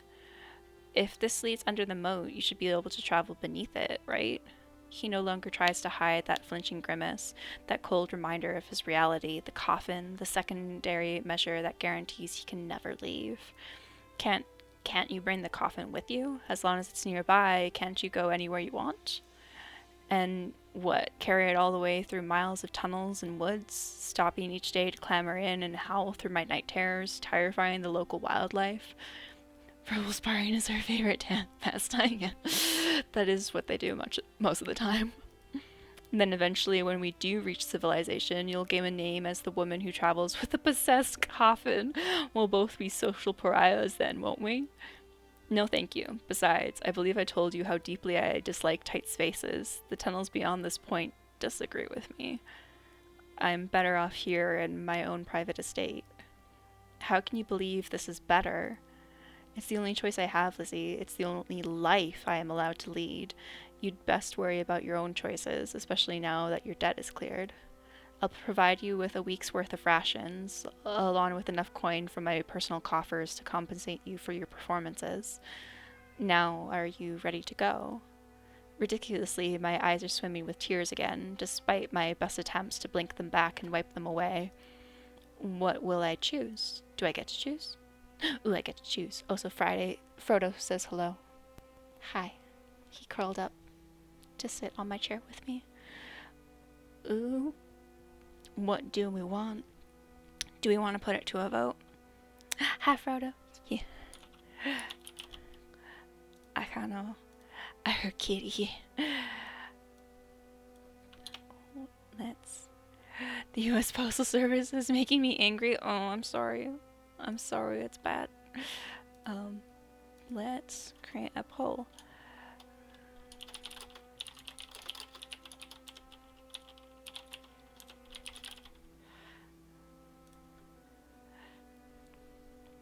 Yeah. I'll fight him, yeah. Kitty will fight them with you. He'll fight with his cuteness and his fluffiness, and that will convince them to be nice to you. Yeah. You guys can go vote. I might not do what you choose, but I'm curious. I'm curious what you think I should do. Vote in the voting thing, yeah. Go vote in the voting thing. Don't know if I should vote because I have no context. Basically, we've been trapped with this dude for a few weeks as punishment for singing a song that disagreed with the monarchy. And it was supposed to be like a death sentence, but we've gotten to know each other throughout the past weeks. Should we stay with Vampire or leave? Yeah, basically. Do we stay with Vampire Boy or leave and explore the world and do whatever?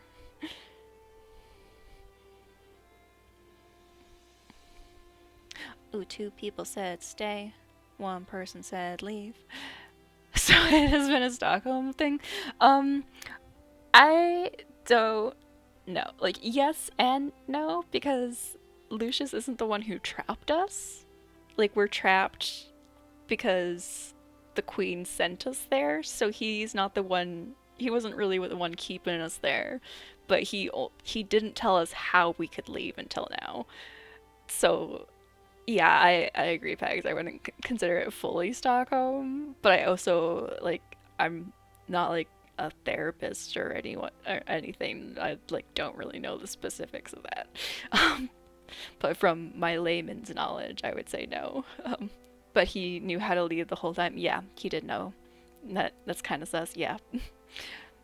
But he did say before that when he had people at the estate before, because like people have often been sent to the vampire as punishment, he did say that if he just like offered them things without making it an exchange,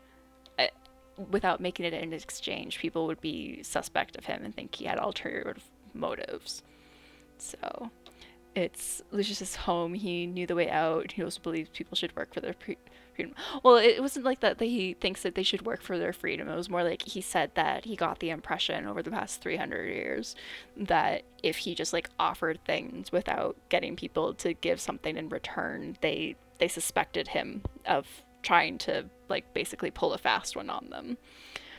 So he learned to just be like, yeah, this is the exchange. Were we made to wear the low-cut top, or was it a choice I like? And I'm just wondering. Yeah, we've worn it the whole time. This is how we arrived. We've been in the same clothes for several months. The poll said stay, and I also kind of want to stay, so we're going to stay.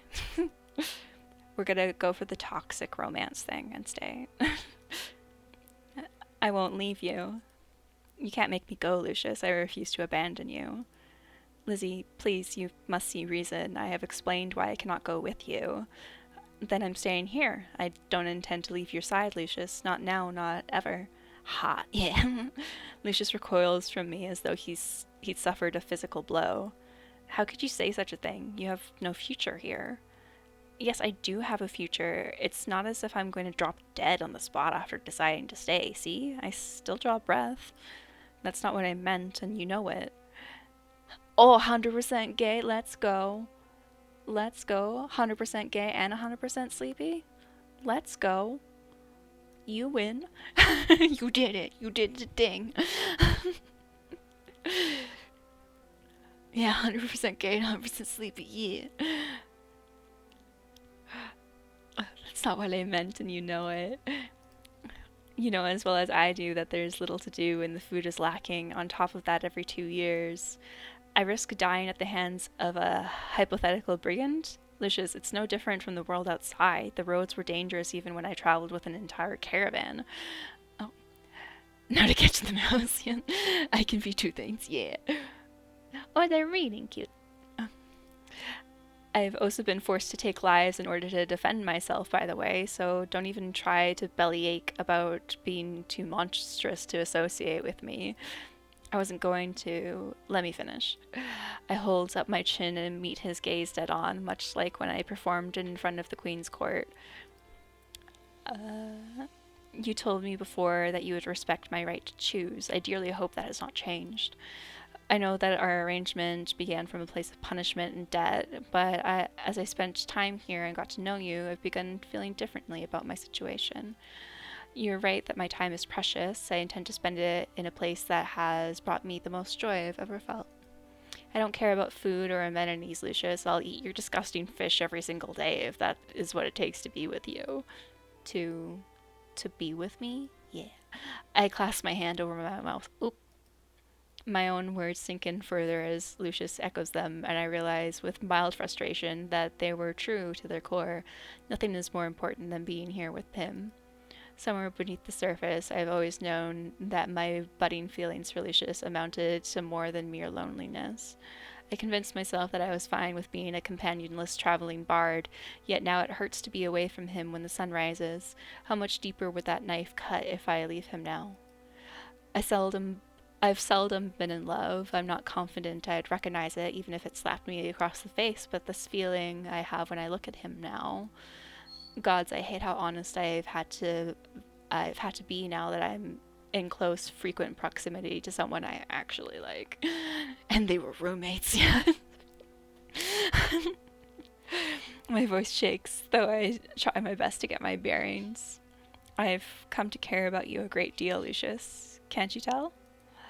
We live in a cold, wicked world. You know as well as I do that sending me back to it won't guarantee my safety. There's bandits and wild animals, shipwrecks and desert heat. I'm grateful that I survived my fair share of adversity just long enough to meet someone like you. Being here is the closest I've ever felt to having a home. I don't have much of a life to return to outside this estate.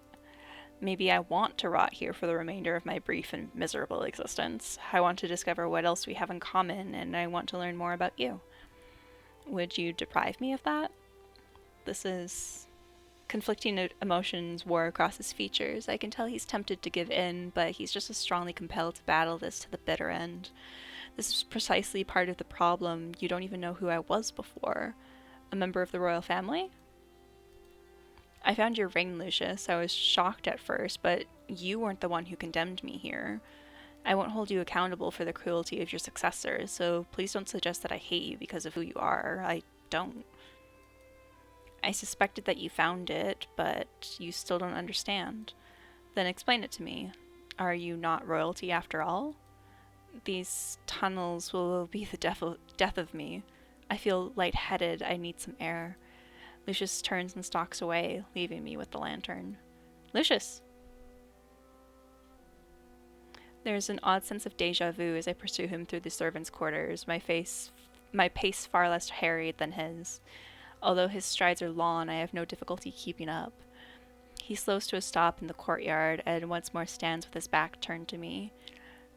Do you know how difficult it was to make the decision to free you? A selfish, disgusting part of me is pleased that you would choose to stay. It's not selfish to be pleased, Lucius. Isn't it? He whirls on me. I told you what happened last time to Jillian. It took me years to recover. If any harm were to befall you, if you were to be taken from me, I don't think I could... Oh, hi, Otis. Otis has returned. Hey, puppy. Here you go. I gave you the pet. Good boy. He cuts himself off as a shuddering breath escapes him. Lucius, I'm making this decision not from a place of foolhardy courage, but because your presence is worth enduring some apprehension. Pets, yeah, all the pets. I am scared, you know. It's all right if you're scared too. I close the distance, reaching for him. When he mirrors my movements, however, timidly, I seize him and pull him into a fierce hug. Lucius trembles in my grasp, his fingers digging small crevices into the clothes on my back. I can't promise I'll live forever, Lucius. No one can promise it. Not even you. But the time I've spent with you has been the happiest times I've ever known. I feel like I can talk to you about anything, even things I'd intended to bury forever. And the memories I've made here, I know to appreciate them only because I've had you by my side. Aww. Please don't deprive me of our bond. I want to enjoy it while it lasts, however long that may be. Lucius, I think I'm falling in love with you. Aww, they're cute. My heart feels like it's stopped. I know it sounds absurd. I know we haven't known each other long. But you're a beautiful, radiant woman. Anyone can see it. You must have better options than this. You deserve other options. I just know someone out there will worship the very ground you walk on. His confession reverberates in my mind like a tuning fork. I feel dizzy and like I'm soaring all at once, and I pull myself together enough to murmur into his hair. What if I don't want other options? What if I only want you? Then I would be powerless to deny you my radiance. I love you. Oh my god. I would hate for you to regret this decision. I pull away, not to detach from him, but to get a good look at his face. His eyes search mine as he cups his palm over my cheek. I propose a new barter, vampire. Oh? I would have your heart in exchange for mine. Ooh, do we need to go get the knife again? Where's our knife? Despite himself, Lucius scoffs out a small laugh. If you've thought this through, if you are truly, wholeheartedly certain, Then to rot. We shall go together. How? That's so romantic, Lucius. Let's go rot together. He tucks flyaway strands of hair over my ear, such a tender gesture for someone I once feared so deeply. Not like that, Lizzie. My brain immediately went like, oh, so we're cutting each other's hearts out and giving them to each other? Oh, that's so cute. Can I kiss you?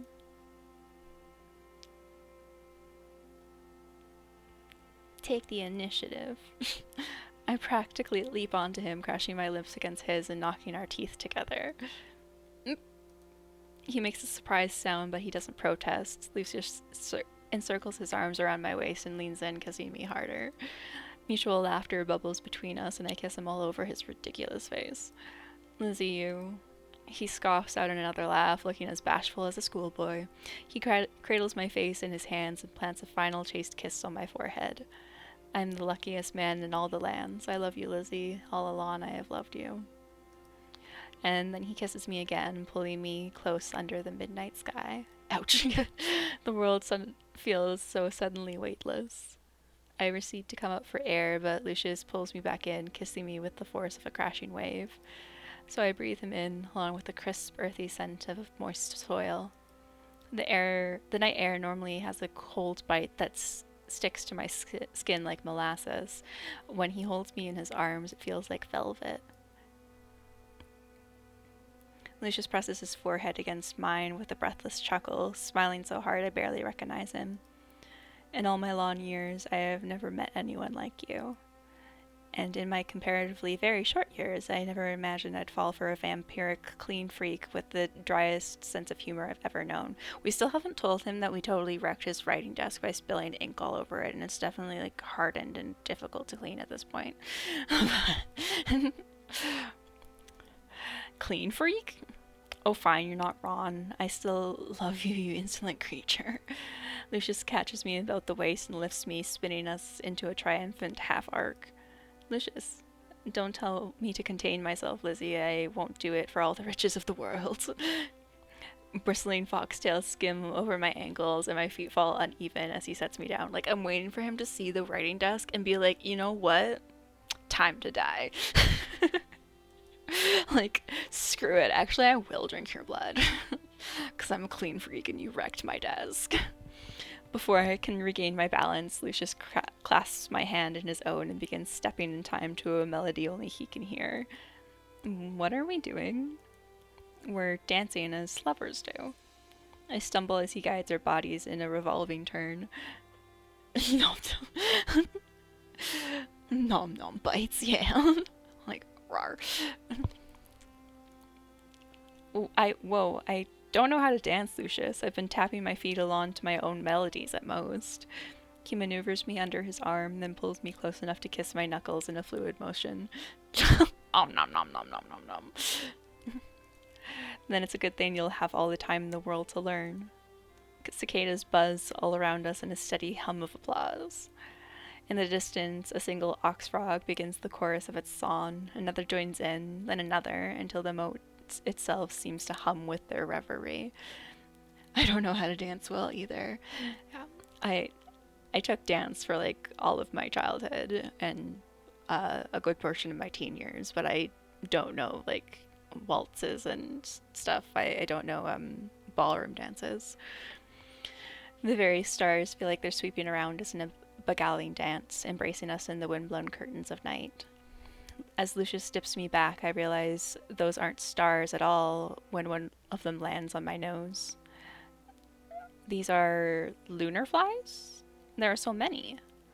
Lucius, I think these are the bugs that stunned me when I first crossed the moat. Didn't take any dance classes. Oh gods, we need to get inside. Oh? We rush into the estate together, holding onto each other and giggling like children. Lucius slows only to pat me down and make sure none of the insects tagged along. Nasty little bastards. The worst stings will itch for days. I forget how aggressively lunar flies breed during the rainy seasons. My cheeks hurt from grinning as he tends to me, diligently checking my hair and under my arms. Lucius. Yes, my radiance? I nearly burst out in laughter at a pet name he's chosen, but I regain enough control to pass it off as clearing my throat. I give him a quick peck on the cheek, redirecting my attention for him, redirecting his attention from checking for bugs to looking into my eyes. His lips tilt up into a smirk as he backs me gently against a wall, pinning me in place by propping his elbow next to my head. You're keeping me in suspense, Lizzie. What is it?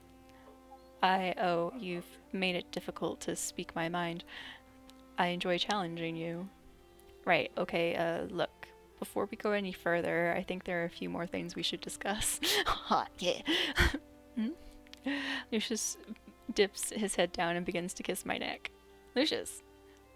No, I do actually agree with you. We should set some expectations.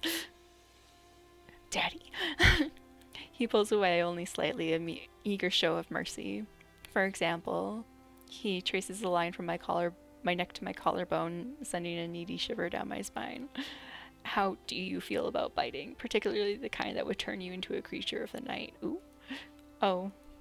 Despite Lucius's easy demeanor, I know this isn't a decision I should make lightly. Turning into a vampire would be a tremendous change. Is it worth it in exchange for the promise of forever?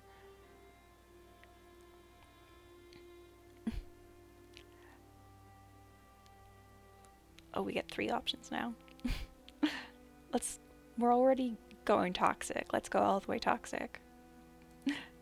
I'm very interested. There's an indisputable appeal to immortality and power, along with the chance to share an eternity with my new beloved. We've known each other for like a few weeks, but whatever, it's fine. It's fine. We're suspending our disbelief. Lucius's expression of absolute enthrallment only serves to bolster my decision. Then, on a twilight eve of your choosing, it shall be done. Your wish will be my command whenever you are ready. The process may be painful at first, but I am certain you will emerge from it more radiant and powerful than ever. Now, what was it you wished to discuss with me before we consummate our relationship? Ooh? Oh, I mean, I'm a little embarrassed. You're gonna laugh at me. Is laughing such a bad thing? Oh, was wondering if you were the first Eluvian king, the one who surrendered his crown to the heavens. His bellowing laughter reverberates against the very walls. I knew you'd laugh at me, oh you jerk. Forgive me, it's just... Lizzie, you may need to relearn your history. Eluvia's first king resigned from the dawn of civilization. Reigned from the dawn of civilization. If I were him, I'd be very old indeed. My father's side of the family did claim to be descended from the man, but birth certificates can so easily be forged these days. I myself am no king. I was the heir for a time, but I never ascended the throne, which means you were a prince. I still am, if it pleases you. Lucius tilts his head, studying me as if a thought has just occurred to him. You know, Lizzie, you once said that I had no whimsical books in this estate, but I do have one on the subject of old myths around here somewhere. I should see about finding it. Are you familiar with the story of Hesiod's jar? I think so. It's a box instead of a jar in some iterations, isn't it? The story involves someone opening a container despite being warned not to touch it, and in doing so they released all manner of curses upon mankind. Oh, so Pandora's box. You truly do know your stories. He caresses my cheek absent-mindedly. It's a tale that resonated with me for quite some time. I had a personal theory that there were two kinds of people in the world. The kind who prefers to live a blissful, unobtrusive existence, who would never risk those curses, and the ones curious enough to open the box, even knowing the consequences that would befall them. I'm fairly certain of the answer, but Lizzie, what manner of person do you think you are?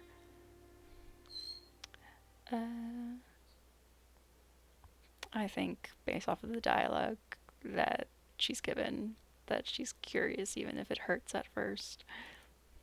You know me, don't you, Lucius? I have to see what's at the bottom of the jar.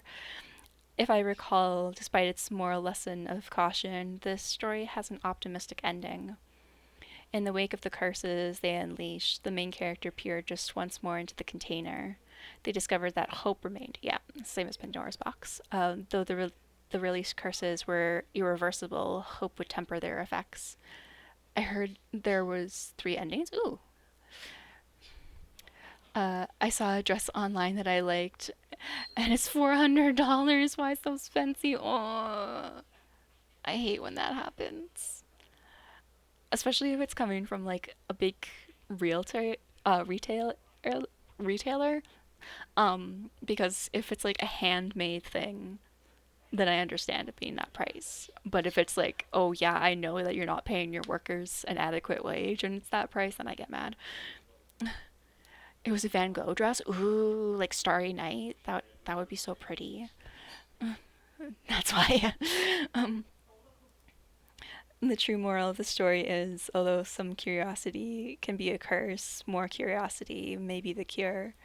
So given the choice, I have to open the jar. I would dig, I would rifle and root, and I would untangle every web I find until I see things as they truly are. A print of Starry Night. Oh, I wanted it so bad. Oh, have it, like, tab it, and, like, one day get it. Because you deserve it. One day. You would prefer to be curious rather than content? I think I cannot be content if I were forced to temper my curiosity.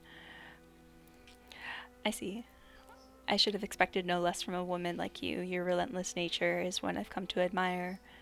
This coming from the vampire with an inhuman sense of restraint, I should be flattered. I nudge him, half expecting him to laugh. Thank you. Thanks for the water. I like to move it, move it. I like to move it, move it. You like to. Thanks for the stretch. I like to I looked move again, it move was I like to $249, move it, move but it. some of their I dresses like are to move it, $400. move it. You like to. Yeah, like I like to understand move it, move it. that I like to move it, quality move is it. expensive. I like to move it, move it. You But like to. Move it. I get annoyed when I see prices that are that high when I know or suspect based off of the site that they don't pay their workers a fair wage, because it's like if it was like a custom thing that I bought hypothetically and it was that price, then it would be like, yeah, for sure, that took a lot of time, you deserve that. But don't think it's fast fashion, okay, yeah. But if it's a fast fashion brand and it's that price, like, no. Hi, Phoebe. Thanks for the water and the stretchies. I thought this would be over by now, but we're still going. This is a longer conclusion than I expected. Excuse me. Yeah, we gotta look after the swimmers. I nudge him, half expecting him to laugh and tease that he may just let his restraint slip tonight, but Lucius looks surprisingly contemplative. Lucius, is something the matter? I reach up to touch his face, feeling his jaw work under my fingers. He turns just enough to sigh warmly into my palm. I don't remember the last time I felt such harrowing happiness. I worry this blissful rapture of ours will be short-lived. Need we worry about such things so soon? He kisses my hand, soft and reverent. I prefer to chart out my worries sooner rather than later, Lizzie. There's something else I wish to share with you. Much like I have never told anyone about Jillian, this is a thought I've never voiced aloud. I believe you're the only one who will understand, who will help me understand. My eyelashes flutter with wonder. It's no surprise that a centuries-old vampire has accumulated enough troubles to plague his thoughts, though I'm a bit exasperated at his timing. It's also great that they have lots of sizes and diverse models. Ooh, that is good. Sometimes I just want to spit in pretty dresses. Yeah. Yeah. I need to get my mom to teach me how to sew, because we have fabric from when I danced, and she would sew our costumes a lot of the time, and we have some fabric in the basement that I think would make pretty dresses and stuff, but I haven't gotten around to getting her to teach me. Why bring this up now when I'm pinned in an intimate position against the wall? Yeah, like we're still pinned against the wall. I'm eager to be helpful. What's on your mind? Not here, I need to find something. Will you have a seat and wait for me? Of course. Lucius exhales sharply through his nose, relief and gratitude all at once, and presses his lips to my cheek. I'm gonna save the game again.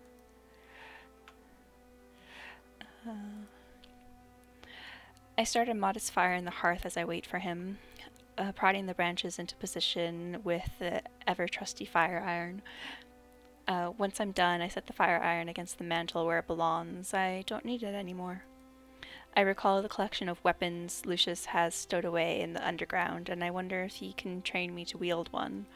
Though I no longer need to safeguard myself against him, an unwanted guest will surely have me singing a different tune. I need to stop looking at the outfits subreddit. Everyone is just too cute on there. Yeah, but sometimes, like, window shopping is fun, you know? When Lucius returns to my side, he's holding a flat frame of a wood face down against his chest and wearing such a somber expression that I suspect he's brought me a mourning portrait. The frame is moderately sized, with a width that equals his shoulders and a height spanning from his collarbone to his navel. The wood is the same shade of Blackthorn's coffin, which in itself makes me uneasy. Lizzie, thank you for waiting. His eyes travel past me to stare at the massive ink stain at the center of the room. In the whirlwind of our unanticipated romance, I had completely forgotten to clean it up. Yeah, you did, girl. What did you do to my desk? Forgive me? I was looking for a rag to clean it with, but then I heard you screaming, and, well, we both got a little distracted after that, I think. A rag. You were looking for a rag. Lizzie, you spilled a tidal wave of ink on my desk and floor. No rag will be enough to clean it up. Yes, I suppose we'd want to use some lye soap to lift the stains, if we don't have any. Say, why don't I use the tunnels to procure some supplies from the nearest town? While I'm at it, I can even barter for a new instrument to entertain you with, new books for us to read. Lucius tears his attention away from the desk with visible effort. The desk is not that important. It clearly is important, Lucius. I'm truly sorry, and I want to make it up to you. He gives my shoulder an affectionate squeeze. You're good to me. You know, it never occurred to me that a guest can come and go freely using the tunnels. No one has ever used it to come back. Well, it's a good thing I'm here to think out loud for you, huh? I coax Lucius to sit in his usual velvet chaise. As he slumps down beside me, firelight dances over the planes of his face. What did you want to share with me? Lucius sighs. He runs his hand over his scalp, breaking eye contact. I haven't been able to stop thinking about the events that led to my exile. For so long I believed it was all unjust, that I was suffering an unfair fate. But ever since you found that scrap of parchment, no, ever since I met you, you've encouraged me to reflect on myself, Lizzie, and I'm no longer certain of my innocence. Funny that he should mention innocence. I've recently begun questioning the very concept. Good things don't always come to virtuous people, just as evil doesn't always get punished. When the world itself is unjust, one's sense of innocence is not enough to guarantee their safety and freedom. Gods, just look what happened to Jillian, murdered in cold blood for trusting in the goodness of his fellow man. We are not pure, faultless beings, Lucius. When we are placed in positions of suffering, we often need to become worse to survive. It's It is not strange to become blemished when we fall. You said it yourself that no one is perfect. I know, I knew you might say this, which is why I need you to see what I've brought. I put the pieces of the portrait back together. Its edges are frayed and some parts are still missing, but he turns the frame face up.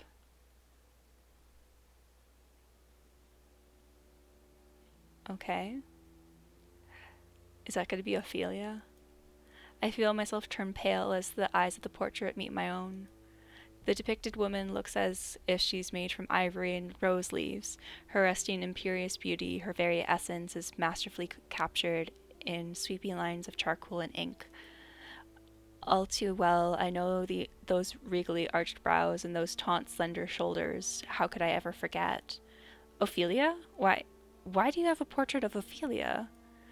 This portrait depicts Queen Hildegard Edgehaven, the ruling crown from more than 3 centuries past. She was... Lucius drops his gaze to the floor. She's my mother. Ooh. His mother damned him to this place. That's rough. Your mother? He told me he was a prince, but... Oh gods, Lucius, you were exiled by your own mother? Exiled and cursed at that. Do you need to sit down? I'm already sitting down, we both are. Why does your mother look so much like Ophelia? They can't be related by blood, can they? Mommy? I studied the features of the portrait more closely.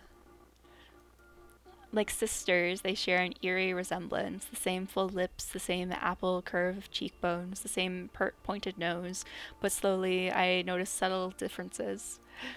Ophelia loved to smile. Even when she was simpering or sly, she had a lively sense of joy that was contagious to everyone around her. The queen in the portrait has an icy, judging stare and seems to reverse roles with her viewer as she calculates where to place them. Her head is tilted at a faint angle, and something about her dark eyes look half dead. I've just been enjoying the story. Yeah, this conclusion is going on longer than I expected. Like, if I was editing this, I would have put like this revelation before our decision to stay. Because it feels like we already like past the climax and like the story should be winding down now. This conclusion does seem so long. Yeah. Like, I'm fine with the additional information. Like, I'm still interested, but it's like this feels like it should have come earlier. Oh, this game is free. Nice. Just looked it up on Steam. Yeah, and I noticed it was part of the women-led games for International Women's Day. I didn't find it through that, but I noticed that it was also part of that event. A new one comes out this year. Ooh, cool. I'm sleepy. While I doubt Ophelia is related to Queen Hildegard, I also doubt the resemblance is mere coincidence. Not as sleepy as me. Yeah, your bedtime is real soon, Jazz. In fact, I suspect every single queen over the past 3 centuries bears a resemblance to the women in this portrait. Isn't it strange, Lizzie, that we've had an unbroken line of cruel, corrupt crowns who do little to better the lives of their people, even when they previously expressed an interest in breaking tradition? Surely they cannot all be so weak-willed that they would bend to the demands of their court and the status quo. Isn't it strange that they're not allowed to be depicted in portraits or seen in public, that they're not even allowed to stay in touch with anyone they knew prior to their regency? I'm off tomorrow, but my sleepiness might ensue. Almost as if the very act of sitting on the throne compels them to behave in a unanimous way, or perhaps the person on the throne never changes. What are you saying?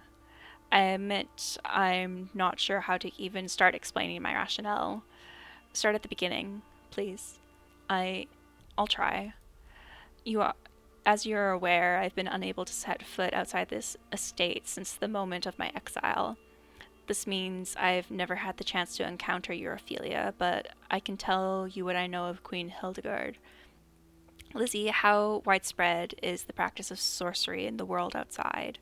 Sorcery? I had little personal experience with it, but I don't think it's prevalent. There are some small sects of wizardry and alchemy in certain kingdoms.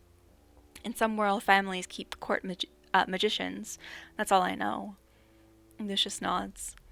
It was even less prevalent when I was a mortal man. Magic was an elusive art form that few were equipped to pursue.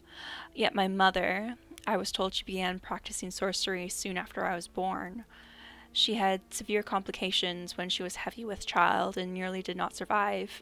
Veering close to death changed her. It terrified her more than anything.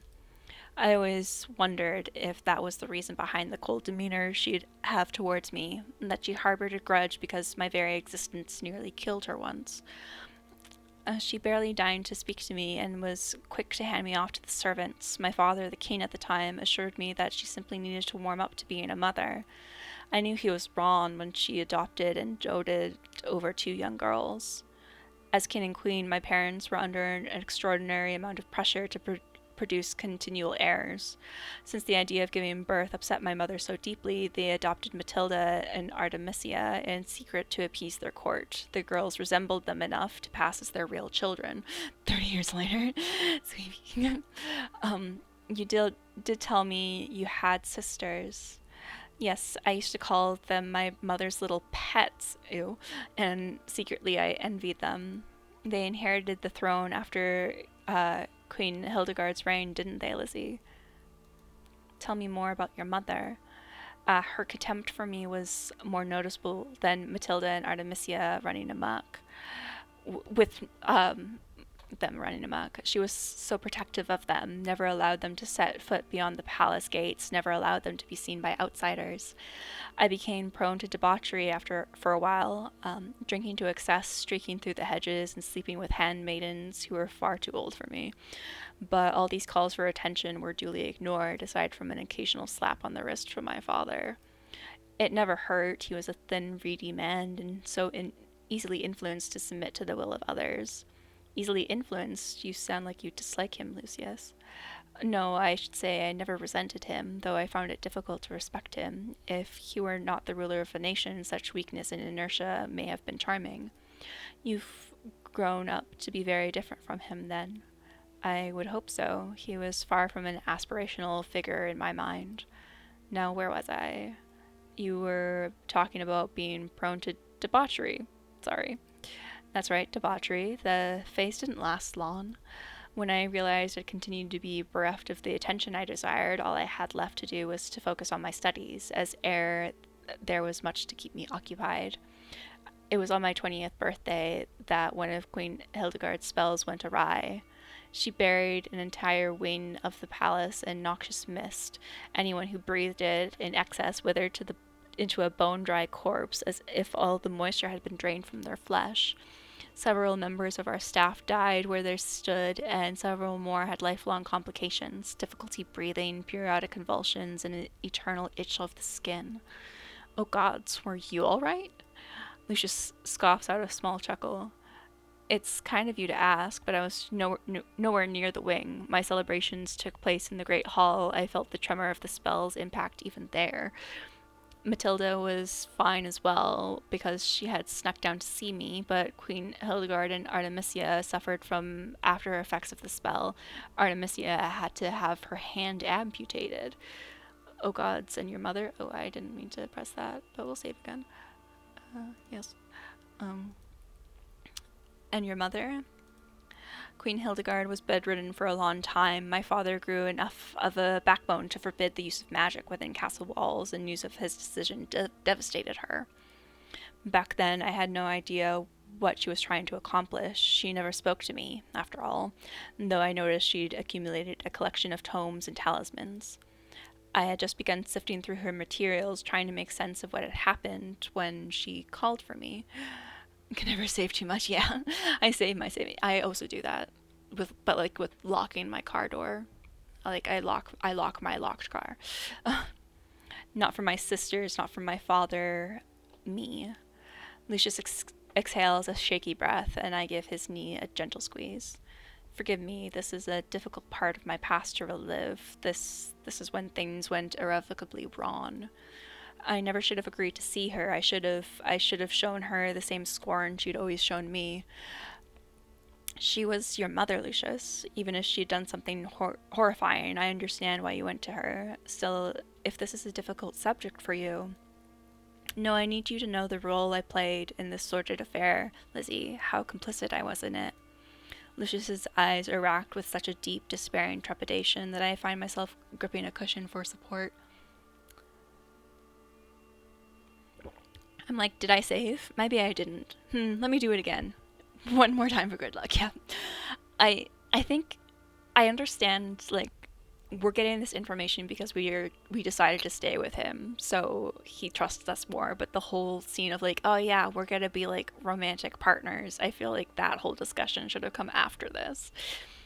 I do feel like the scenes could have been flipped. Yeah, it feels weird that this, because it's like this is a romance at its core, so it feels weird that the romance arc ends before the mystery arc. Yeah, it feels like a lot. Yeah. Complicit all those years ago, what could he possibly have done that would have such a profound effect on him still? In that case, I'm listening.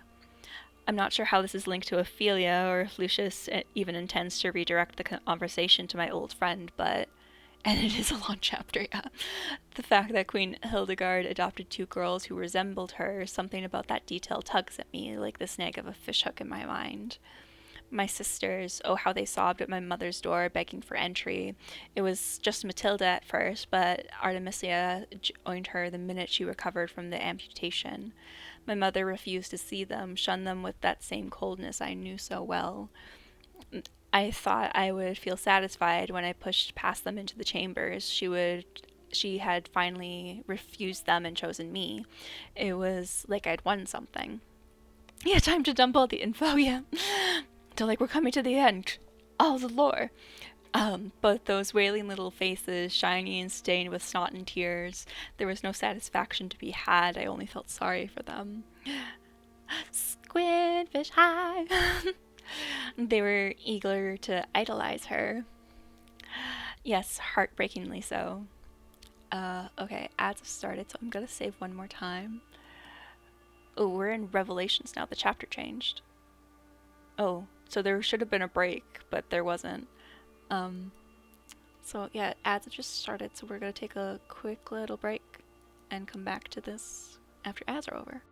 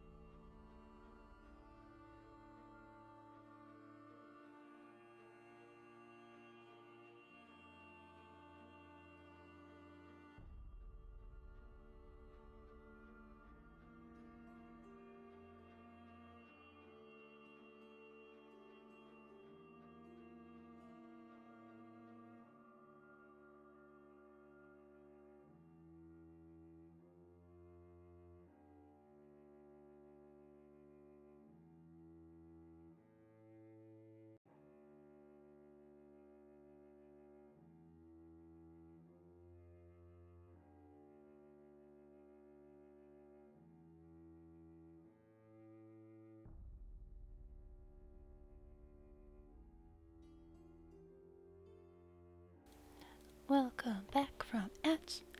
What did I miss? What did I miss? I don't trust autosaves, yeah. Yeah, also, you also lock your locked car, yeah. Yeah, twice at least. I need to hear the beep, because when I lock it the first time, it doesn't make a noise. So I need to hear the beeping noise. And I may need to hear it multiple times. Gotta go say hi to another stream and come back. No worries, Squidfish. We might still be here. I don't know how long this chapter is. It feels weird that this plot line's placed where it is. My mother's bed was the size of a ship, and she was propped up at its center on a snowdrift of pillows. I remembered looking away from her, pliant and observing her, through the full-length mirror embedded in the wall. Her reflection looked, well, bright-eyed and pink-skinned, better than I had seen her in recent memory, though her movements were sluggish as she beckoned to me with wide arms and a drowsy smile. Mine beeps the first time, but I like to make a sound out of the beeps. Yes, we need to, like, drop the bass so we know that the car is actually locked. Then she held me close and cooed over my height. It felt more like being in the embrace of a distant aunt than a mother, but I cherished that thin guise of matronly affection anyway. I tried to look impassive as she confided in me. She talked at length about her deep-seated fear of death and her lonely toil of trying to overcome it. Oh, hi, Otis. Go see Papa. Go over there. No, you can't have the cat food. Bye, Otis. Mine only does the second time, yeah. She dug under her pillows and produced a book, a hideous thing that made my skin crawl. Its cover looked a little too much like it was sewn haphazardly using scraps of human flesh. Gross. She refused to let me take a closer look, but she haltingly informed me that she traded part of her soul to create it. It was an infernal grimoire. My mother, the queen, had become a full-blooded witch straight out of a fairy tale. She told me that the mist was a horrendous accident, that she had only intended to curdle her own bodily functions as a means of achieving immortality. Now I'm doubting myself. Maybe it's only the second time. Apparently, the spell was disrupted when Artemisia wandered in at an inopportune time, causing the eruption of mist in the wing. Though the power of the grimoire was great, she knew then that it was too dangerous and difficult to control. She said that she needed to look into other options. Lucius laughed ruefully. I convinced myself I had no reason to doubt her, my own mother. Even then, her explanation made no sense, but I surmised that a half-curdled body was a reasonable cause for her bedridden state. She then asked me to assist her in overcoming the affliction of death. She said she could trust no one else, and that she would be glad to share eternity with me once we discovered its secrets. Lizzie, you're still going. Hi, Lan, welcome back. I thought that the story was over, but we're getting like this additional plot line, like right at the end of the romance arc, which is kind of weird. Beep, boop, beep. I need to check now. Yeah, go check, Bailey. Appease your mind by going and checking. But basically, we decided that we're gonna stay with Vampire Man because we're in love, even though we've known each other for only a few weeks. But don't worry about it. We're suspending our disbelief, and we're gonna stay in this house with him. And we consented to eventually become a vampire one day. And now he's telling us this story about his mom who like became a witch, and it seems like kind of did a thing, kind of like a plot line in one of the Tomb Raider games where it seems like she sacrifices girls that look like her to give her eternal youth. That feels like that's where the plot line's going now. But yeah, still going. This chapter is very long. I think it might be the last chapter in the game, so they're like lore dumping right at the end, which is an interesting choice. I would not have made that choice, but okay. She just said she trusted no one else, and that she would gladly share. Yeah, eternity with me? What manner of son would I be if I said no, after she had finally worked up the courage to bear the contents of her heart after all this time? Give me all the bacon and eggs you Oh, have. you made hocho? Nice. Do you understand? Thank you. I finished my fruit, so I will grab my crackers. There will be crunching noises because the mic is near my mouth.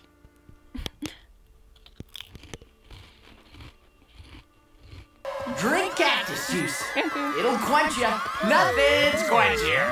It's the quenchiest. Thanks for the water. The first time there is no beat, but I can audibly hear the locks clicking. Yeah, same. Need to fuel the stream, yeah. The odd sequence of words clicks into place in my head, the words he screamed from the confines of his coffin. You did everything she asked. I did. I leapt at the chance to become her research assistant, her little pet. I lost sleep studying ancient tomes day and night. I used every resource available to me, organizing expeditions, hiring treasure hunters and informants, all to comb through the farthest corners of the earth for the merest sign of eternal life. Queen Hildegard did her part for the research, but her work had to be discreet. We began spending much of our time here because she was forbidden from practicing sorcery in the main palace. I'm normally too far for an audible locking to be heard. I need to go click it multiple times, and then I can go and do what I need to do. Lucius swings his arms in a slow arc to indicate our surroundings.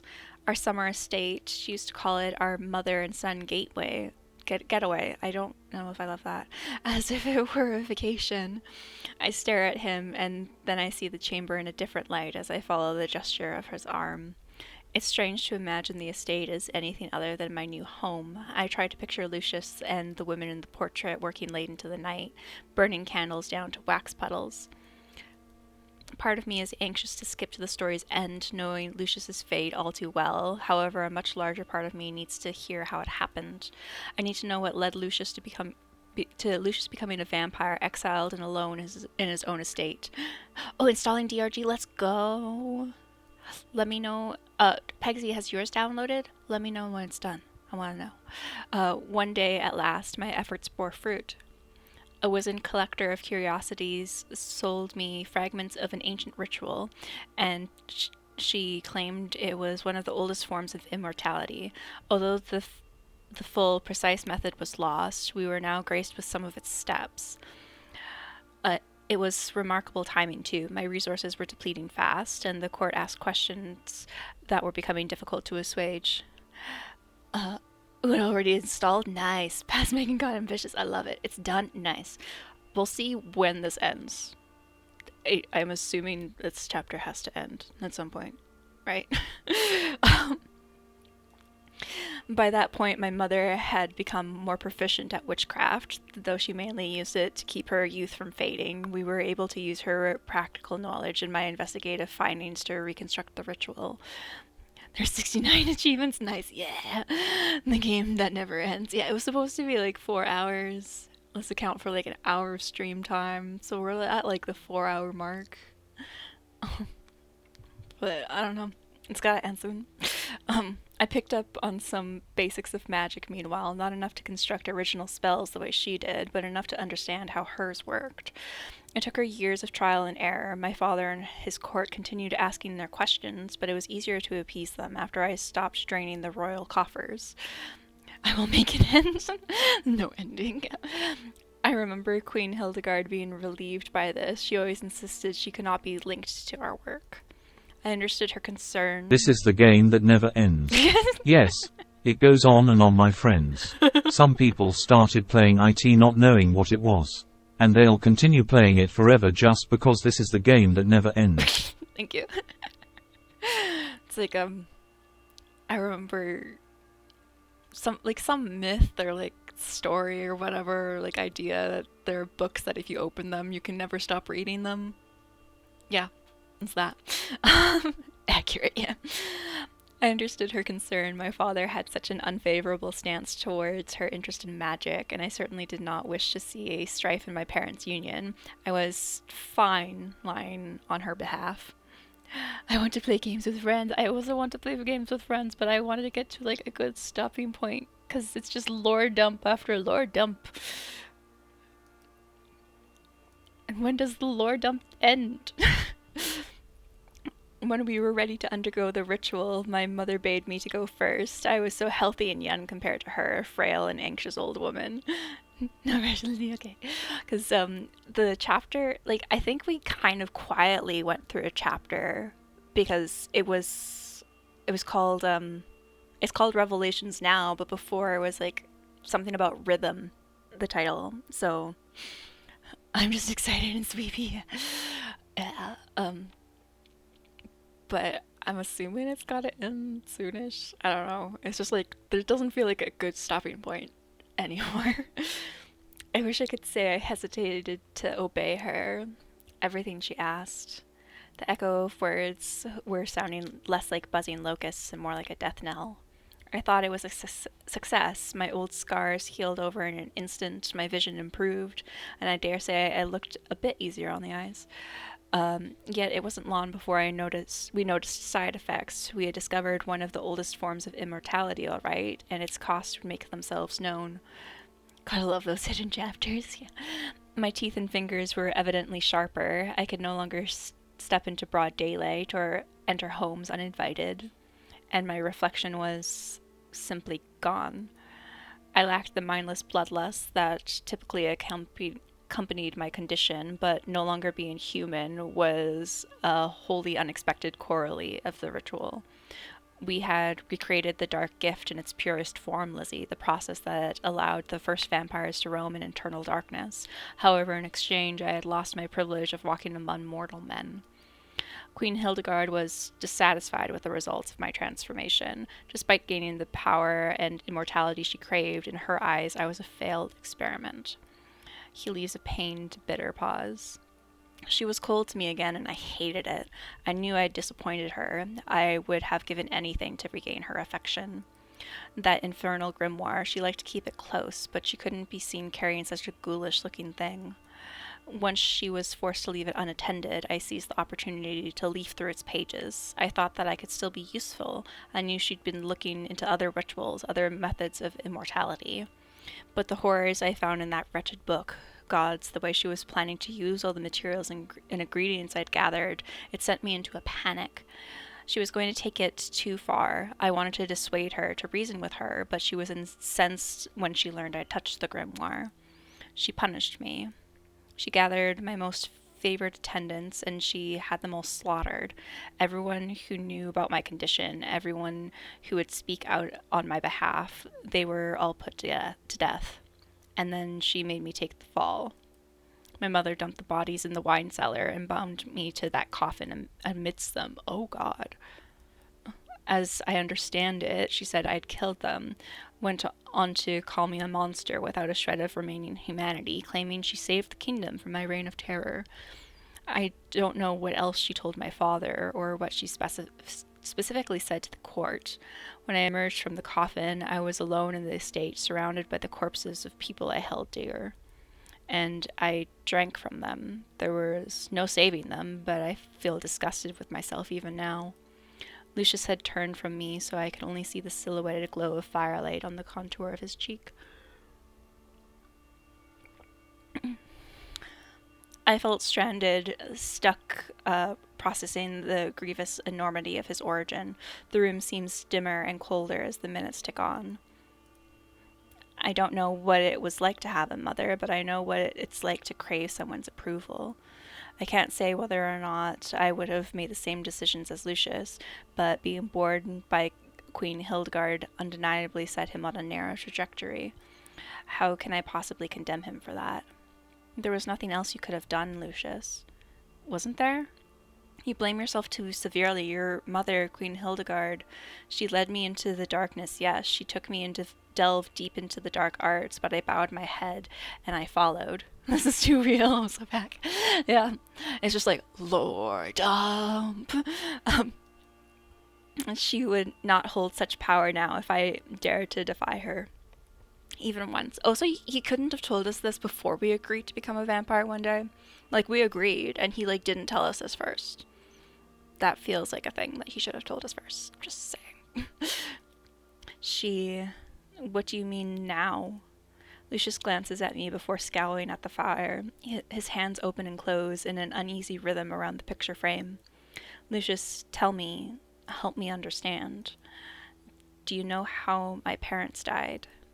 Every orphan from Nightingale Gardens can recite the names and prominent facts of the royal family. Before I ran away, the matrons managed to drill the knowledge into my skull through stringent repetition and occasionally via whipping switch across our palms. Mom and approval stuff hit me in the feels. Yeah. I haven't thought about Alluvian history in a long time, but I can recall it as easily as my fonder memories. His Majesty King Frederick Edgehaven died of an illness. His queen never remarried, and she died of old age. Died of old age, isn't that odd? Do you think such obsession with immortality can simply wither away over time? Because she found another way to stay alive, Lizzie. I know it for a fact.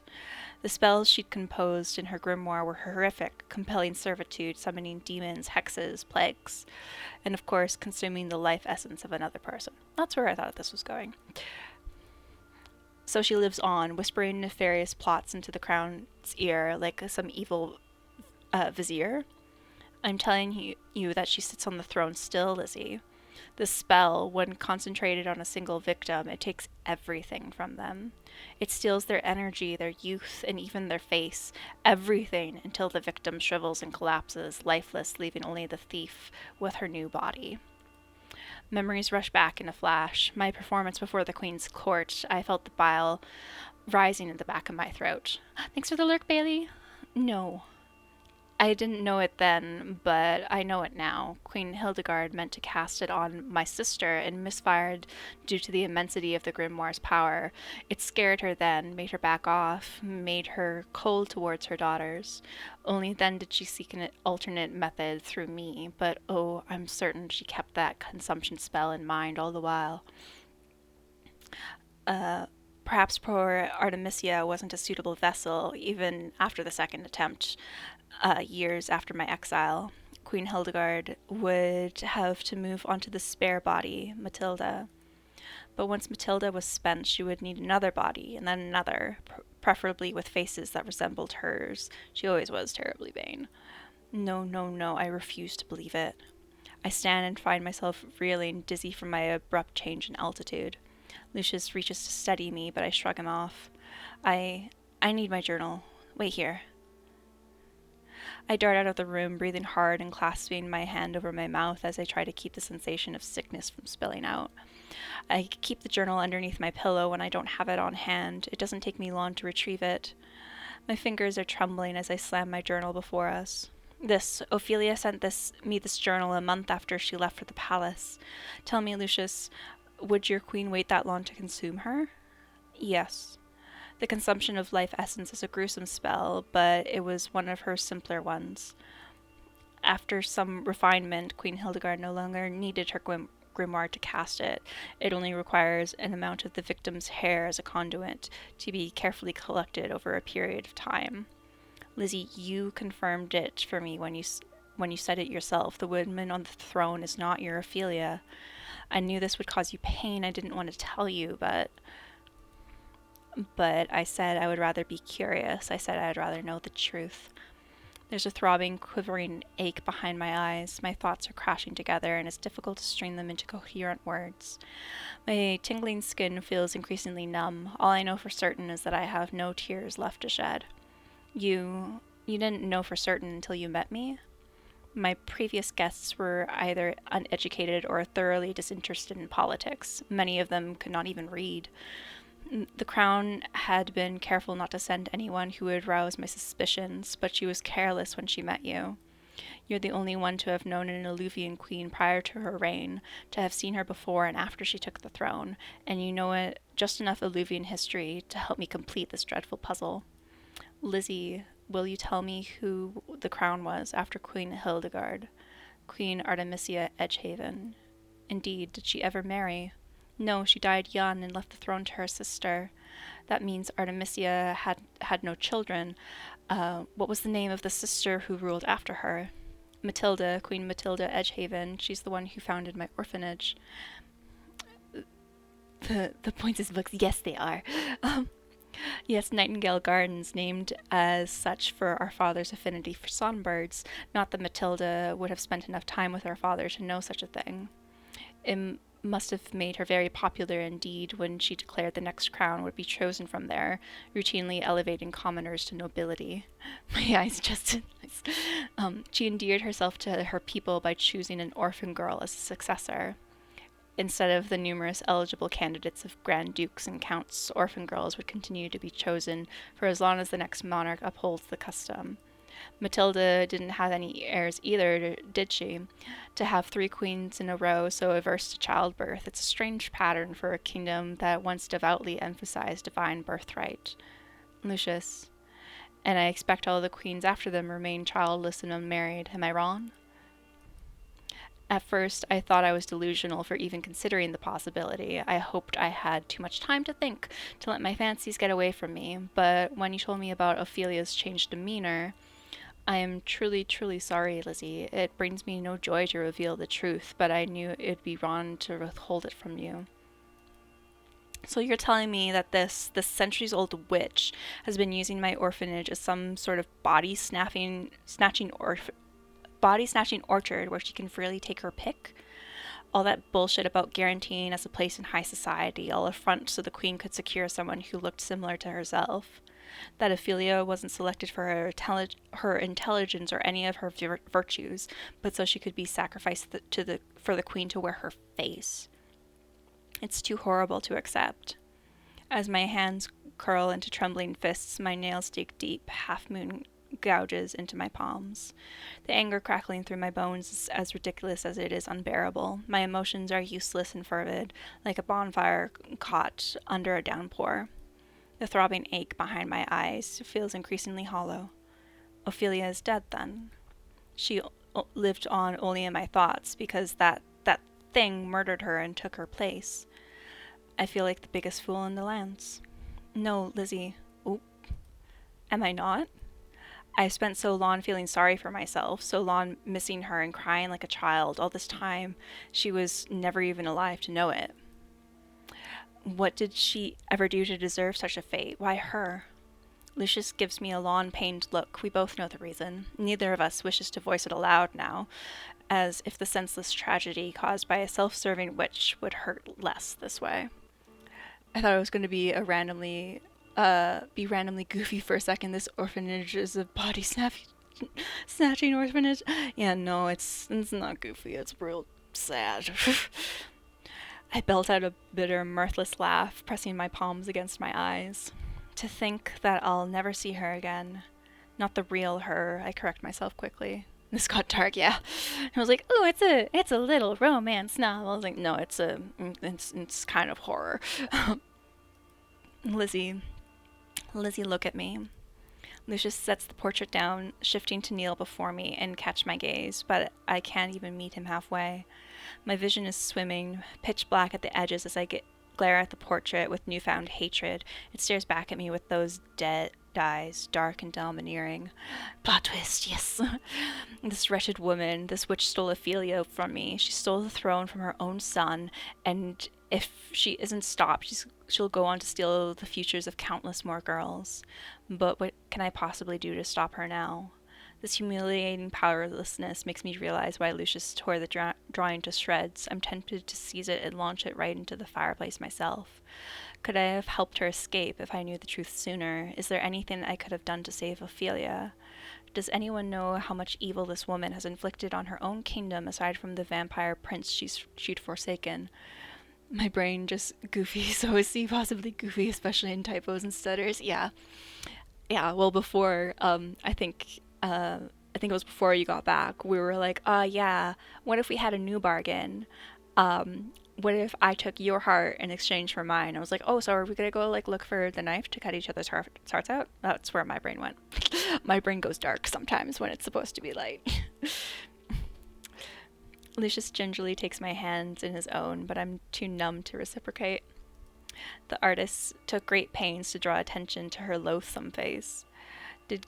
Gillian know how vile of a beast he'd captured on parchment when he rendered her likeness?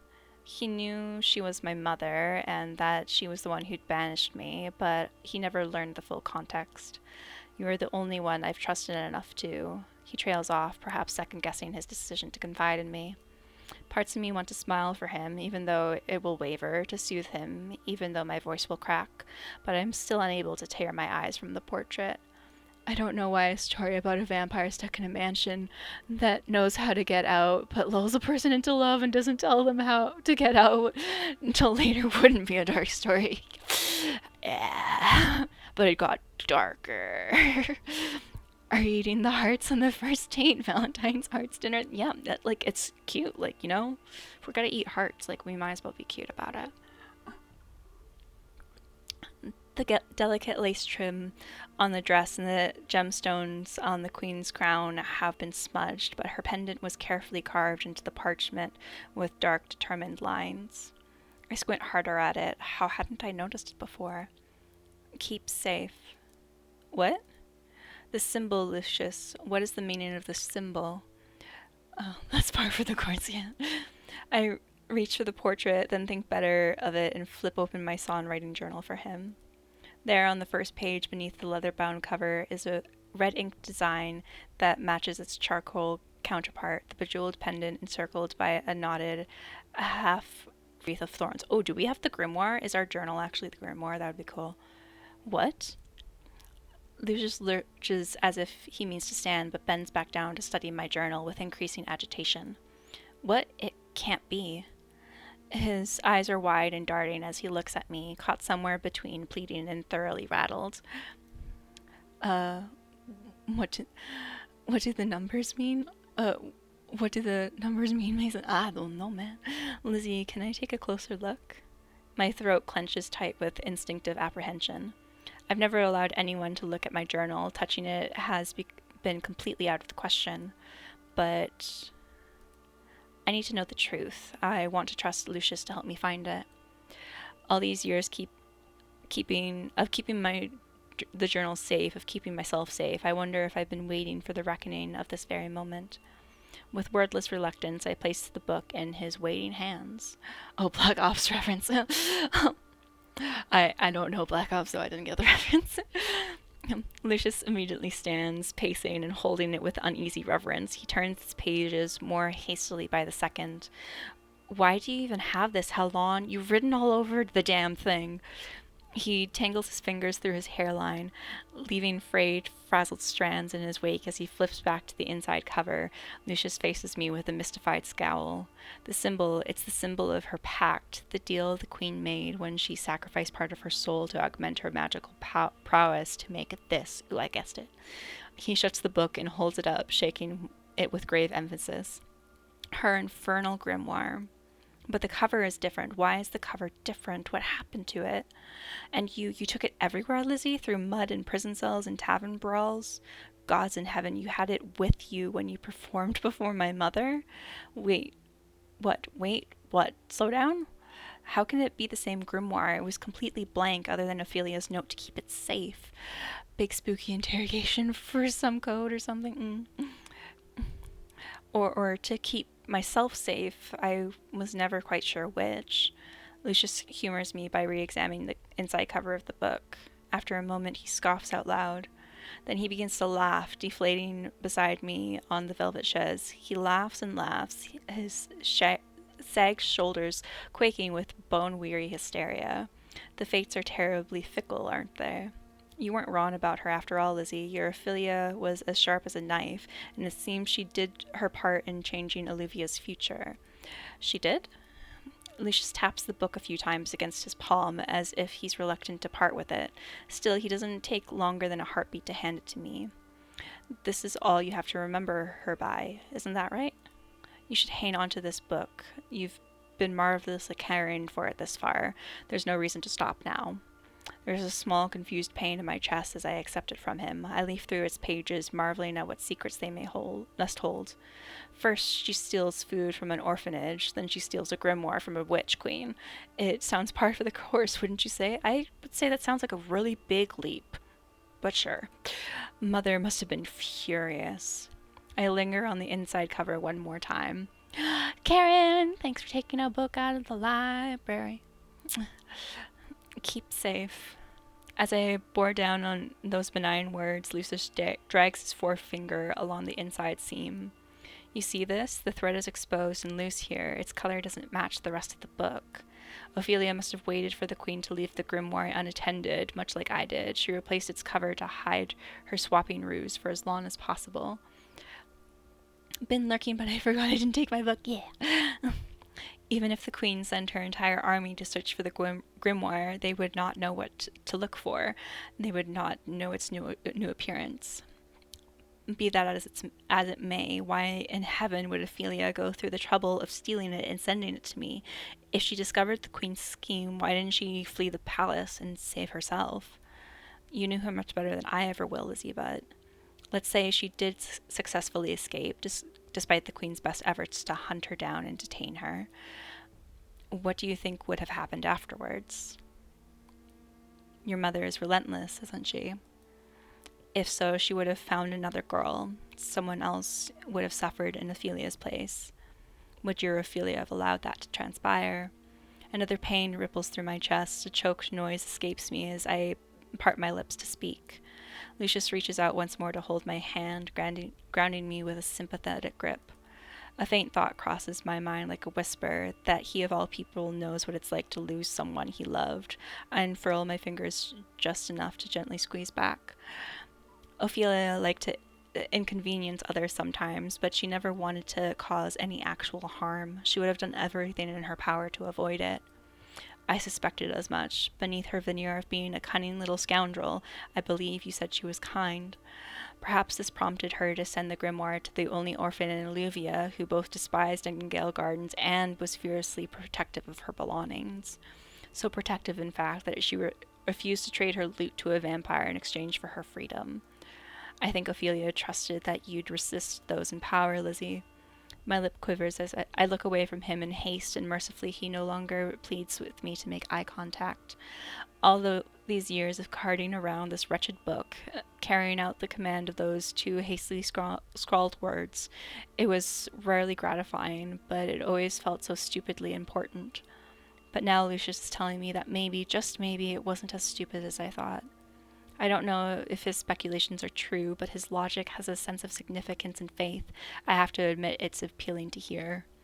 If the reality of what happened aligns with what he believes, there's a reason she didn't destroy it, isn't there? The grimoire, I mean. You don't know? How would I know such a thing? I'm not the witch's research assistant. My tone is snappier than I intended. Forgive me, magic was not uncommon, but I thought precautions against magic were fairly rudimentary. I truly meant no offense. I forgive you. I'm sorry too. I meant to tease you, but it seems it didn't land. His lips quirk into a half-hearted grin. Our banter is a short-lived slip into normalcy. He can tell I'm still hurting. Destroying a grimoire releases the power contained within. The queen's soul will be restored, and she will be free to create a second grimoire. When I was immortal, we refrained from destroying books for this very reason. One never knows if an infernal pact is sealed in its pages. Keeping grimoires far away from their wielders is the best way to cut down their power, and you, Lizzie, you performed that task splendidly. Ophelia would be so proud of you. I exhale a sharp, shuddering breath that grazes the inside of my chest like a wreath of thorns. This is my cue to break down into impassioned sobbing, I think, mourning every memory and lost moment I failed to treasure when Ophelia was alive. Although I picture myself in that state of breaking beautifully, my tear ducts remain relentlessly, shamefully dry, and my mind is once more abuzz with growing noise. Can we use this, Lucius? The grimoire, is there anything in here that can restore my friend? Lucius's eyes crinkle with inward anguish, but he does not look away. He meets my wavering gaze with steely resolve. Queen Hildegard was interested only in prolonging her life, not in cheating death. She never worked on such spells, to my knowledge, and I myself only studied it in passing. Last I heard, necromancy is a ghastly, unrewarding art form. You can restore one's body, but a spirit once departed is lost for good. I see. Okay, I had a super anxious morning because my brain decided I would. I hate those days. Now I'm coming home. I'm coming down from it finally. Yeah, glad you're coming down. I agree. And oh, yay, we love the relaxation. I suppose Ophelia wouldn't want to come back anyway, not if it means losing an integral part of who she was. That's what I need to tell myself if I want to move on. What would be the point of reanimating a corpse if it didn't have her in it? In my own way, I already mourned her that day she left the orphanage. Perhaps some part of me never stopped. Still, it's crushing to accept that this loss is a permanent one. Lucius watches me for a while, shoulders slumped. Lizzie, if I may offer a rather more selfish suggestion, there are other spells we may use to our benefit. Lucius hesitates before carefully correcting himself. To my benefit. Even now, he's exercising restraint, folding his arms against his chest with humility, when he'd embraced me with such passion not so long ago. It reminds me of how he kept his distance at the start of my stay, and in an alarming deduction I realize that he's holding himself back out of consideration for me. Both then and now, he wanted me to feel safe enough to say no. I was afraid he would hurt me when I first met him. My biases formed by the outside world ensured that I would fear him when I met him. I was so afraid that he would hurt me that I felt little desire to understand him. Yet now that I know him, I'm beginning to suspect that my feelings for him border on violent adoration. There is no better antidote to fear than that. My heart remains heavy. I expect it will remain so for some time, but somehow at the same time it is full to bursting as I lean close to him. I can feel his lashes against my brow as our foreheads softly meet. Lizzie? My feelings towards you are unchanged, Lucius. I care for you still. Thank you for sharing everything with me. I can't imagine how hard it must have been to make that decision. No, you didn't interrupt too much, Squidfish. No worries. Why do you look so surprised? I was never upset with you, you know. You weren't the one who killed all those girls. You didn't kill Ophelia. But He trails off when I wrinkle my nose at him, possibly because he knows how viciously I would argue with him if he tries to list any self-accusatory crimes. You have a unique talent in making me reconsider what I'm about to say. You even render me speechless sometimes. Ha, sounds like I was right. Allow me to settle with saying this. Lizzie, I do not want to wish to ask anything of you. I love you, but I know you will need time to grieve. I will. I'll have plenty of time to do so after you tell me how we can use the grimoire to your benefit. Very well.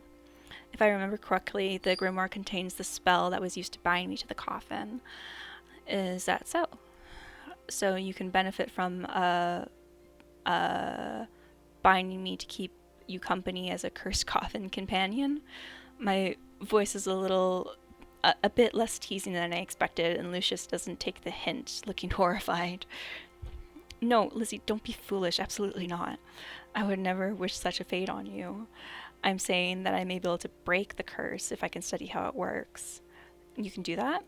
I believe so. I have no talent for devising my own spells, but reversing one is far simpler than casting one. Lucius, that would be incredible. That means no more claustrophobic night terrors, no more pain grimaces. What else? My thoughts race and tangle with possibilities, but they all arrive at a single resounding conclusion. Lucius, you'd be able to leave the estate, wouldn't you? We could leave together. The tunnels will be a daunting venture, but yes, if this works, I would no longer be bound to the estate. I could accompany you if you would still have me. Of course I would. I pause for a moment, collecting my thoughts, my grip firm on the journal. What about... I gesture at him, uncertain. With a small pained smile, he shakes his head.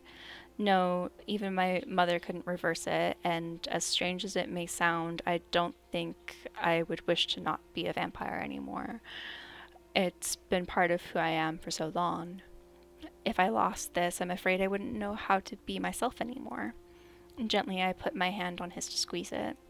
I understand, and I love you the way you are. Sorry for asking. No need to apologize, Lizzie. Your curiosity was legitimate, and I know you meant well. Even so,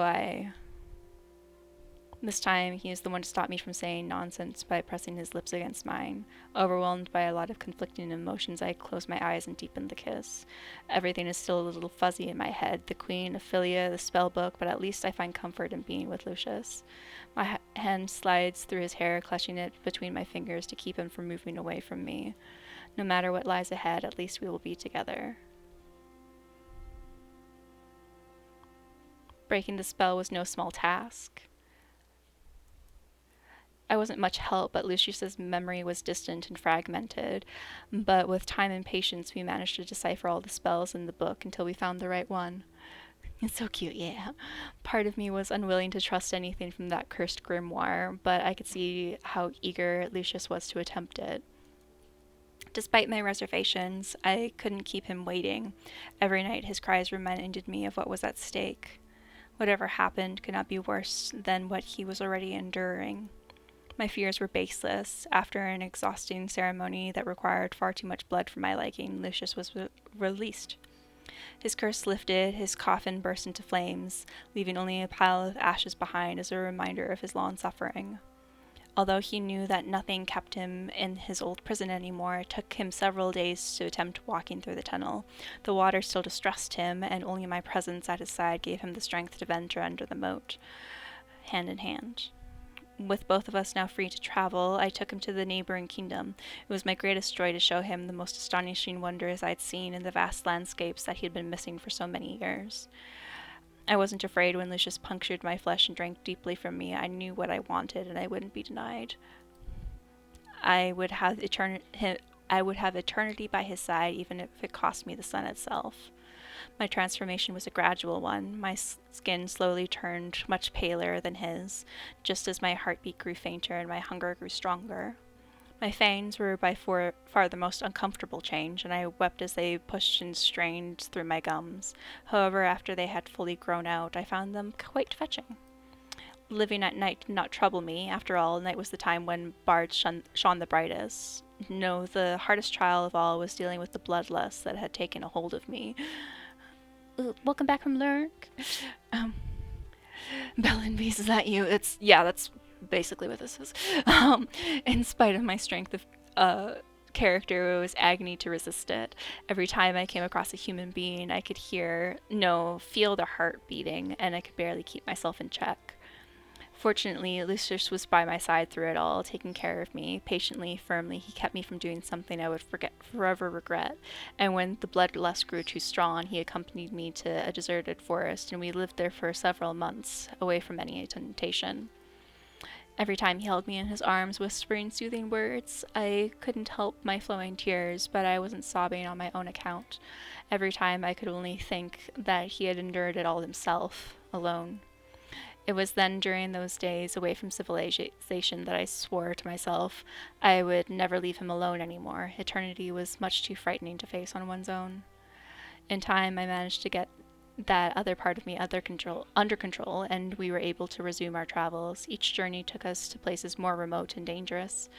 We never started fights ourselves, but a few pirates and bandits paid the price of underestimating us. Nothing could stand in our way, except the sun. But I cherished every moment of daytime that I spent at Lucius's side in quiet and dark places. I miss Care Bear's Law. Our bliss was complete, except for the times the news of Queen Hildegard reached us. Every time we heard her name, shivers took over my body. In those moments, desire for revenge obscured everything else, and we planned and we plotted. With my newfound power, I felt invincible. Between the two of us, we could surely defeat a witch deprived of her magical grimoire. And yet the risk of defeat still existed, and so every time I ended up changing my mind. For one, I was not ready to look at this usurper in Ophelia's body. But most importantly, I knew that this was not what Ophelia would have wanted. She would have wanted me to enjoy every moment of this life that Lucius and I had earned, and she would be heartbroken to see it consumed by rage. And I would not let it come to that. No, our life would be consumed by love itself, a powerful love worthy of my most beautiful ballads, a love deep and true, an eternal love. The end. freedom and vampire. That was a very long conclusion. Ooh, and there's another song. Be quiet now, I vow to protect. You did it, yeah. Nightmares cling around your head. Very long, yeah. It's like now is it over? No. Now is it over? No. Now is it over? No.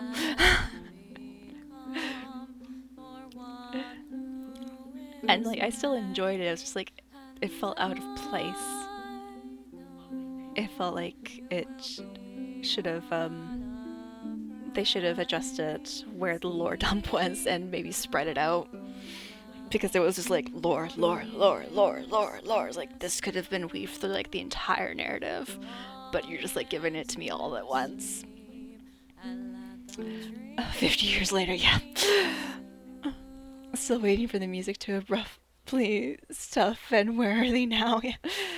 Watch your don't. Oh, I got an achievement for not skipping the credits. Thank you for playing the game. If you'd like to consider checking out Imperial Grace, which is the next game by this dev team. Okay. We finished! Yay!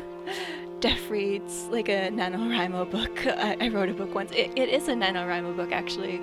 I'm not sure if you said that because you remembered that from before, but it is a NaNoWriMo book.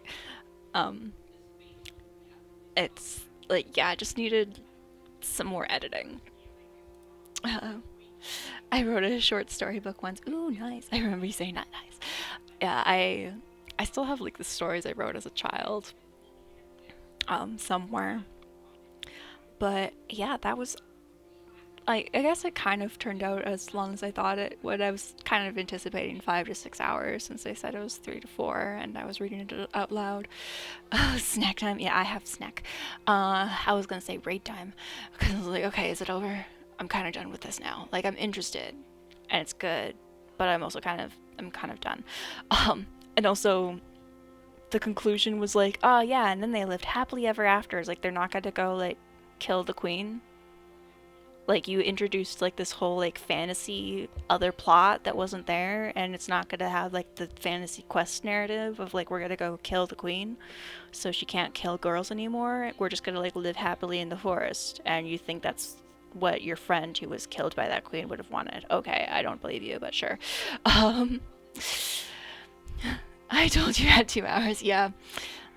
I kind of guessed that. I was like, oh yeah, it'll probably take me like 5 to 6 or something. But I got 3 achievements. There are 14 in total. Wow. One for changing the default name, not skipping the credits, and freeing Lucius of his curse and becoming a vampire with him. So I'm assuming there are others for I'm just looking. There's like some for always making fun of the guards, always insulting them, skipping the bard song. That's just rude. Insist your name is Lucius when his name is Lucius. That's funny. Cuss out a vampire. Use profanity as a name. That's cute. Finish the game at 100%, and there are 5 hidden achievements. So that's a lot for a free game. That's a lot of achievements. That requires like a lot of runs of the game, but sure. I'm just looking at, the Imperial Grace, the other game by this team, is a Kickstarter game that launched like a year ago. I'm not sure if they met all their stretch goals because I'm assuming the campaign ended a while ago.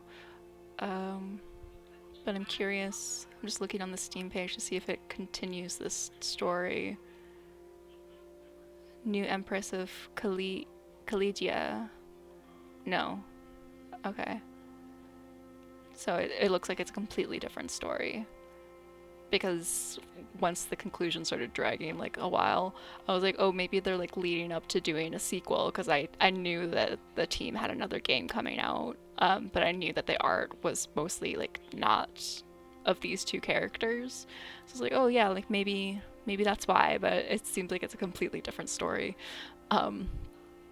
which is fine. But I was like, why did you add this huge plot line at the very end that wasn't really necessary if you weren't gonna like do anything with it, really? 5 to 6 still has 2 firsts, so 2 counts, and 5 to 6, yeah. What's the default name? I think it was Abigail. Sounds like a lot of work, yeah. But some of those achievements were just like messing with the name, because I saw some of the reviews for this game criticized it for it having few options for a visual novel, like comparison to A Date with Death. This had way fewer choices that we got to make, and only a few of them really mattered, and they were all at the end, which is fair. But it's like a NaNoWriMo thing, so I understand that there's not more endings or like choices that you can make, and I'm assuming like the most of the changes that they made were to the endings, not to the main story, so that's fine. But and yeah, it's also free, so like it's cool. Like I'm willing for it to not be as robust because it is free. So I'm just looking for someone to raid now. Got a lot of people on today. Give me.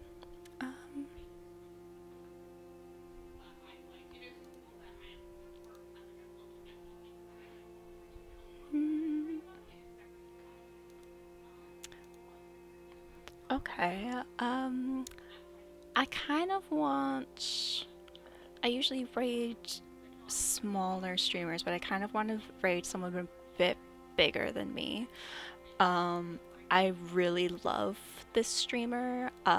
Whenever it's like later in the evening and I'm not watching Ty, I usually watch her because she's great. She's also a Canadian. We'll have an extra snack, yes, and it's also dinner time, and I think I saw my mom and brother making dinner, so dinner should be ready soon. So I think we're gonna go raid Zoe, cause I love Zoe. Zoe's great. And she deserves all the love. I'm not entirely sure. Oh, thanks, Pixie. I was just about to post that. I should have changed my scene before turning off the game. I'm sorry. I just left you with a blank screen alone with your thoughts. But yeah, I love Zoe. Zoe's amazing. I think some of you know her. She's still deciding, it looks like, on which game they're going to play. She has a poll. It's going to be Fallout, Skyrim, Sunhaven, Supermarket Sim, or Stardew. Right now it looks like Skyrim might win with 3 votes, but Fallout and Sunhaven both have 2. By the time we get there, the poll is probably going to be over. But yes, copy the raid message if you'd like. So, and we'll go say hi to cool streamer. Oh, what, Bailey? What? What's going? Zoe 101. Yeah, thanks so much for coming, everyone. I hope you enjoyed. Next stream's going to be Saturday with Karen. We're going to be finishing up Rakura and maybe starting another little co-op game. We have TikTok, the game Bailey recommended, so if we finish early, we might start that. Yes, see you in DRG. Yes, I'm gonna go get food. I'm gonna go to the bathroom and then DRG. But thanks so much for coming. Bye.